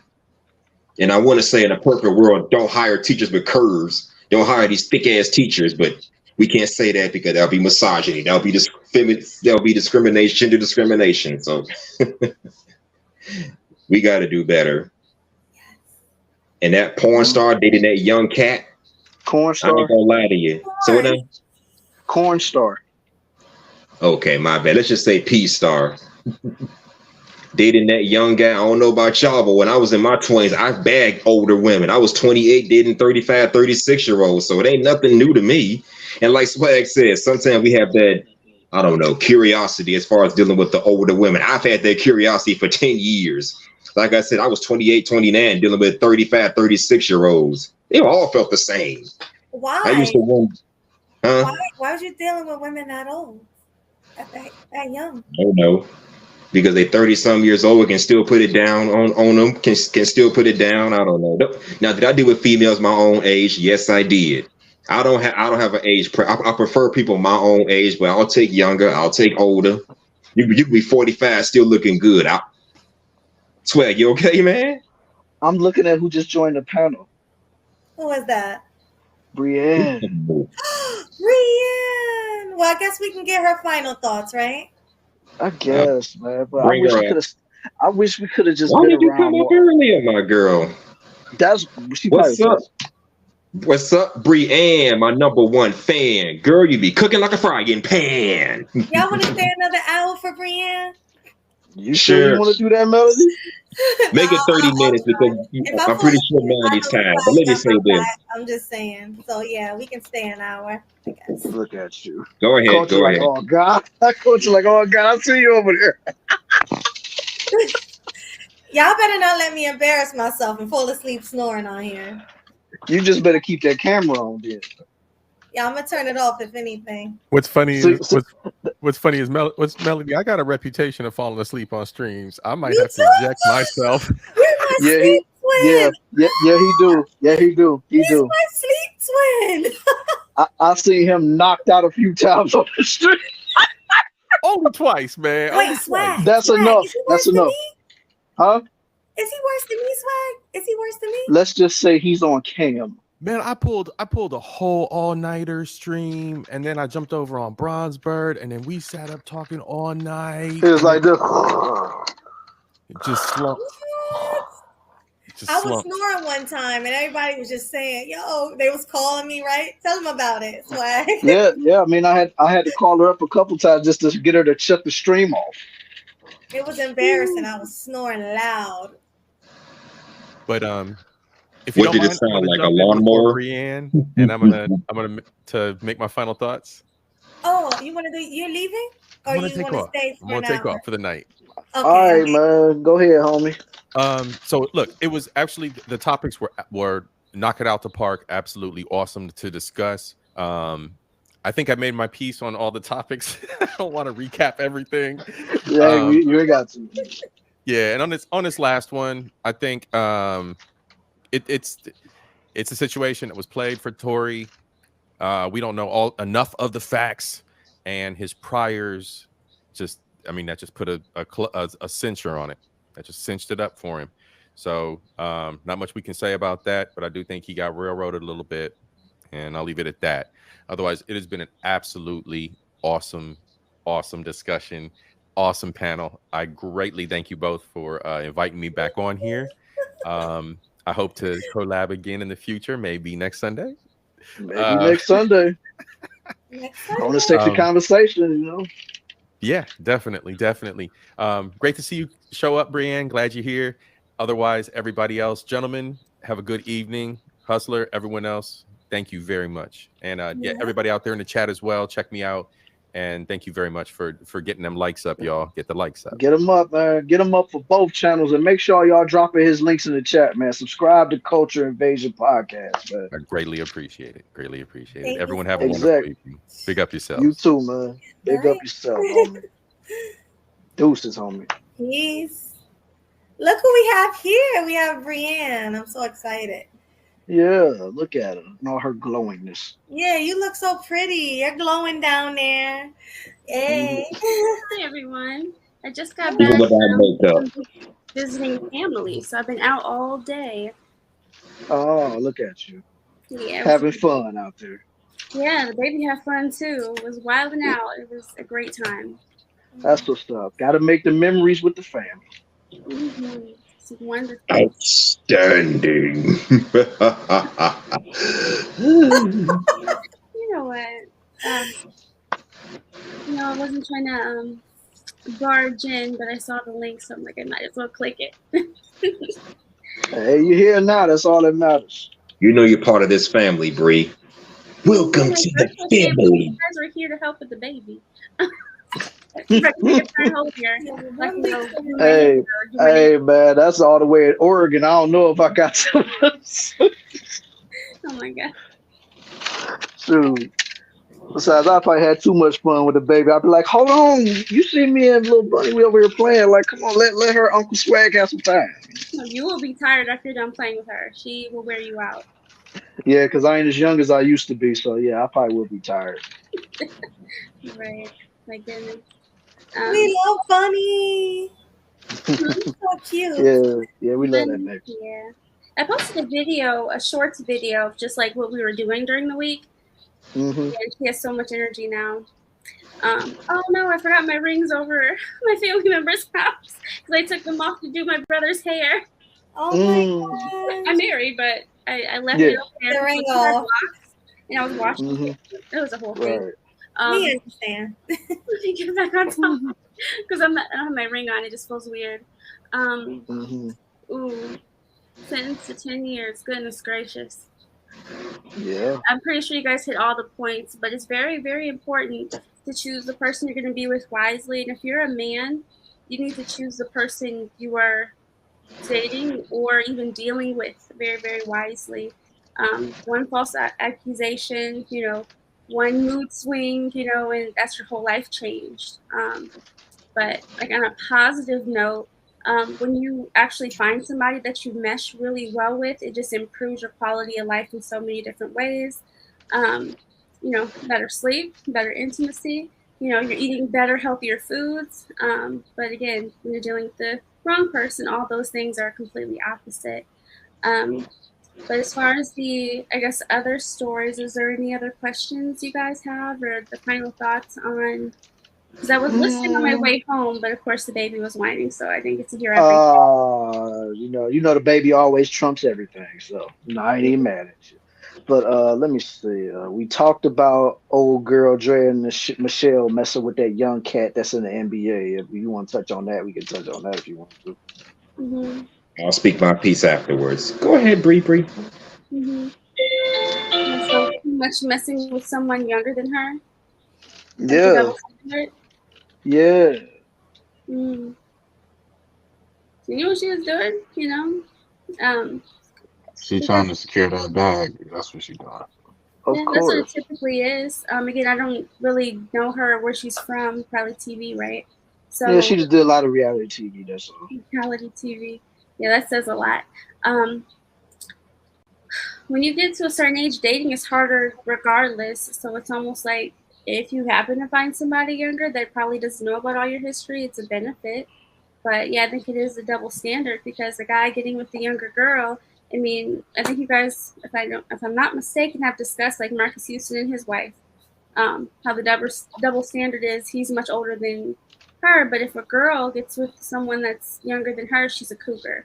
Like it's a good thing. Yeah, absolutely crazy. Yeah, it is. Yeah, so again, choosing your partner wisely. Yeah, exactly. So let me see. We got of course, Ne-Yo talking about the trans situation and his stance on it. So I mean, if you want to touch on that as well, because I know you heard about it. So. I have actually. My husband told me about that one. We're living in a society where everyone is allowed to have an opinion and feelings on something as long as it doesn't go with the narrative. And I think that's the issue in itself. Not necessarily what he said, but the fact that he has an opinion and he's allowed to have that. I saw, or at least heard of, the post he made afterwards saying that he needs to he apologized for being insensitive, and he needs to learn and grow in some way. But again, having an opinion, especially if it's not, I guess, necessarily inciting harm, I don't think that's an issue. Everyone should have an opinion in a way they feel about something without always having to apologize for it. I mean, even comedians are apologizing for their jokes within their monologues, which is ridiculous. I mean, some of them are getting slapped on stage. Like, we need to get back to the society where people can have an opinion and we just roll our eyes at them. We don't have to always agree or disagree or fight them if we disagree with their opinion. And words are not violence. If somebody disagrees with you, let them go on their merry way and live your life the way you can, the best way you can. It says women are really angry at Ne-Yo because he's moved on from his ex-wife. I mean, what is he supposed to do? I mean, they're not together. I believe they're officially divorced. I mean, he has 7 kids. Like, he's still going to be. He got 5 boys and 2 girls. He said.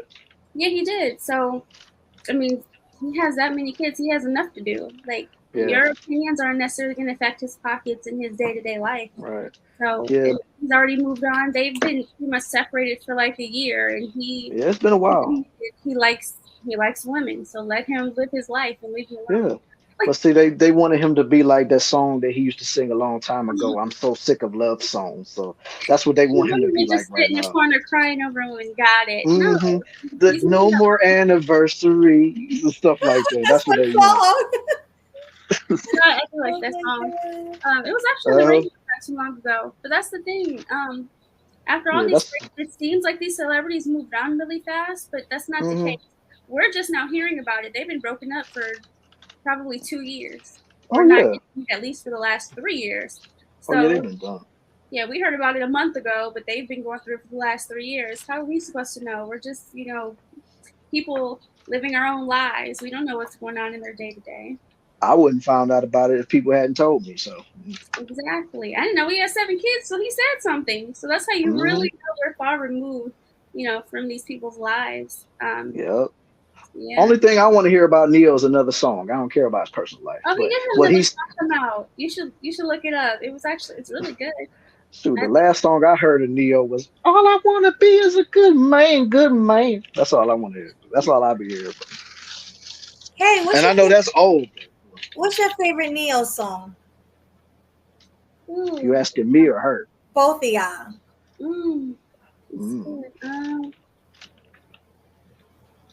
I kind of like "One in a Million." That's a good song. Yeah, I have to agree. It's not too much going on. It's like kind of a groovy song. I like that one. But what's that song? Love Song. I heard that too many times. I like it, but when you hear a song too much, you like it a little less. Unless it's Aaliyah. I listen to her songs a million times and never get sick of them. Oh my God, yes, Aaliyah. She's my favorite artist. Yeah, she's gorgeous and she can sing and dance. She was everything. I think if she was still alive, she would have been one of the top, like kind of like a Beyonce status. She would have been up there. That's what I think. Oh, Swag fell off by mistake. He's coming. Okay. But no, that's the only artist I've listened to on a consistent basis. But I go to 90s R&B just on a regular monthly basis. So yeah. But yeah, Ne-Yo, good artist. He has his stuff going on in his personal life. But again, opinions in itself, everybody should have one and kind of stand on it. Not being able to stand on your own thoughts and opinions, I think, is part of the problem nowadays. But why is it okay, Brienne, for them to have their opinion and say and do what they want to do, but nobody else can have an opinion? Why is that? That's dangerous. Where you can have an opinion as long as it goes with the narrative, and that's a problem. Everybody should be able to respectfully disagree. If you don't have a certain amount of information to talk about something, like if you're not a medical doctor giving medical advice, of course, don't do that. You can give your own personal opinion, like this worked for me. Like even when I talk about childbirth, me having a great experience doesn't mean everyone does. But if you were going to be more calm in the experience, it could only help. But also refer you to your doctor, But it seems like they're trying to critique him in a way as if everybody's a specialist in something. And I think that's an issue too. Like unless he talked to a specialist and the specialist told him, I guess whatever he was describing is like scientifically wrong, I think that's different. He just doesn't agree with what certain people agree with, and that's the problem. And I think that is also a problem. Agreed. With everybody, but that doesn't mean I hate them for their opinions. I wanted to add on to what Brienne was saying. It seems like a lot of people are using the Israeli method, as I should say, where if you get what I'm saying, the Israeli method, where you can't say certain things because if you're certain things, you're anti-Israeli.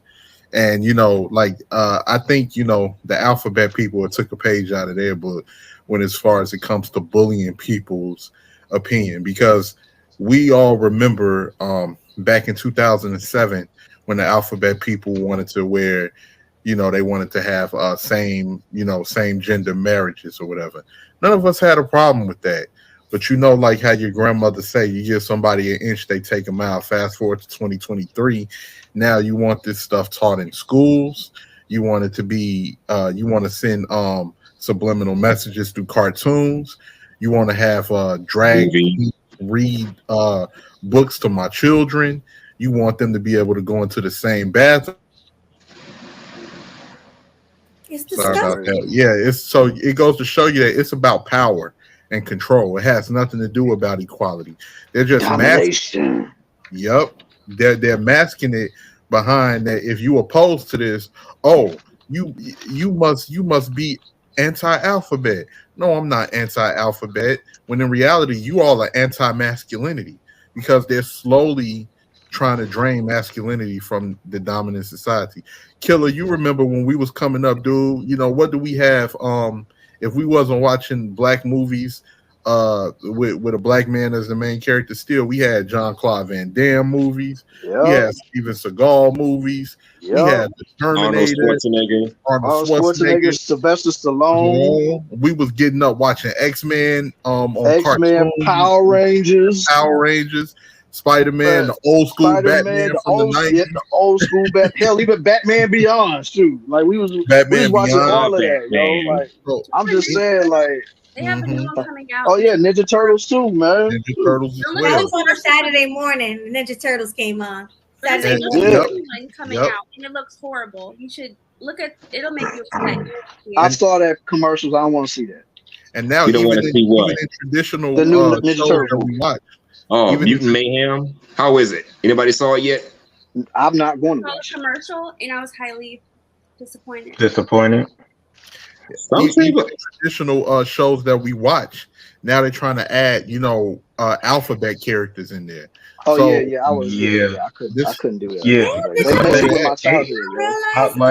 I mean that's nothing new when you think about it. But it wasn't as pushed. What'd you say? The new Rugrats. Remember I only watched that. Phil and Lil's mom, you remember she had a dad, but she's divorced now, and she's also Jihei. Oh no, I didn't watch that. Yeah, like I haven't watched the new Rugrats, man. They're trying way too hard to like force that woke stuff on. Yeah, but they're doing it with our old cartoons and stuff. It's like no, but they're doing it not just with cartoons, but even with like sitcom shows and TV shows. Every time I watch a TV show, there's always like surprise. This main character is Jihei. They're trying way too hard, and I actually think I agree with 18 Letter. It's like it's a power move because I think the political party is like, okay, we're gonna get these voters and we're gonna use the alphabet community, so we're gonna give them a little bit of leeway and power, and that would get them to vote in their favor if you got laws being made for them, TV shows kind of like exposing, trying to get people to accept this sexuality and all this stuff, but it's kind of annoying that it's being literally forced down people. Can I chime in something real quick? Let me say something real quick. I wanted to add this. Oh, okay. Go ahead, Husky. Go ahead, brother. Yeah, I want to add this. And speaking of Power Rangers, did you know with the new Power Rangers Dino Fury, Izzy the Green Ranger is also GA? That's the first time we've ever seen that. And she's in a relationship with a woman. Of all 30 years of watching Power Rangers, never thought I'd see that happen, but it actually happened. And on the side note, watching for 30 years. I haven't been watching Power Rangers since Tommy left. Yeah, I swear I was just gonna say on the side note, when we was coming up, we was used to the Green Ranger serving them up. Yeah, the boy. Green Ranger or the White Ranger, man. You know, they was my favorite Rangers, man. Oh my God. Every time I was in a Power Ranger in school, I was like, no, I gotta be the Green Ranger. I like the shield he had, that No, little but dagger. I had the Dragon like, Dagger as a kid. I had Yeah. I'm mad at my When the White Ranger came out, they had Samba. Kimberly or Trini. But the crazy part Rest in peace, training. I liked Aisha. When Aisha came, yeah, I liked Aisha, but that was it. After Aisha left, that's when I stopped watching it. Like the newer ones was cool. Don't get me wrong, but I always got a thing for Jason and Zach and Trini, man. Those was the OGs, man. Like I liked Aisha too, and Rocky and Amber and Billy. Yeah, Billy. Yeah. Oh, but Billy and them, they stayed throughout the whole thing up until like Turbo, you know. Turtles. And RZA is right. He did throw them out the Megazord. Yeah. He was whooping them left and man, right. Tommy was the only one that gave the Power Rangers that worked throughout the whole show, man. Like he went in the Megazord and took them out and beat the crap out of them. And then when Rita made him big, he beat up the Megazord. I'm like, oh man. I love Rita. Rita was funny, like especially in the beginning. After 10,000 years, I'm free. Right. It's time to conquer Earth. Yeah, man. And then 1 year later, we get Lord Zed. Right. Yeah, but 1 year later, we get Lord Zed. But 18th letter, you remember like, rise, my Green Ranger, rise. Yep, I remember that. I love that, man. And when they was in their personal life at the school, Tommy just had that evil look. He was checking them left and right, like, man, y'all ain't gonna do nothing after we get up out of here. Man. And then, but 18th though. Remember when Kimberly came up to him and told him like, I know you're the Green Ranger, and Tommy put that machine down and looked at it like, it ain't nothing you can do about it either. I'm just gonna wipe out the rest of the Power Rangers. Welcome, Pink Ranger. You should know that you and the other Rangers will soon be destroyed. Rita is my empress, and she will soon rule the world. And walked off like Bishop on Juice too. Yeah, man. Like he didn't care. Man, Tommy gave all of them that work, man. I don't care, man. He gave. But rest in peace to Tommy too. Remember Adam, y'all? Y'all remember Adam when he came? Adam. Yeah, I remember Adam. Adam and them. Mm-hmm. Oh, he was cool too. I liked him. But nothing beat the original though. Nothing beat the original. No, Go Power Rangers, Mighty Morphin. It was called, right? That's why I had to check out that new special that they had, that Once and Always, because it had somewhat of the original cast in there. Yeah, they had like Rita came back as an android or robot or whatever, cyborg, whatever she was. They had Zach come back, Billy came back. I mean, of course, they didn't have Jason come back because he's dealing with legal issues. And, they had, of course, Trini couldn't come back because she has since passed away since 2001. And you know what? Yeah, so I like how they incorporate that. I like how they incorporate that into the story, because according to the story, they say Rita killed her some years ago, sometime before her daughter was born. And her daughter found out, and now she's destroyed. So I like how they put that in the story. Her daughter was alive when Rita supposedly took her out. Because remember when Zach and Billy was trying to find a way to tell her, and she overheard it, and she was so distraught. Yeah, that was super dope. And I say that to say this, man, because now it's an attack on masculinity within everything that's going on. And like I love the ladies. I'm not trying to throw the ladies under the bus, but it was some ladies that teamed up with the alphabet people, thinking that, you know, to go against they own men, and this is the end result of it now. Because and the funny thing about it is that the same women that teamed up with the alphabet people, like, oh, you know, they can, if they want to be women, they can be women, and y'all are alphabet phobic and all of that. Now these same people, fast forward 10 years later, is that where's the real men? What happened to the real men? And all of this other stuff. People don't realize how they actions affect. And then now you got the transmissions in the alphabet space trying to push like you know how they complain that like men aren't like masculine no more. Well, that's their fault for pushing this trans community into the mainstream. It's like now you're seeing it all over where you got men that are like effeminate. So it's like it's a trickle down effect. For those of you who That's- haven't seen that yet, make sure you guys say spoiler alert for certain shows. Because some people haven't seen those series yet. What series? Oh, What I think series? Power Rangers, what you guys were shows me a talking couple about. spoiler alerts. So the Power Rangers We didn't actual, spoil anything. huh? Man, if they ain't see the Spoil Power Rangers anything. by now, they done missed out. Power Rangers are years old, Brienne. That's Well, That's an decades old old. spoiler. The episode with That's Jason, like I just saw that maybe 2 or 3 weeks ago. And then the Brienne, other you late. show, I'd only heard about it from my husband, I think. So All right, then That's we're not gonna talk about it no more. We don't want to spoil anything more for Brienne. You were too young to remember. I get it. You were too young to remember. You. I said she's my age. We literally grew up on Power Rangers. Trust me, that was my jam. I know exactly. You were born in 91. The show came out in 93. So that's a 2 year after you were born. So Wow, Power Rangers was out like in 97, 98. That's when I was I catching it. remember Power Rangers Turbo came out in 93, space. 94 though. That's when it came out. Because that's when I was in middle, no, elementary school. But back then we were watching them because we had all of the like VHS tapes. Yeah.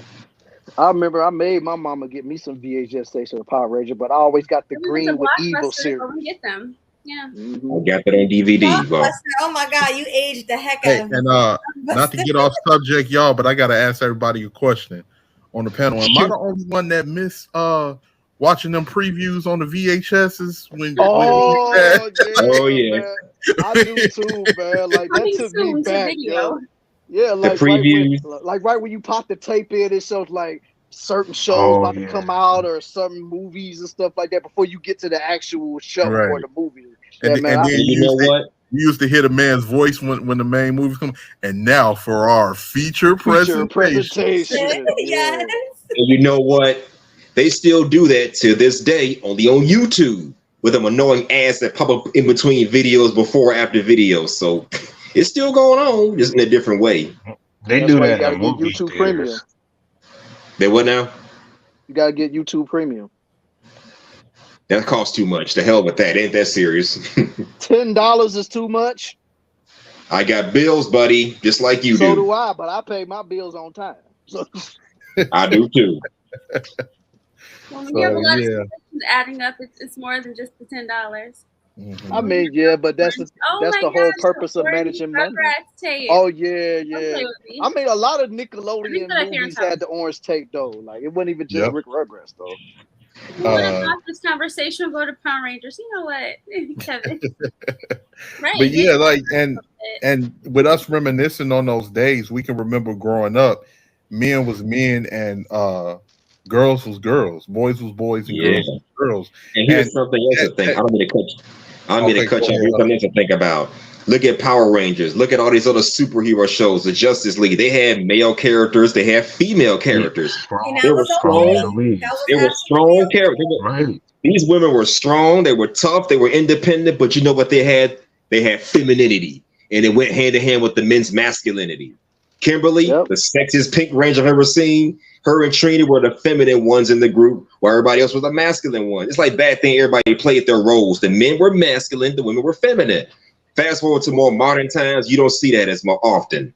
I'm gonna say for the last 10 years, you don't see that often in superhero shows. You got women trying to outdo men, and don't get me started with the Warrior Queen or whatever they call that, the Warrior King, Woman whatever King, Woman King, whatever that was. Oh, Or God. what about Black Panther 2 with Shuri? Like I was just mad. I was like, y'all should have just recasted the Black Panther actor because it was like such a weak portrayal of leadership. Because Shuri, one, she wasn't ready for it, and two, she didn't even know what she was doing.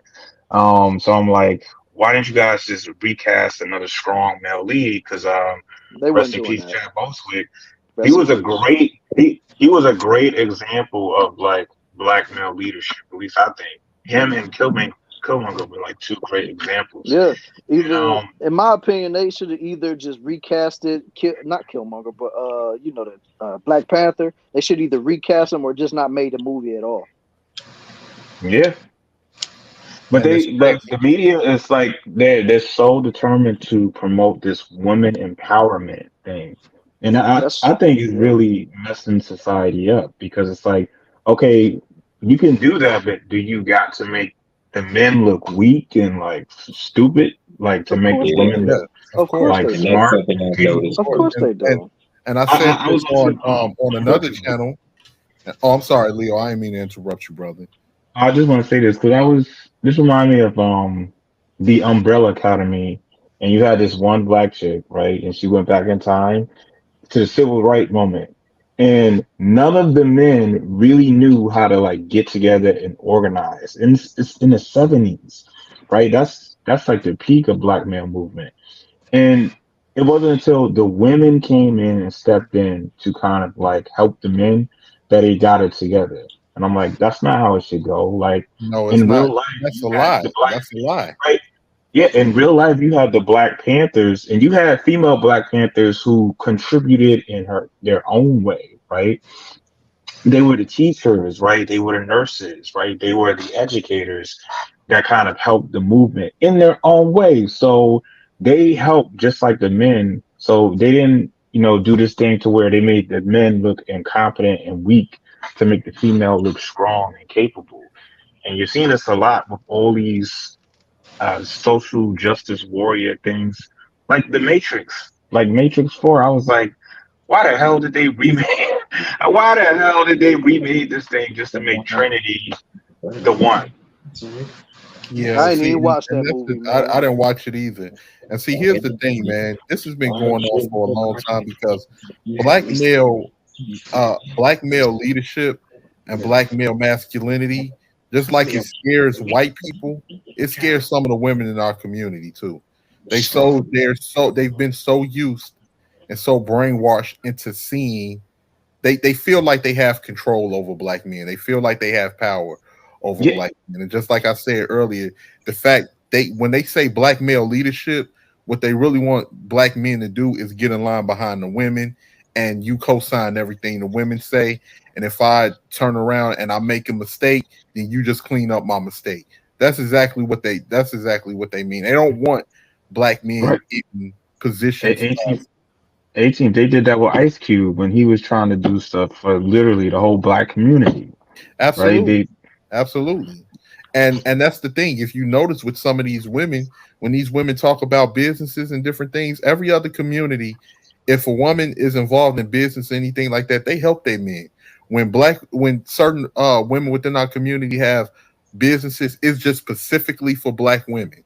But as a black man, you can't barely have a business specifically for black men. You have to include everyone. When the women on the opposite end don't include black men in any of their businesses at all.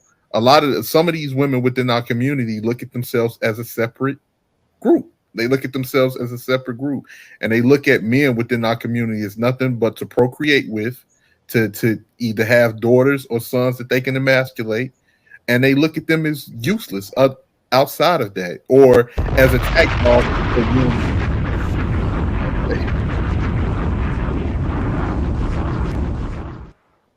You was dropping bombs, bro. I had to put that out there, bro. Thank you for that, Swag. But impressive. And they don't look at us as nothing but attack dogs, and like that's why you see these simps and everything. They quick to jump in the line of fire when it comes to especially if they was raised to think off rip to think of like. And then the funny thing is with a lot of these simps, they don't even like you can say, you can kiss a lot of these women's behinds until you blue in the face. It ain't gonna get you nowhere. It ain't got you nowhere. And then no matter how much, that's how you know it's about control. No matter how much you try to say to you, look, I love black women. I'm a black man. I come from black women.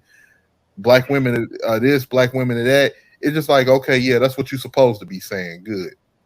And then and men been trying to put all women on a pedestal, but you know what it is for some of them women, they pedestal ain't on the same range as a white woman. That's how they feel. So they don't feel like it's worth anything.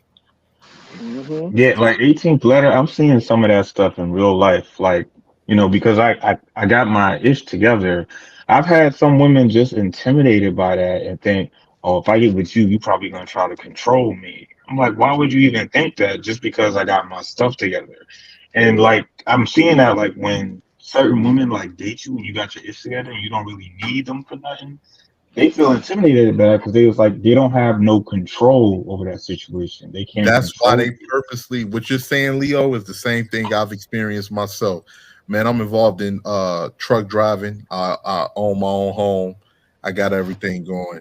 You have women who purposely pick men because of they can if he's not financially if he's not financially in order and everything like that, they can pick him because of the fact that I can tell you to get out my house. I can tell you to give me the keys to my car. I can I can do all of this stuff. When a man has everything together, you can't come at me like that. So that's exactly what you're going to be experiencing. But then at the same time, a lot of those women like to fall back and say, "Oh, you know what? I did this." They try to lie and they try to come up with an excuse and say they was trying to help him up. They was trying to help him be a better man. But in reality, you picked him for the fact that he was a lesser man and you was able to control that. And to see they can fall back on that because they can fall back on the victim trope on I tried to be a woman that tried to help him get his ish together and all of that. But that's not why they picked him to begin with. So Yeah, I pretty much agree with everything you said, but I will also add this. A man that does have all of his stuff together has standards, and most women never had to fall under a man's standards before. There are certain things I know I would never do because my husband will not let that fly. I think on this particular panel, we talked about the way I dress. Like, I'm not going outside pretty much wearing lingerie to, be seen. My husband would never let that fly.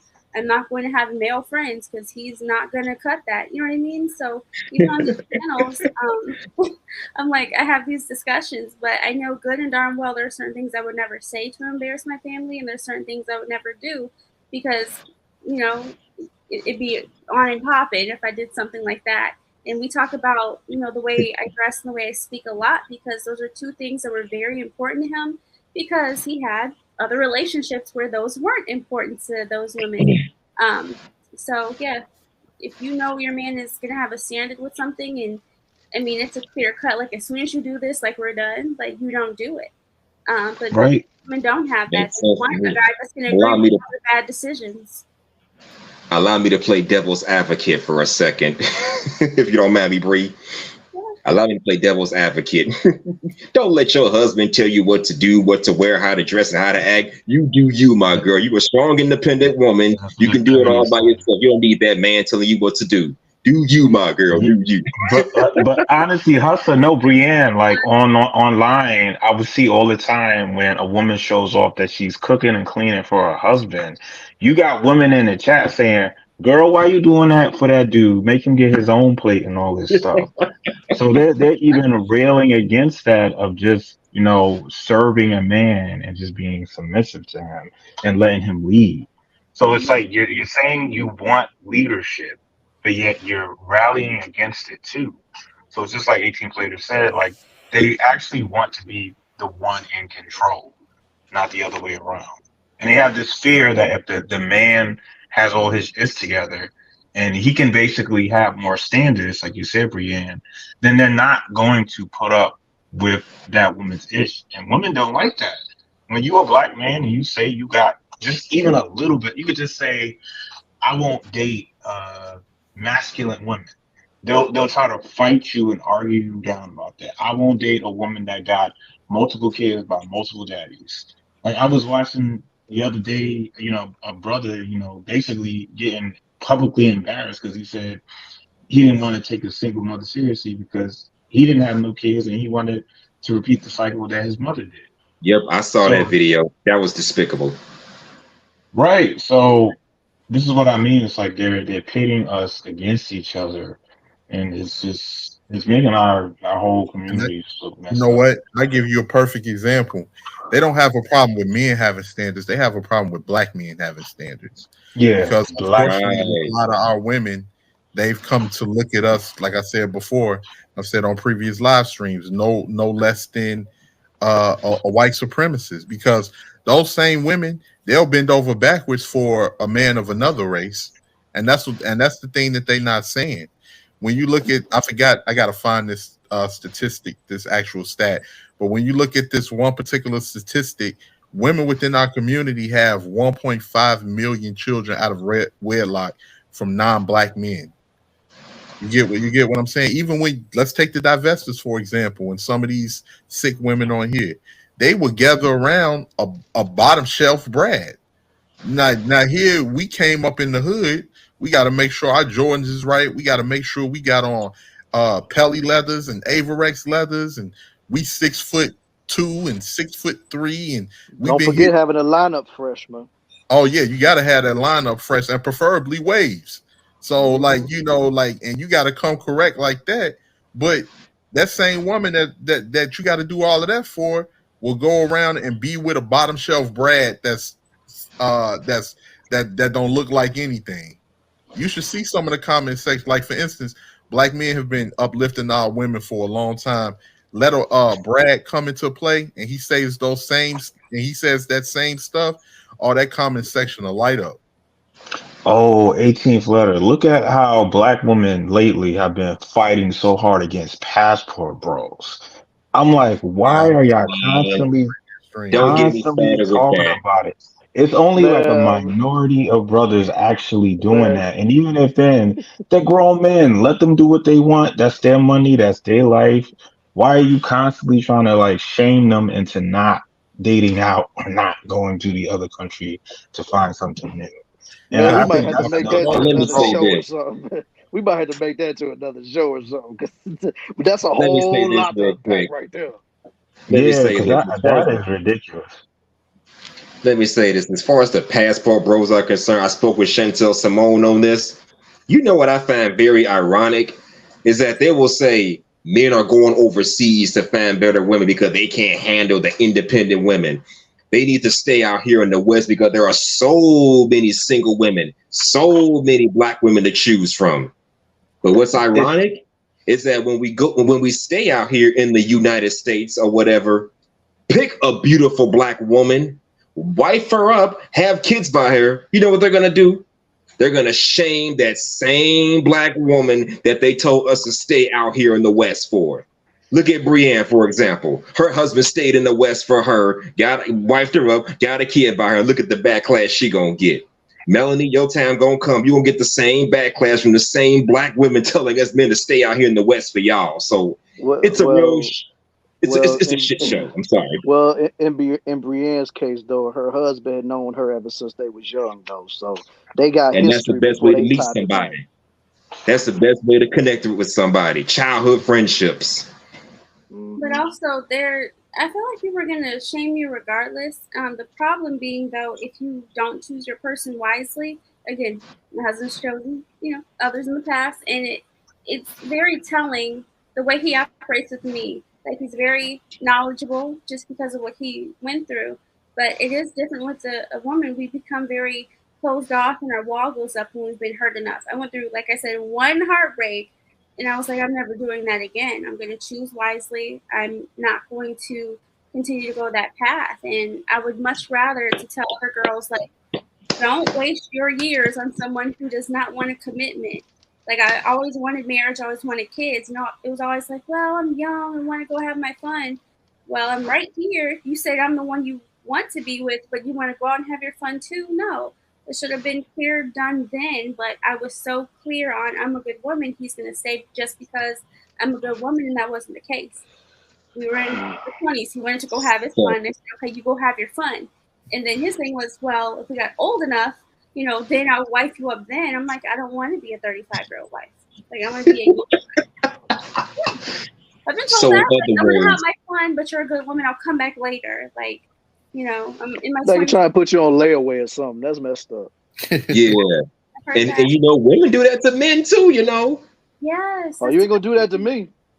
I swear. Women do that to men. Once a They want chick to say have that, fun, but once a chick say that to me, it's deuces. Like, cause I can go somewhere else. Like I said, I'm not trying to be the type of dude that toot his own horn, but like I said, I can get women from all walks of life that's always trying to get my attention anyway. So if a girl be like, oh well, I just want to be out here and mess with so and so, I'm like, all right, cool, that's fine. You go ahead and have your fun. But just know when you think you circling back around to come get me, I ain't gonna be there. Exactly. I agree. if she want to be for the streets, let her be. Plain and simple. Because like I said, I ain't the type of person that's just gonna be like, oh, you know what I'm saying? Like, I'm gonna just wait it out and just hopefully she'll think twice about it and she'll come right back to no. Like no. Explore your options, brother. Explore your Exactly, options. man. And I tell that to anybody. Explore your options. Like if you feel like this person, you really got a deep connection with them and you vibing with them, y'all both like got a lot of stuff in common. Y'all both love to talk to each other every single day. Stop beating around the bush.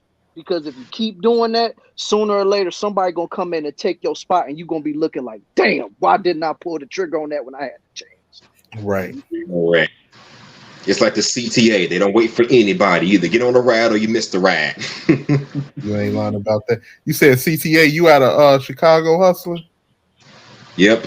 Okay, same thing here, man. As soon as you said CTA, I'm like, wait, that's Chicago Transit Authority. Correct. I'm in the suburbs now, but I was born and raised in Chicago. Me and too. CTA come out here too.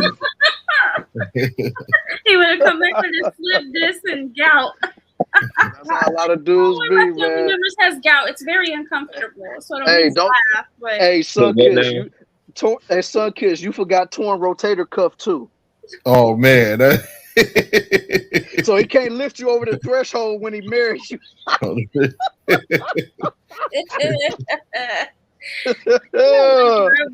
thank you, Josh. You're so sweet. Josh said my husband is a lucky man. I appreciate Oh yeah, you know Josh always show love in the chat, man. Salute to him. Hold on. And speaking of Josh, thank you for the $5. What is that? A cash app? Cash app, hold I on. appreciate you. Get the cash app, baby. And while we at it though, Josh, the homie, sent me a $5 cash app. So salute to him for that as well, man. Thank you, Josh. Yeah. That is support. Yeah. But yeah, these people, because we both describe men and women who like to put real life people on layaway. You know, we ain't the toys at Toys R Us back in the day. Do not put us on layaway. What happens? We move on.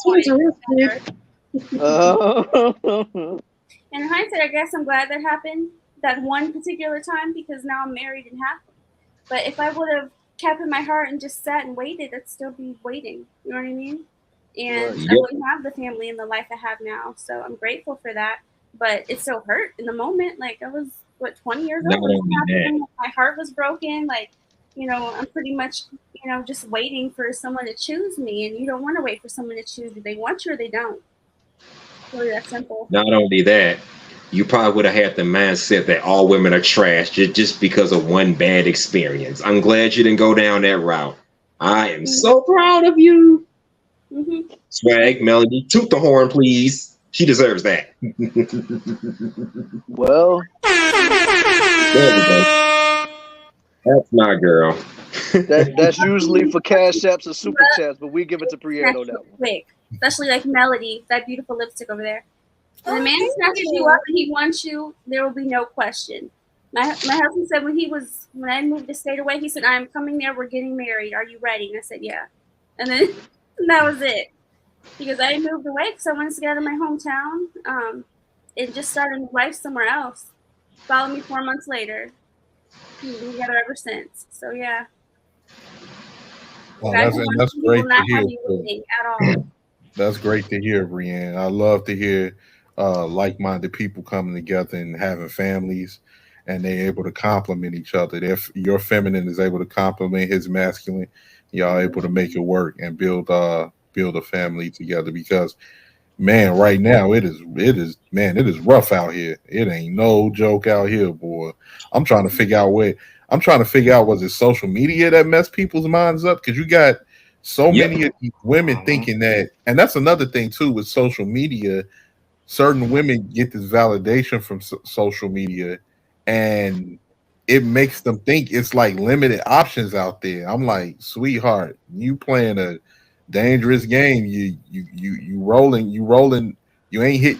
You're hitting the 7-Eleven right now, but eventually you're gonna hit a snake eyes in this crap game. So Man, you know all the Simpson they DMs always be gassing them up, be like, "Oh, baby, I love you. I can't get enough for you, girl. I'll pay for your shoes. I'll pay for your car. I'll pay to get your hair done." And here's all something that I've stuff, noticed. Swag, let me tell you, it's the BBL chicks that's getting flown out. You know what I mean? And they all in their inbox and DMs telling them how beautiful they are when their body is manufactured, like, or flued out. They You trying to get flued out. Like, I want to see you trying to get flued out. Instagram models with the fake bodies, and a lot of them even are not even real women. You know what I mean? I heard a lot of those women are like trans women.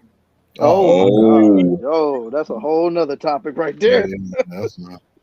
Wow. Did we talk about that in the last stream? We did mention that on the last KillinEmSweetly show, yeah. Mm-hmm. I had a question. This is for anybody on the panel. Do y'all think marriages today is more like a personal goal instead of a personal desire nowadays? I don't think it's neither. Brienne, what do you think? Neither. It's just a checklist item. So if you mean, I don't even think it's neither. Go ahead, Brienne. You said checklist. Personal goal. Boom, check. You know, boom, got my lemonade from the store. I got married today. You know what I mean? I got my new shoes. Like, it's just a checklist item. Nothing about it for most people just seems exciting, because even the wedding day itself, it's a busy, long day. It's fun. But after that, then what do you guys do? How do you work together? If you focus less on the wedding, more on the life you're going to spend with that person, things get really real, and people don't think that far. And because that's the planning problem. the wedding could take a year, Yeah. 2 years. That's the problem, man. What did you all think of the video of the man? He was with his wife, and when the person that was marrying him said that, "Do you promise?" I know what he about to talk about. I know what you about to talk about. Respect your Or husband. obey. He said Obey your husband. Yeah. And she said, stood there froze like, I ain't doing that. Yeah. And he laughed it off like, I'm like, this ain't a joke. It's not a joke. It's not a joke. It's literally in the vows, bro. And she looking like, I'm not doing that. Mm-hmm. Did they get married? Because I remember that one. It was like a Caucasian woman and a black. No, it was black dude. It was a black dude and a black woman. Yeah, it was a black dude and a black woman. Yeah. Oh, it was very recent. It was from 90 Day Fiance, because I thought I saw that clip. I don't even think it went on a TV show. I think somebody had recorded that when they was at the church, and they did a close up of her face when the preacher was asking, "Do you love, honor, and obey?" And then when he said obey, her head lifted up so fast, she was like, "Huh?" She had the shaggy face on Scooby Doo, like Shreggy. Mm-hmm. Yeah, but that's what makes it crazy, right? Because they say they want male leadership, but when you're at your wedding and you got to say the vow to love, honor, and obey, they're like, "What? I gotta obey him?" Yeah, love, don't honor, you want cherish, and leadership? obey. Yeah, and that's what I said in my vows. And when you're with the right person, I didn't even think of it that way. Like, I'm gonna love, honor, and obey my husband. I had to I had to explain this like to a female, like if a man like wants to marry you and he got his ish together, that means that man wants to have a family with you and build a life with you. And more than likely that man has your best interests at heart, not just his own, yours as well. It's not a control thing. And I'm saying like a lot of young women, they look at it as it's a come up for men to control them. But I'm like, no, it's a come up for y'all because y'all just look at it as, like Brianne was saying, just something off your checklist. You know, you got your little fancy wedding day, you post pictures on IG, and now you good. Like most marriages now, they only last in what, 2-5 years? Yeah. So let me say this. It's coming obsolete. And let me say that it ain't so much women don't want leadership. They want leadership only when it benefits them. So yeah, They want the leadership and the masculinity only when they need it most. So yeah, that's the sad thing about it. That's why she was flabbergasted by the whole obedience part. Now I gotta obey somebody. Oh boy. Yeah, she wants that, but only when it's time to do some masculine things. Yeah, like she needs something or she needs something fixed. But the problem is, if he says, you know what, again, I've said this example a few times. No, we're not going to Target today. We have other things to pay for. There's going to be a fight and an argument. Well, I work hard. I need to do this and yada yada. And that's when both him and I were working at the very beginning of our marriage. Now that I'm not working at all, I think it's very important to be like, okay, you handle the finances, but of course, if there are things I want from Target, if I want to go get something, you know, we're going to talk about it. I'm going to coupon. I'm going to find it cheaper anyways. So I think it's important when you are choosing, or when a man is choosing you, for him to also know what you like and what you desire. Yeah, and think of it like this. It's a come up for women, because what do women get from a husband? Provision, protection. They get provision. They get companionship. They get protection. They get financial stability. What do we men get from a wife? Companionship, a legal sex partner, if you could think of it like that. Someone we can smash while it being religiously legal. You know, something that's nowadays not even required to that doesn't even require a marriage. So yeah, women are getting the most out of it. Well, back in the day, you could only get, you know, intimacy if you were married, because women held that standard up. Like, you're not getting any of this until you put a ring on it. Now a guy can go get it without having to marry someone. So I think that all right. Thanks to the women's liberation, yep, it ruined it everything. Yeah. Hustler. What up, Swag? It's time for final thoughts for real this time. So, hey, y'all did all that swinging it around stuff. hey, man, you know, like, this is a good flowing conversation. I don't really want to stop this, but at the same time, Melody has to go to work, and then I have to go jump into the shower in a little bit. So I want everybody to get their final thoughts out right now. So let's start out with the homie Blue, since he just came up here. Let's see what he got to say so that he could dive into the conversation, because I don't want to leave him out of the equation. He just came up, and then of course after that we got the homegirl Brienne. She could give her takes, and then Hustler Muscular, you do yours. Rakim, aka 18th letter, you could take it from there. Then Leo, you after him, and then of course it's me, and then of course last but certainly not least, Melody will be the one to close the show. So go ahead and kick this off, Blue. What's up? What's up? Peace to the panel. That was interesting what y'all was saying about the marriage and obeying. Also, he had a great point. He said that you know, if a man is, you know, structure, and I would like to say use the word structure instead of control. You know what I mean? Trying to structure things, and he's what did you say? What's the name? Is benefiting the female? Yeah, I said like the man will look out for everybody's best interest, not just his own. Women are thinking that the men are only looking at it as, I'm doing this to control you. Yeah. No, I'm not. I'm doing this to look out for my family that I'm creating with you's interests, not just my own. Correct. Yeah. You had a good point with that. I agree with that one right there. And I think a lot of people don't understand. Again, I don't want to use the word control. I'd rather use the word structure, because that's what we be doing. We're structuring things for the future. We're structuring things to be in place for if we dead and gone. There's a structure. You know what I'm saying? There's been a structure put in place.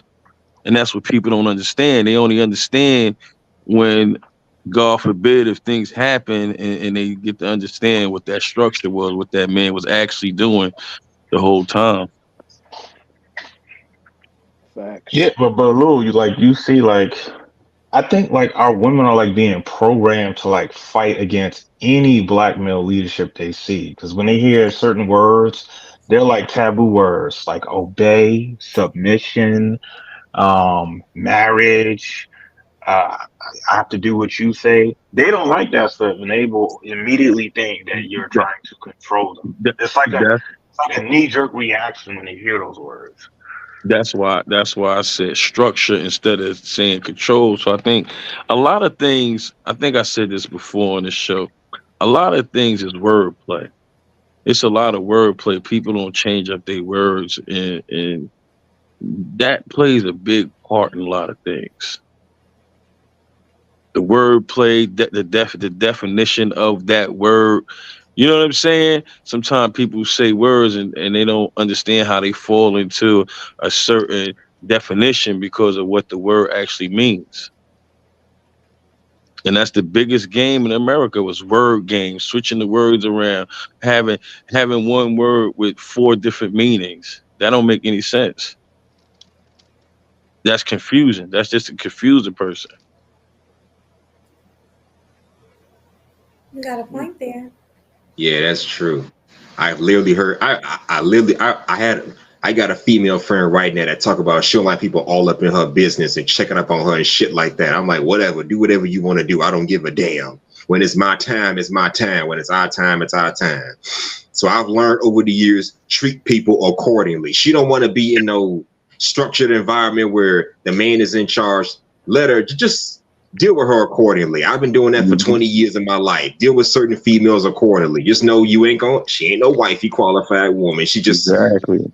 I'm not gonna say she for the streets necessarily. She may be treasured trash, as I like to call it. She's not for the streets, but at the same time, she ain't for the relationship. I've met women like that many times, many women like that. She ain't for the streets, but at the same time, she ain't no commitment type either. So treat them accordingly. It's funny you say that because I was telling him, well, he was telling me about his situation, and I'm like, yo, your lady, she's not for you. Like, is she not trying to please you? So why are you in a relationship with her? She don't, you know what I mean? Brienne, I remember you was on here. You said what she said before. She makes sure her man is full some shit. She said full and empty. Yeah, you know what I'm saying. Some females don't acknowledge that, and they disregard that, and they don't, that plays a problem in the relationship. I told him. Bingo. Because if she don't want to take care of you, what's gonna make you want to take care of her? Exactly. So it creates a different balance in a relationship. Now it's like, damn, you doing this, you doing that, but you know what I mean? I gotta that shit crazy. Give and take. Yeah. And here's another thing. Like the woman that I'm dealing with, talking about she don't like me all up in her business. She want to be free. I told her you can do what you want, but at the same time, you better give me the same kind of respect, okay? You want to deal with other men, let me deal with other women. And we haven't had that issue since then. So we kind of discussed it. I say you got to be open-minded and honest. And based on what Blue was saying, I don't think homegirl that he dealing with was honest about her intentions. There was no honesty or communication between those two. That's probably what the problem was. At least with my female friend, we had some honesty and communication. It wasn't there at first, but I'm like, I ain't dealing with you on that level. No. I ghosted her for a month and she suddenly cooperated. I think with my boy, his problem, he allowed certain things to go on so long to where his girl, she thinks it's normal. You know?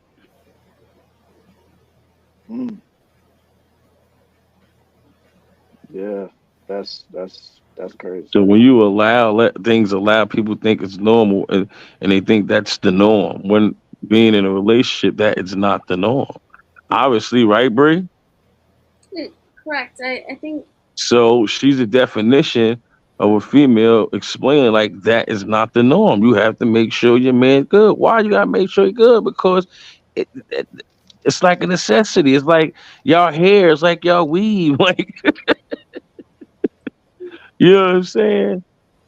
No, taking care of your man is important, and a lot of women don't listen to me when I say that because I am a stay-at-home wife and mom.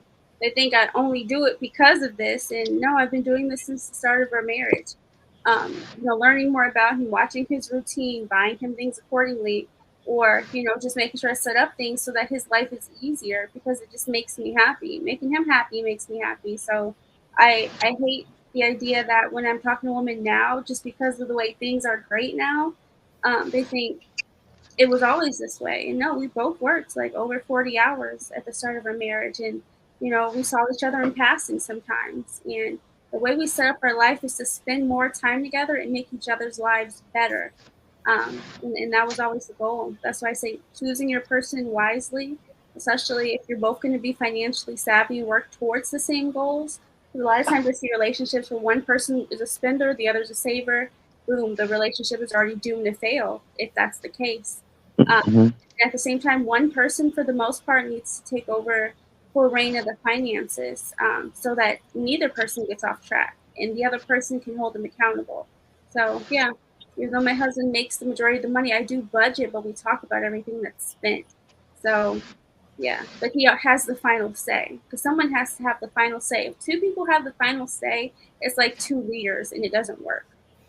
So if I want to go to Target and spend, $300 on something, and he agrees it may be a good idea, but I have to wait, well, then we're waiting, and that's what happens. Yeah, wants to play piano. Because Huh? no, and like you say, you may have to wait because of the structure. Mm-hmm. He's not saying no, we can't do it. You know what I mean? He just like based on the structure, we can't do it right now. Mm-hmm. But that way bills and things don't overlap. Mm-hmm. You know what I mean? That way you don't spend too much this week and now next week we short on the rent. We shouldn't be short on the rent. Like we shouldn't be short on the rent. Because he just wanted to make sure the bills were handled for the next week. Exactly. That's what I'm saying. Structure. 1 week. When your car break down, you ain't getting nowhere. Your car break down, you got no money to fix it.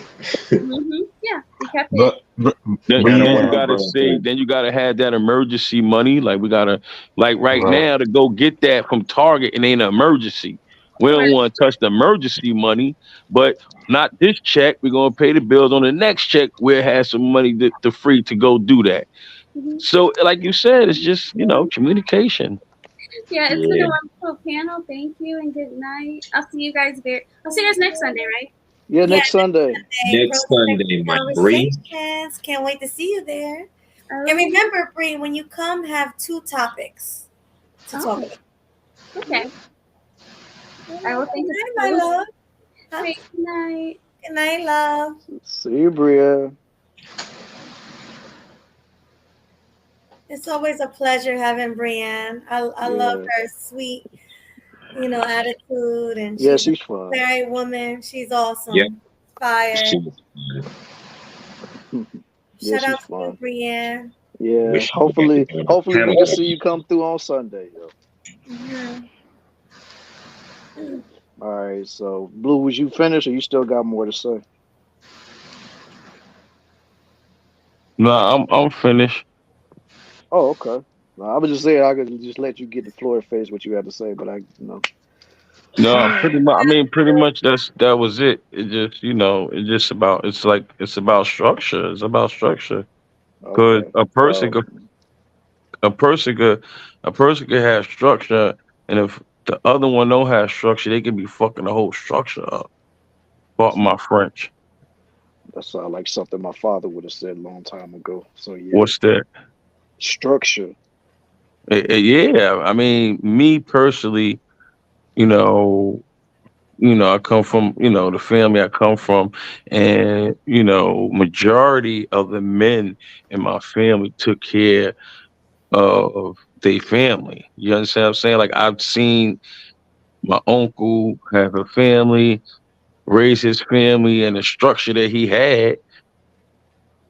There, everybody's well off. You know what I mean? And I look at a lot of my family that's married and they got kids. So that's what I see in my life. I believe marriage and having kids can work if the structure's right. Absolutely. You know what I'm saying? If the structure's right, it'll work.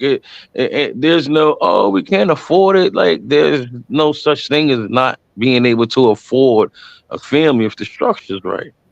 Communication is right. Mm-hmm. You know what I mean? People spend money what they want to spend money on. People don't sacrifice. You know what I mean? Having a family is just sacrificing. A man can have money, this, got the structure right. Then when he got a kid, he has the money. He sacrificed not to go waste money and do certain things throughout his life. So when he does get in that situation, it's smooth sailing for him. You know what I'm saying? Like it's smooth sailing. There's no not being able to do something. True. Exactly. You know what I mean? There's no, oh, I can't buy Pampers. I can't. That's people that had their structures different. Their priorities is messed up. That's why they can't do this, do that, because their priorities and their structures different. Absolutely. All right, well, thanks for that final thought, Blue. All right, just cut me off. Okay, thank you. Hey, you still have Damn, I'm finished. You saw that, Killer? Well, thanks for your final thought. I'm tired, What- yeah. Hey, yo, what that mean? That mean you finished. Right? Yeah. Wrap it up, B. Wrap it up. That's what you said. Right. Thanks for your final thought. Next. Right. Next. Well, thank you, Miss Sweet Melly. I'm gonna get out of here. You don't gotta leave yet, but thank you for that. Salute to you, Blue, man. That was a hell of a good take, though, my nigga. That was a good No, take. that was it. Yeah. A little But, long-winded, but he got it out. What he had to say. I'm gonna go to a show where they'll let me talk. Oh man. You said what you had to say. It sounded really good too. Okay, you two. That's enough. All right. Hey, Killer. She said I'm long-winded. Yeah, I'm gonna go on here for how many hours? Hey. Don't worry, it's a lot of people that's long-winded. There you go. You know I ain't one of them, so hey. Nah. But yeah, man. But salute to you, Blue, for that final take, though. Much appreciation. You pulled up to the panel, man. Always dropping knowledge on here, man. Salute. Yeah. Absolutely. All right, now we got the homeboy, Huscular and Muscular. What you got to say for your final thoughts, man? Well, for my final thoughts, let me just say the reason why I asked that question earlier about marriage being a goal or just a desire is because I thought about Tia Mari and her marriage, talking about she graduated from that. So that's probably why I asked that question. Do y'all think it's a personal goal now, or is it just something that people just have the desire to do? Because I feel like nowadays that's a problem with relationships now. They look at them as something that they have to do to some special obligations or something. Like, I don't want, like, you don't want to be old and by yourself for the rest of your life. You don't want to be old, single, and childless. So lock down a husband, lock down a wife, just because that's what adults do. So they have this misconception of marriage. It ain't about bringing the man upstairs in the mix. It ain't about coming together with someone you love. Just do it because that's what you're supposed to do, just to survive. A survival tactic. It's sad but true, as Metallica would say. Yeah. And yeah, this conversation went everywhere. We went from talking about old TV shows some years past, the Power Rangers, the X-Men, but it all had one thing in common: how masculinity is not what it once was, and femininity damn sure ain't what it once was. Because like I said, when we had Power Rangers, we had X-Men, we had all them heroes, you had female characters, strong, independent, can fend for themselves, but they still relied on their male counterparts to help them out. They have respect for their male counterparts. Hell, That's you know, how the they was ladies had back then. Sailor Moon, too. Don't forget about Sailor Moon. You know, they was Oh, big on that back in the day. Absolutely. I didn't like Sailor Moon much, but I'm not saying I liked it either. I'm just saying, like, man. the theme song is catchy. I'll say that. Can we sing it? I want to sing it before we go. Oh God. No, please. Well, I mean, Hey, go ahead, Melody. For your closing, you can do that. Since you closing, you can do it. The theme song is catchy. I'll give it that. I love the theme song. Because while y'all was watching Sailor Moon, we was watching Gundam Wing and Dragon Ball Z. So correct. Those are more masculine. Hey, even to a certain degree, we was watching Pokemon. Oh, facts. Pokemon and Pokemon. Yeah. All these shows, they show masculinity and femininity being balanced with each other and complementing each other. We don't see that anymore. So I say we need to get back to what works and not what's gonna bring in the new age. Get back to what worked when we were growing up and say the hell with this new age stuff. Mm-hmm. Yeah, That's my final thoughts. All right, brother. Well, That's thanks that for was a good having final. me. But before I dip out, let me just say, shout out to Killa Swag. Get in that bag. He don't care about no price tags. And my next shout out to you, my sweet melody. I love what you're telling me. The way you be killing it, that's a felony. Thank you so much for that. You know, I And love that. together they are the dynamic duo with all the right tools, making modern women feel like a bunch of fools. Thank you. Kill them sweet Appreciate for you, life, man. fight for right, and are always out of sight. Appreciate you, Obi. Appreciate that, man. Take care, deuces. Yeah. And I gotta play this just while he's exiting out of here. You know how we Bringing the heat, looking so fly in the YouTube streets. Thanks. had to play that one good time before he dipped up out of here, man. All right, Definitely. man. Yo, so what you got to say, Rakim? Man, I want to say shout out to you, Killa Swag. Shout out to you once again, Miss Melanie. Shout out to Muscular and the brother Blue, and also the brother Leo. Man, it's been a pleasure. Thank y'all for having me up here. I highly appreciate that. And like with everything that we just covered, it just goes to show people need to be ahead of the game and people need to understand what's going on. As far as Tory Lanez go, I'm just tired of seeing these celebrities crash out, man. Like in his case, I understand with the whole Megan and Kelsey situation. Megan it's just a sad situation, man, because the odds were stacked against him from the beginning.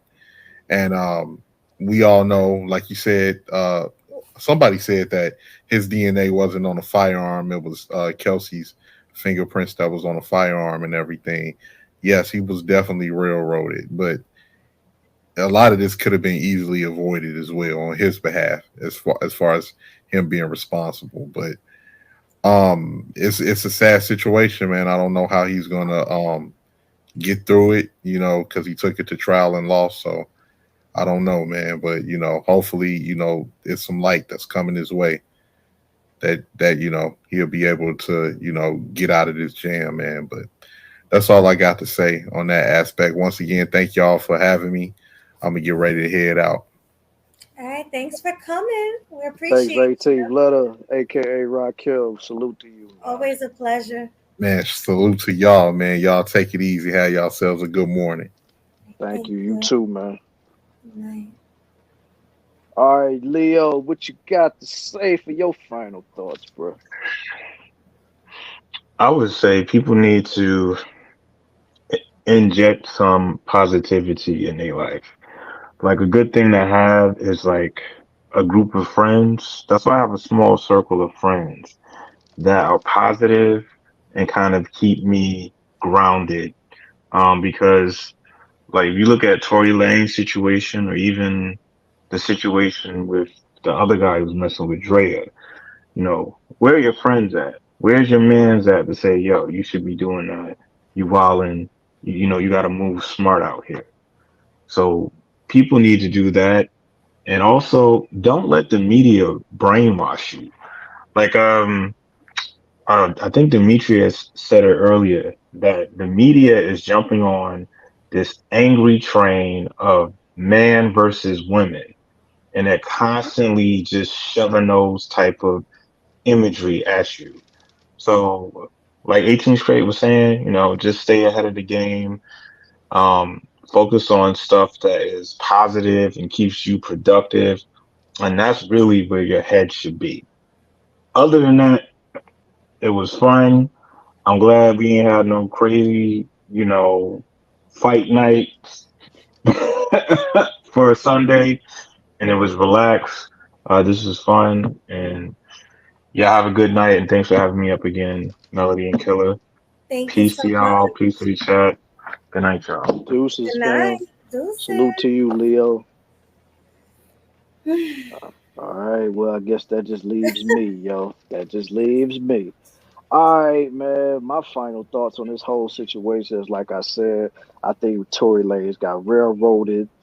I still believe that Megan and Kelsey set dude up from the jump because I mean, like, it's just so many holes in that story. It's like, you mean to tell me you couldn't find one reason about that doubt that Tory couldn't have did this? And I see people all over the place like, yeah, Tory did. Tory did. How do you know? Like, you're going off of what the media tells you. You're going off of all of this stuff. And nah, man, like I like to look at the whole spectrum before I make my final judgment on it. And I've heard so many different takes come out of that case where old girl somehow, some way ended up getting immunity so that she didn't have to speak. But yet Tory had to get a gag order to where he couldn't talk. So it was like, at this particular point, man, I think dude just got railroaded.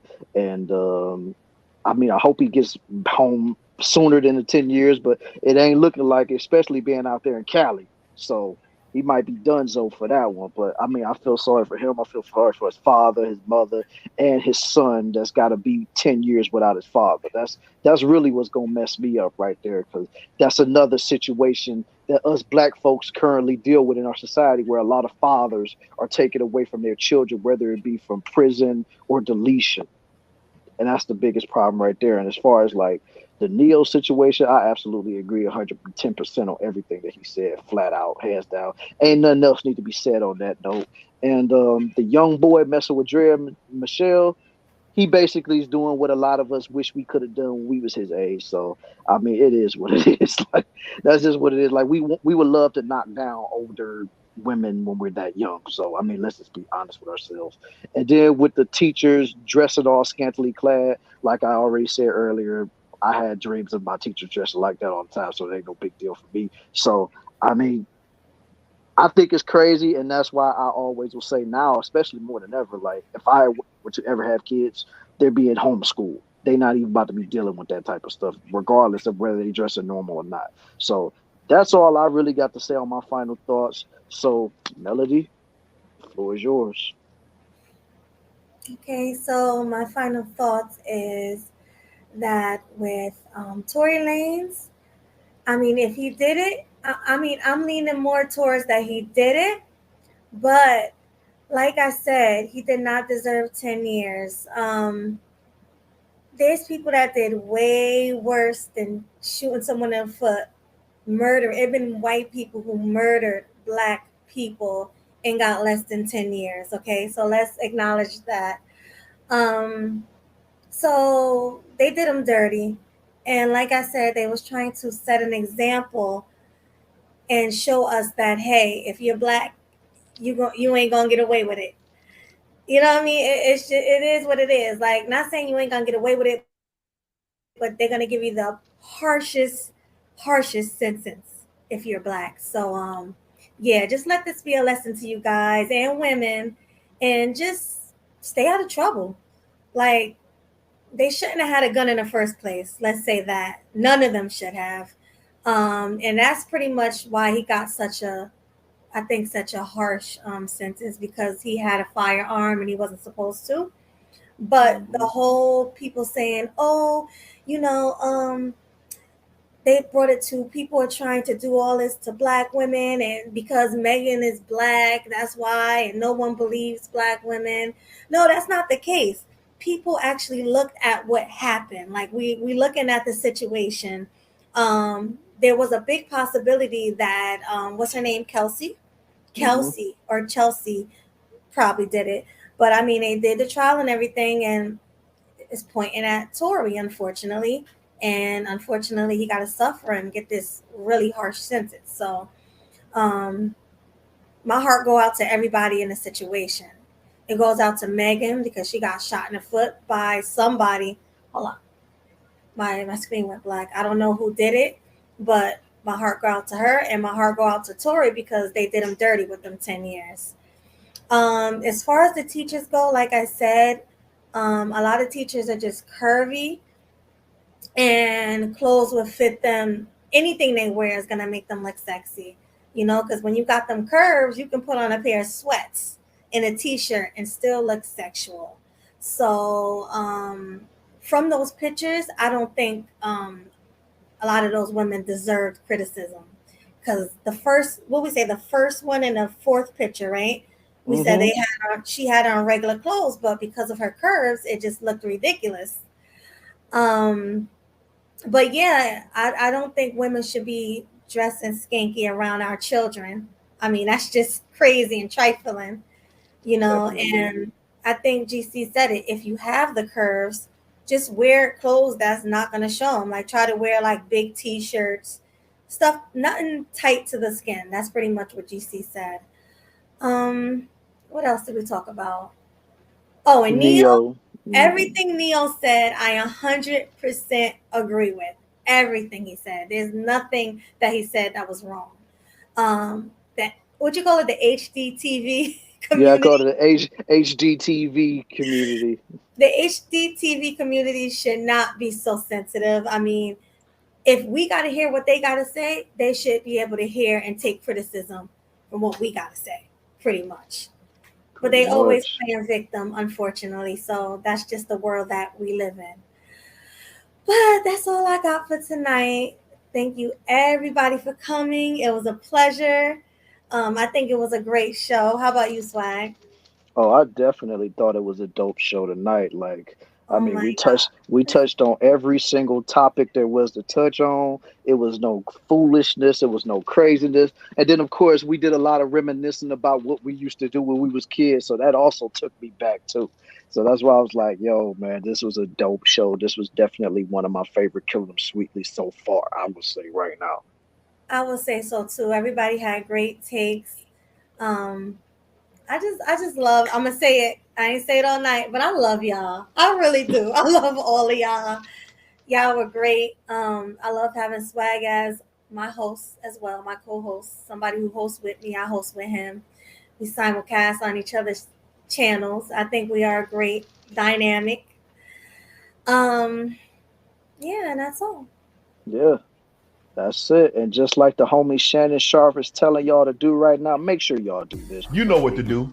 Hit the subscribe button. I thought he was going to say hit the like button. I mean, of course, hit the like button too, but we want people to subscribe to our channel as well, you know? We sure do. Yeah.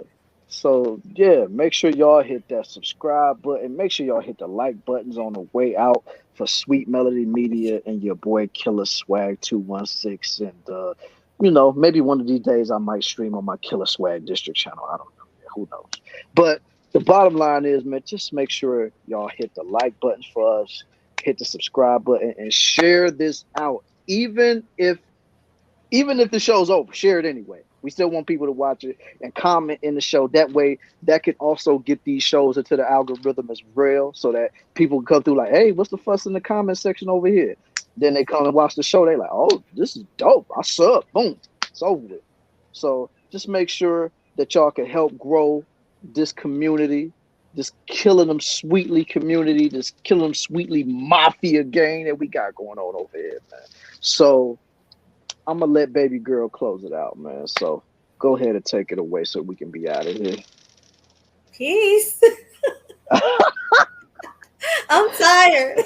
I feel you. So on that note, y'all, KillinEmSweetly is up out of here. See y'all next Sunday for Grown and Sexy Conversations. We out this mug.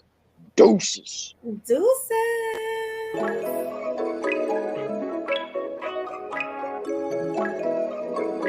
Leap, about to take off.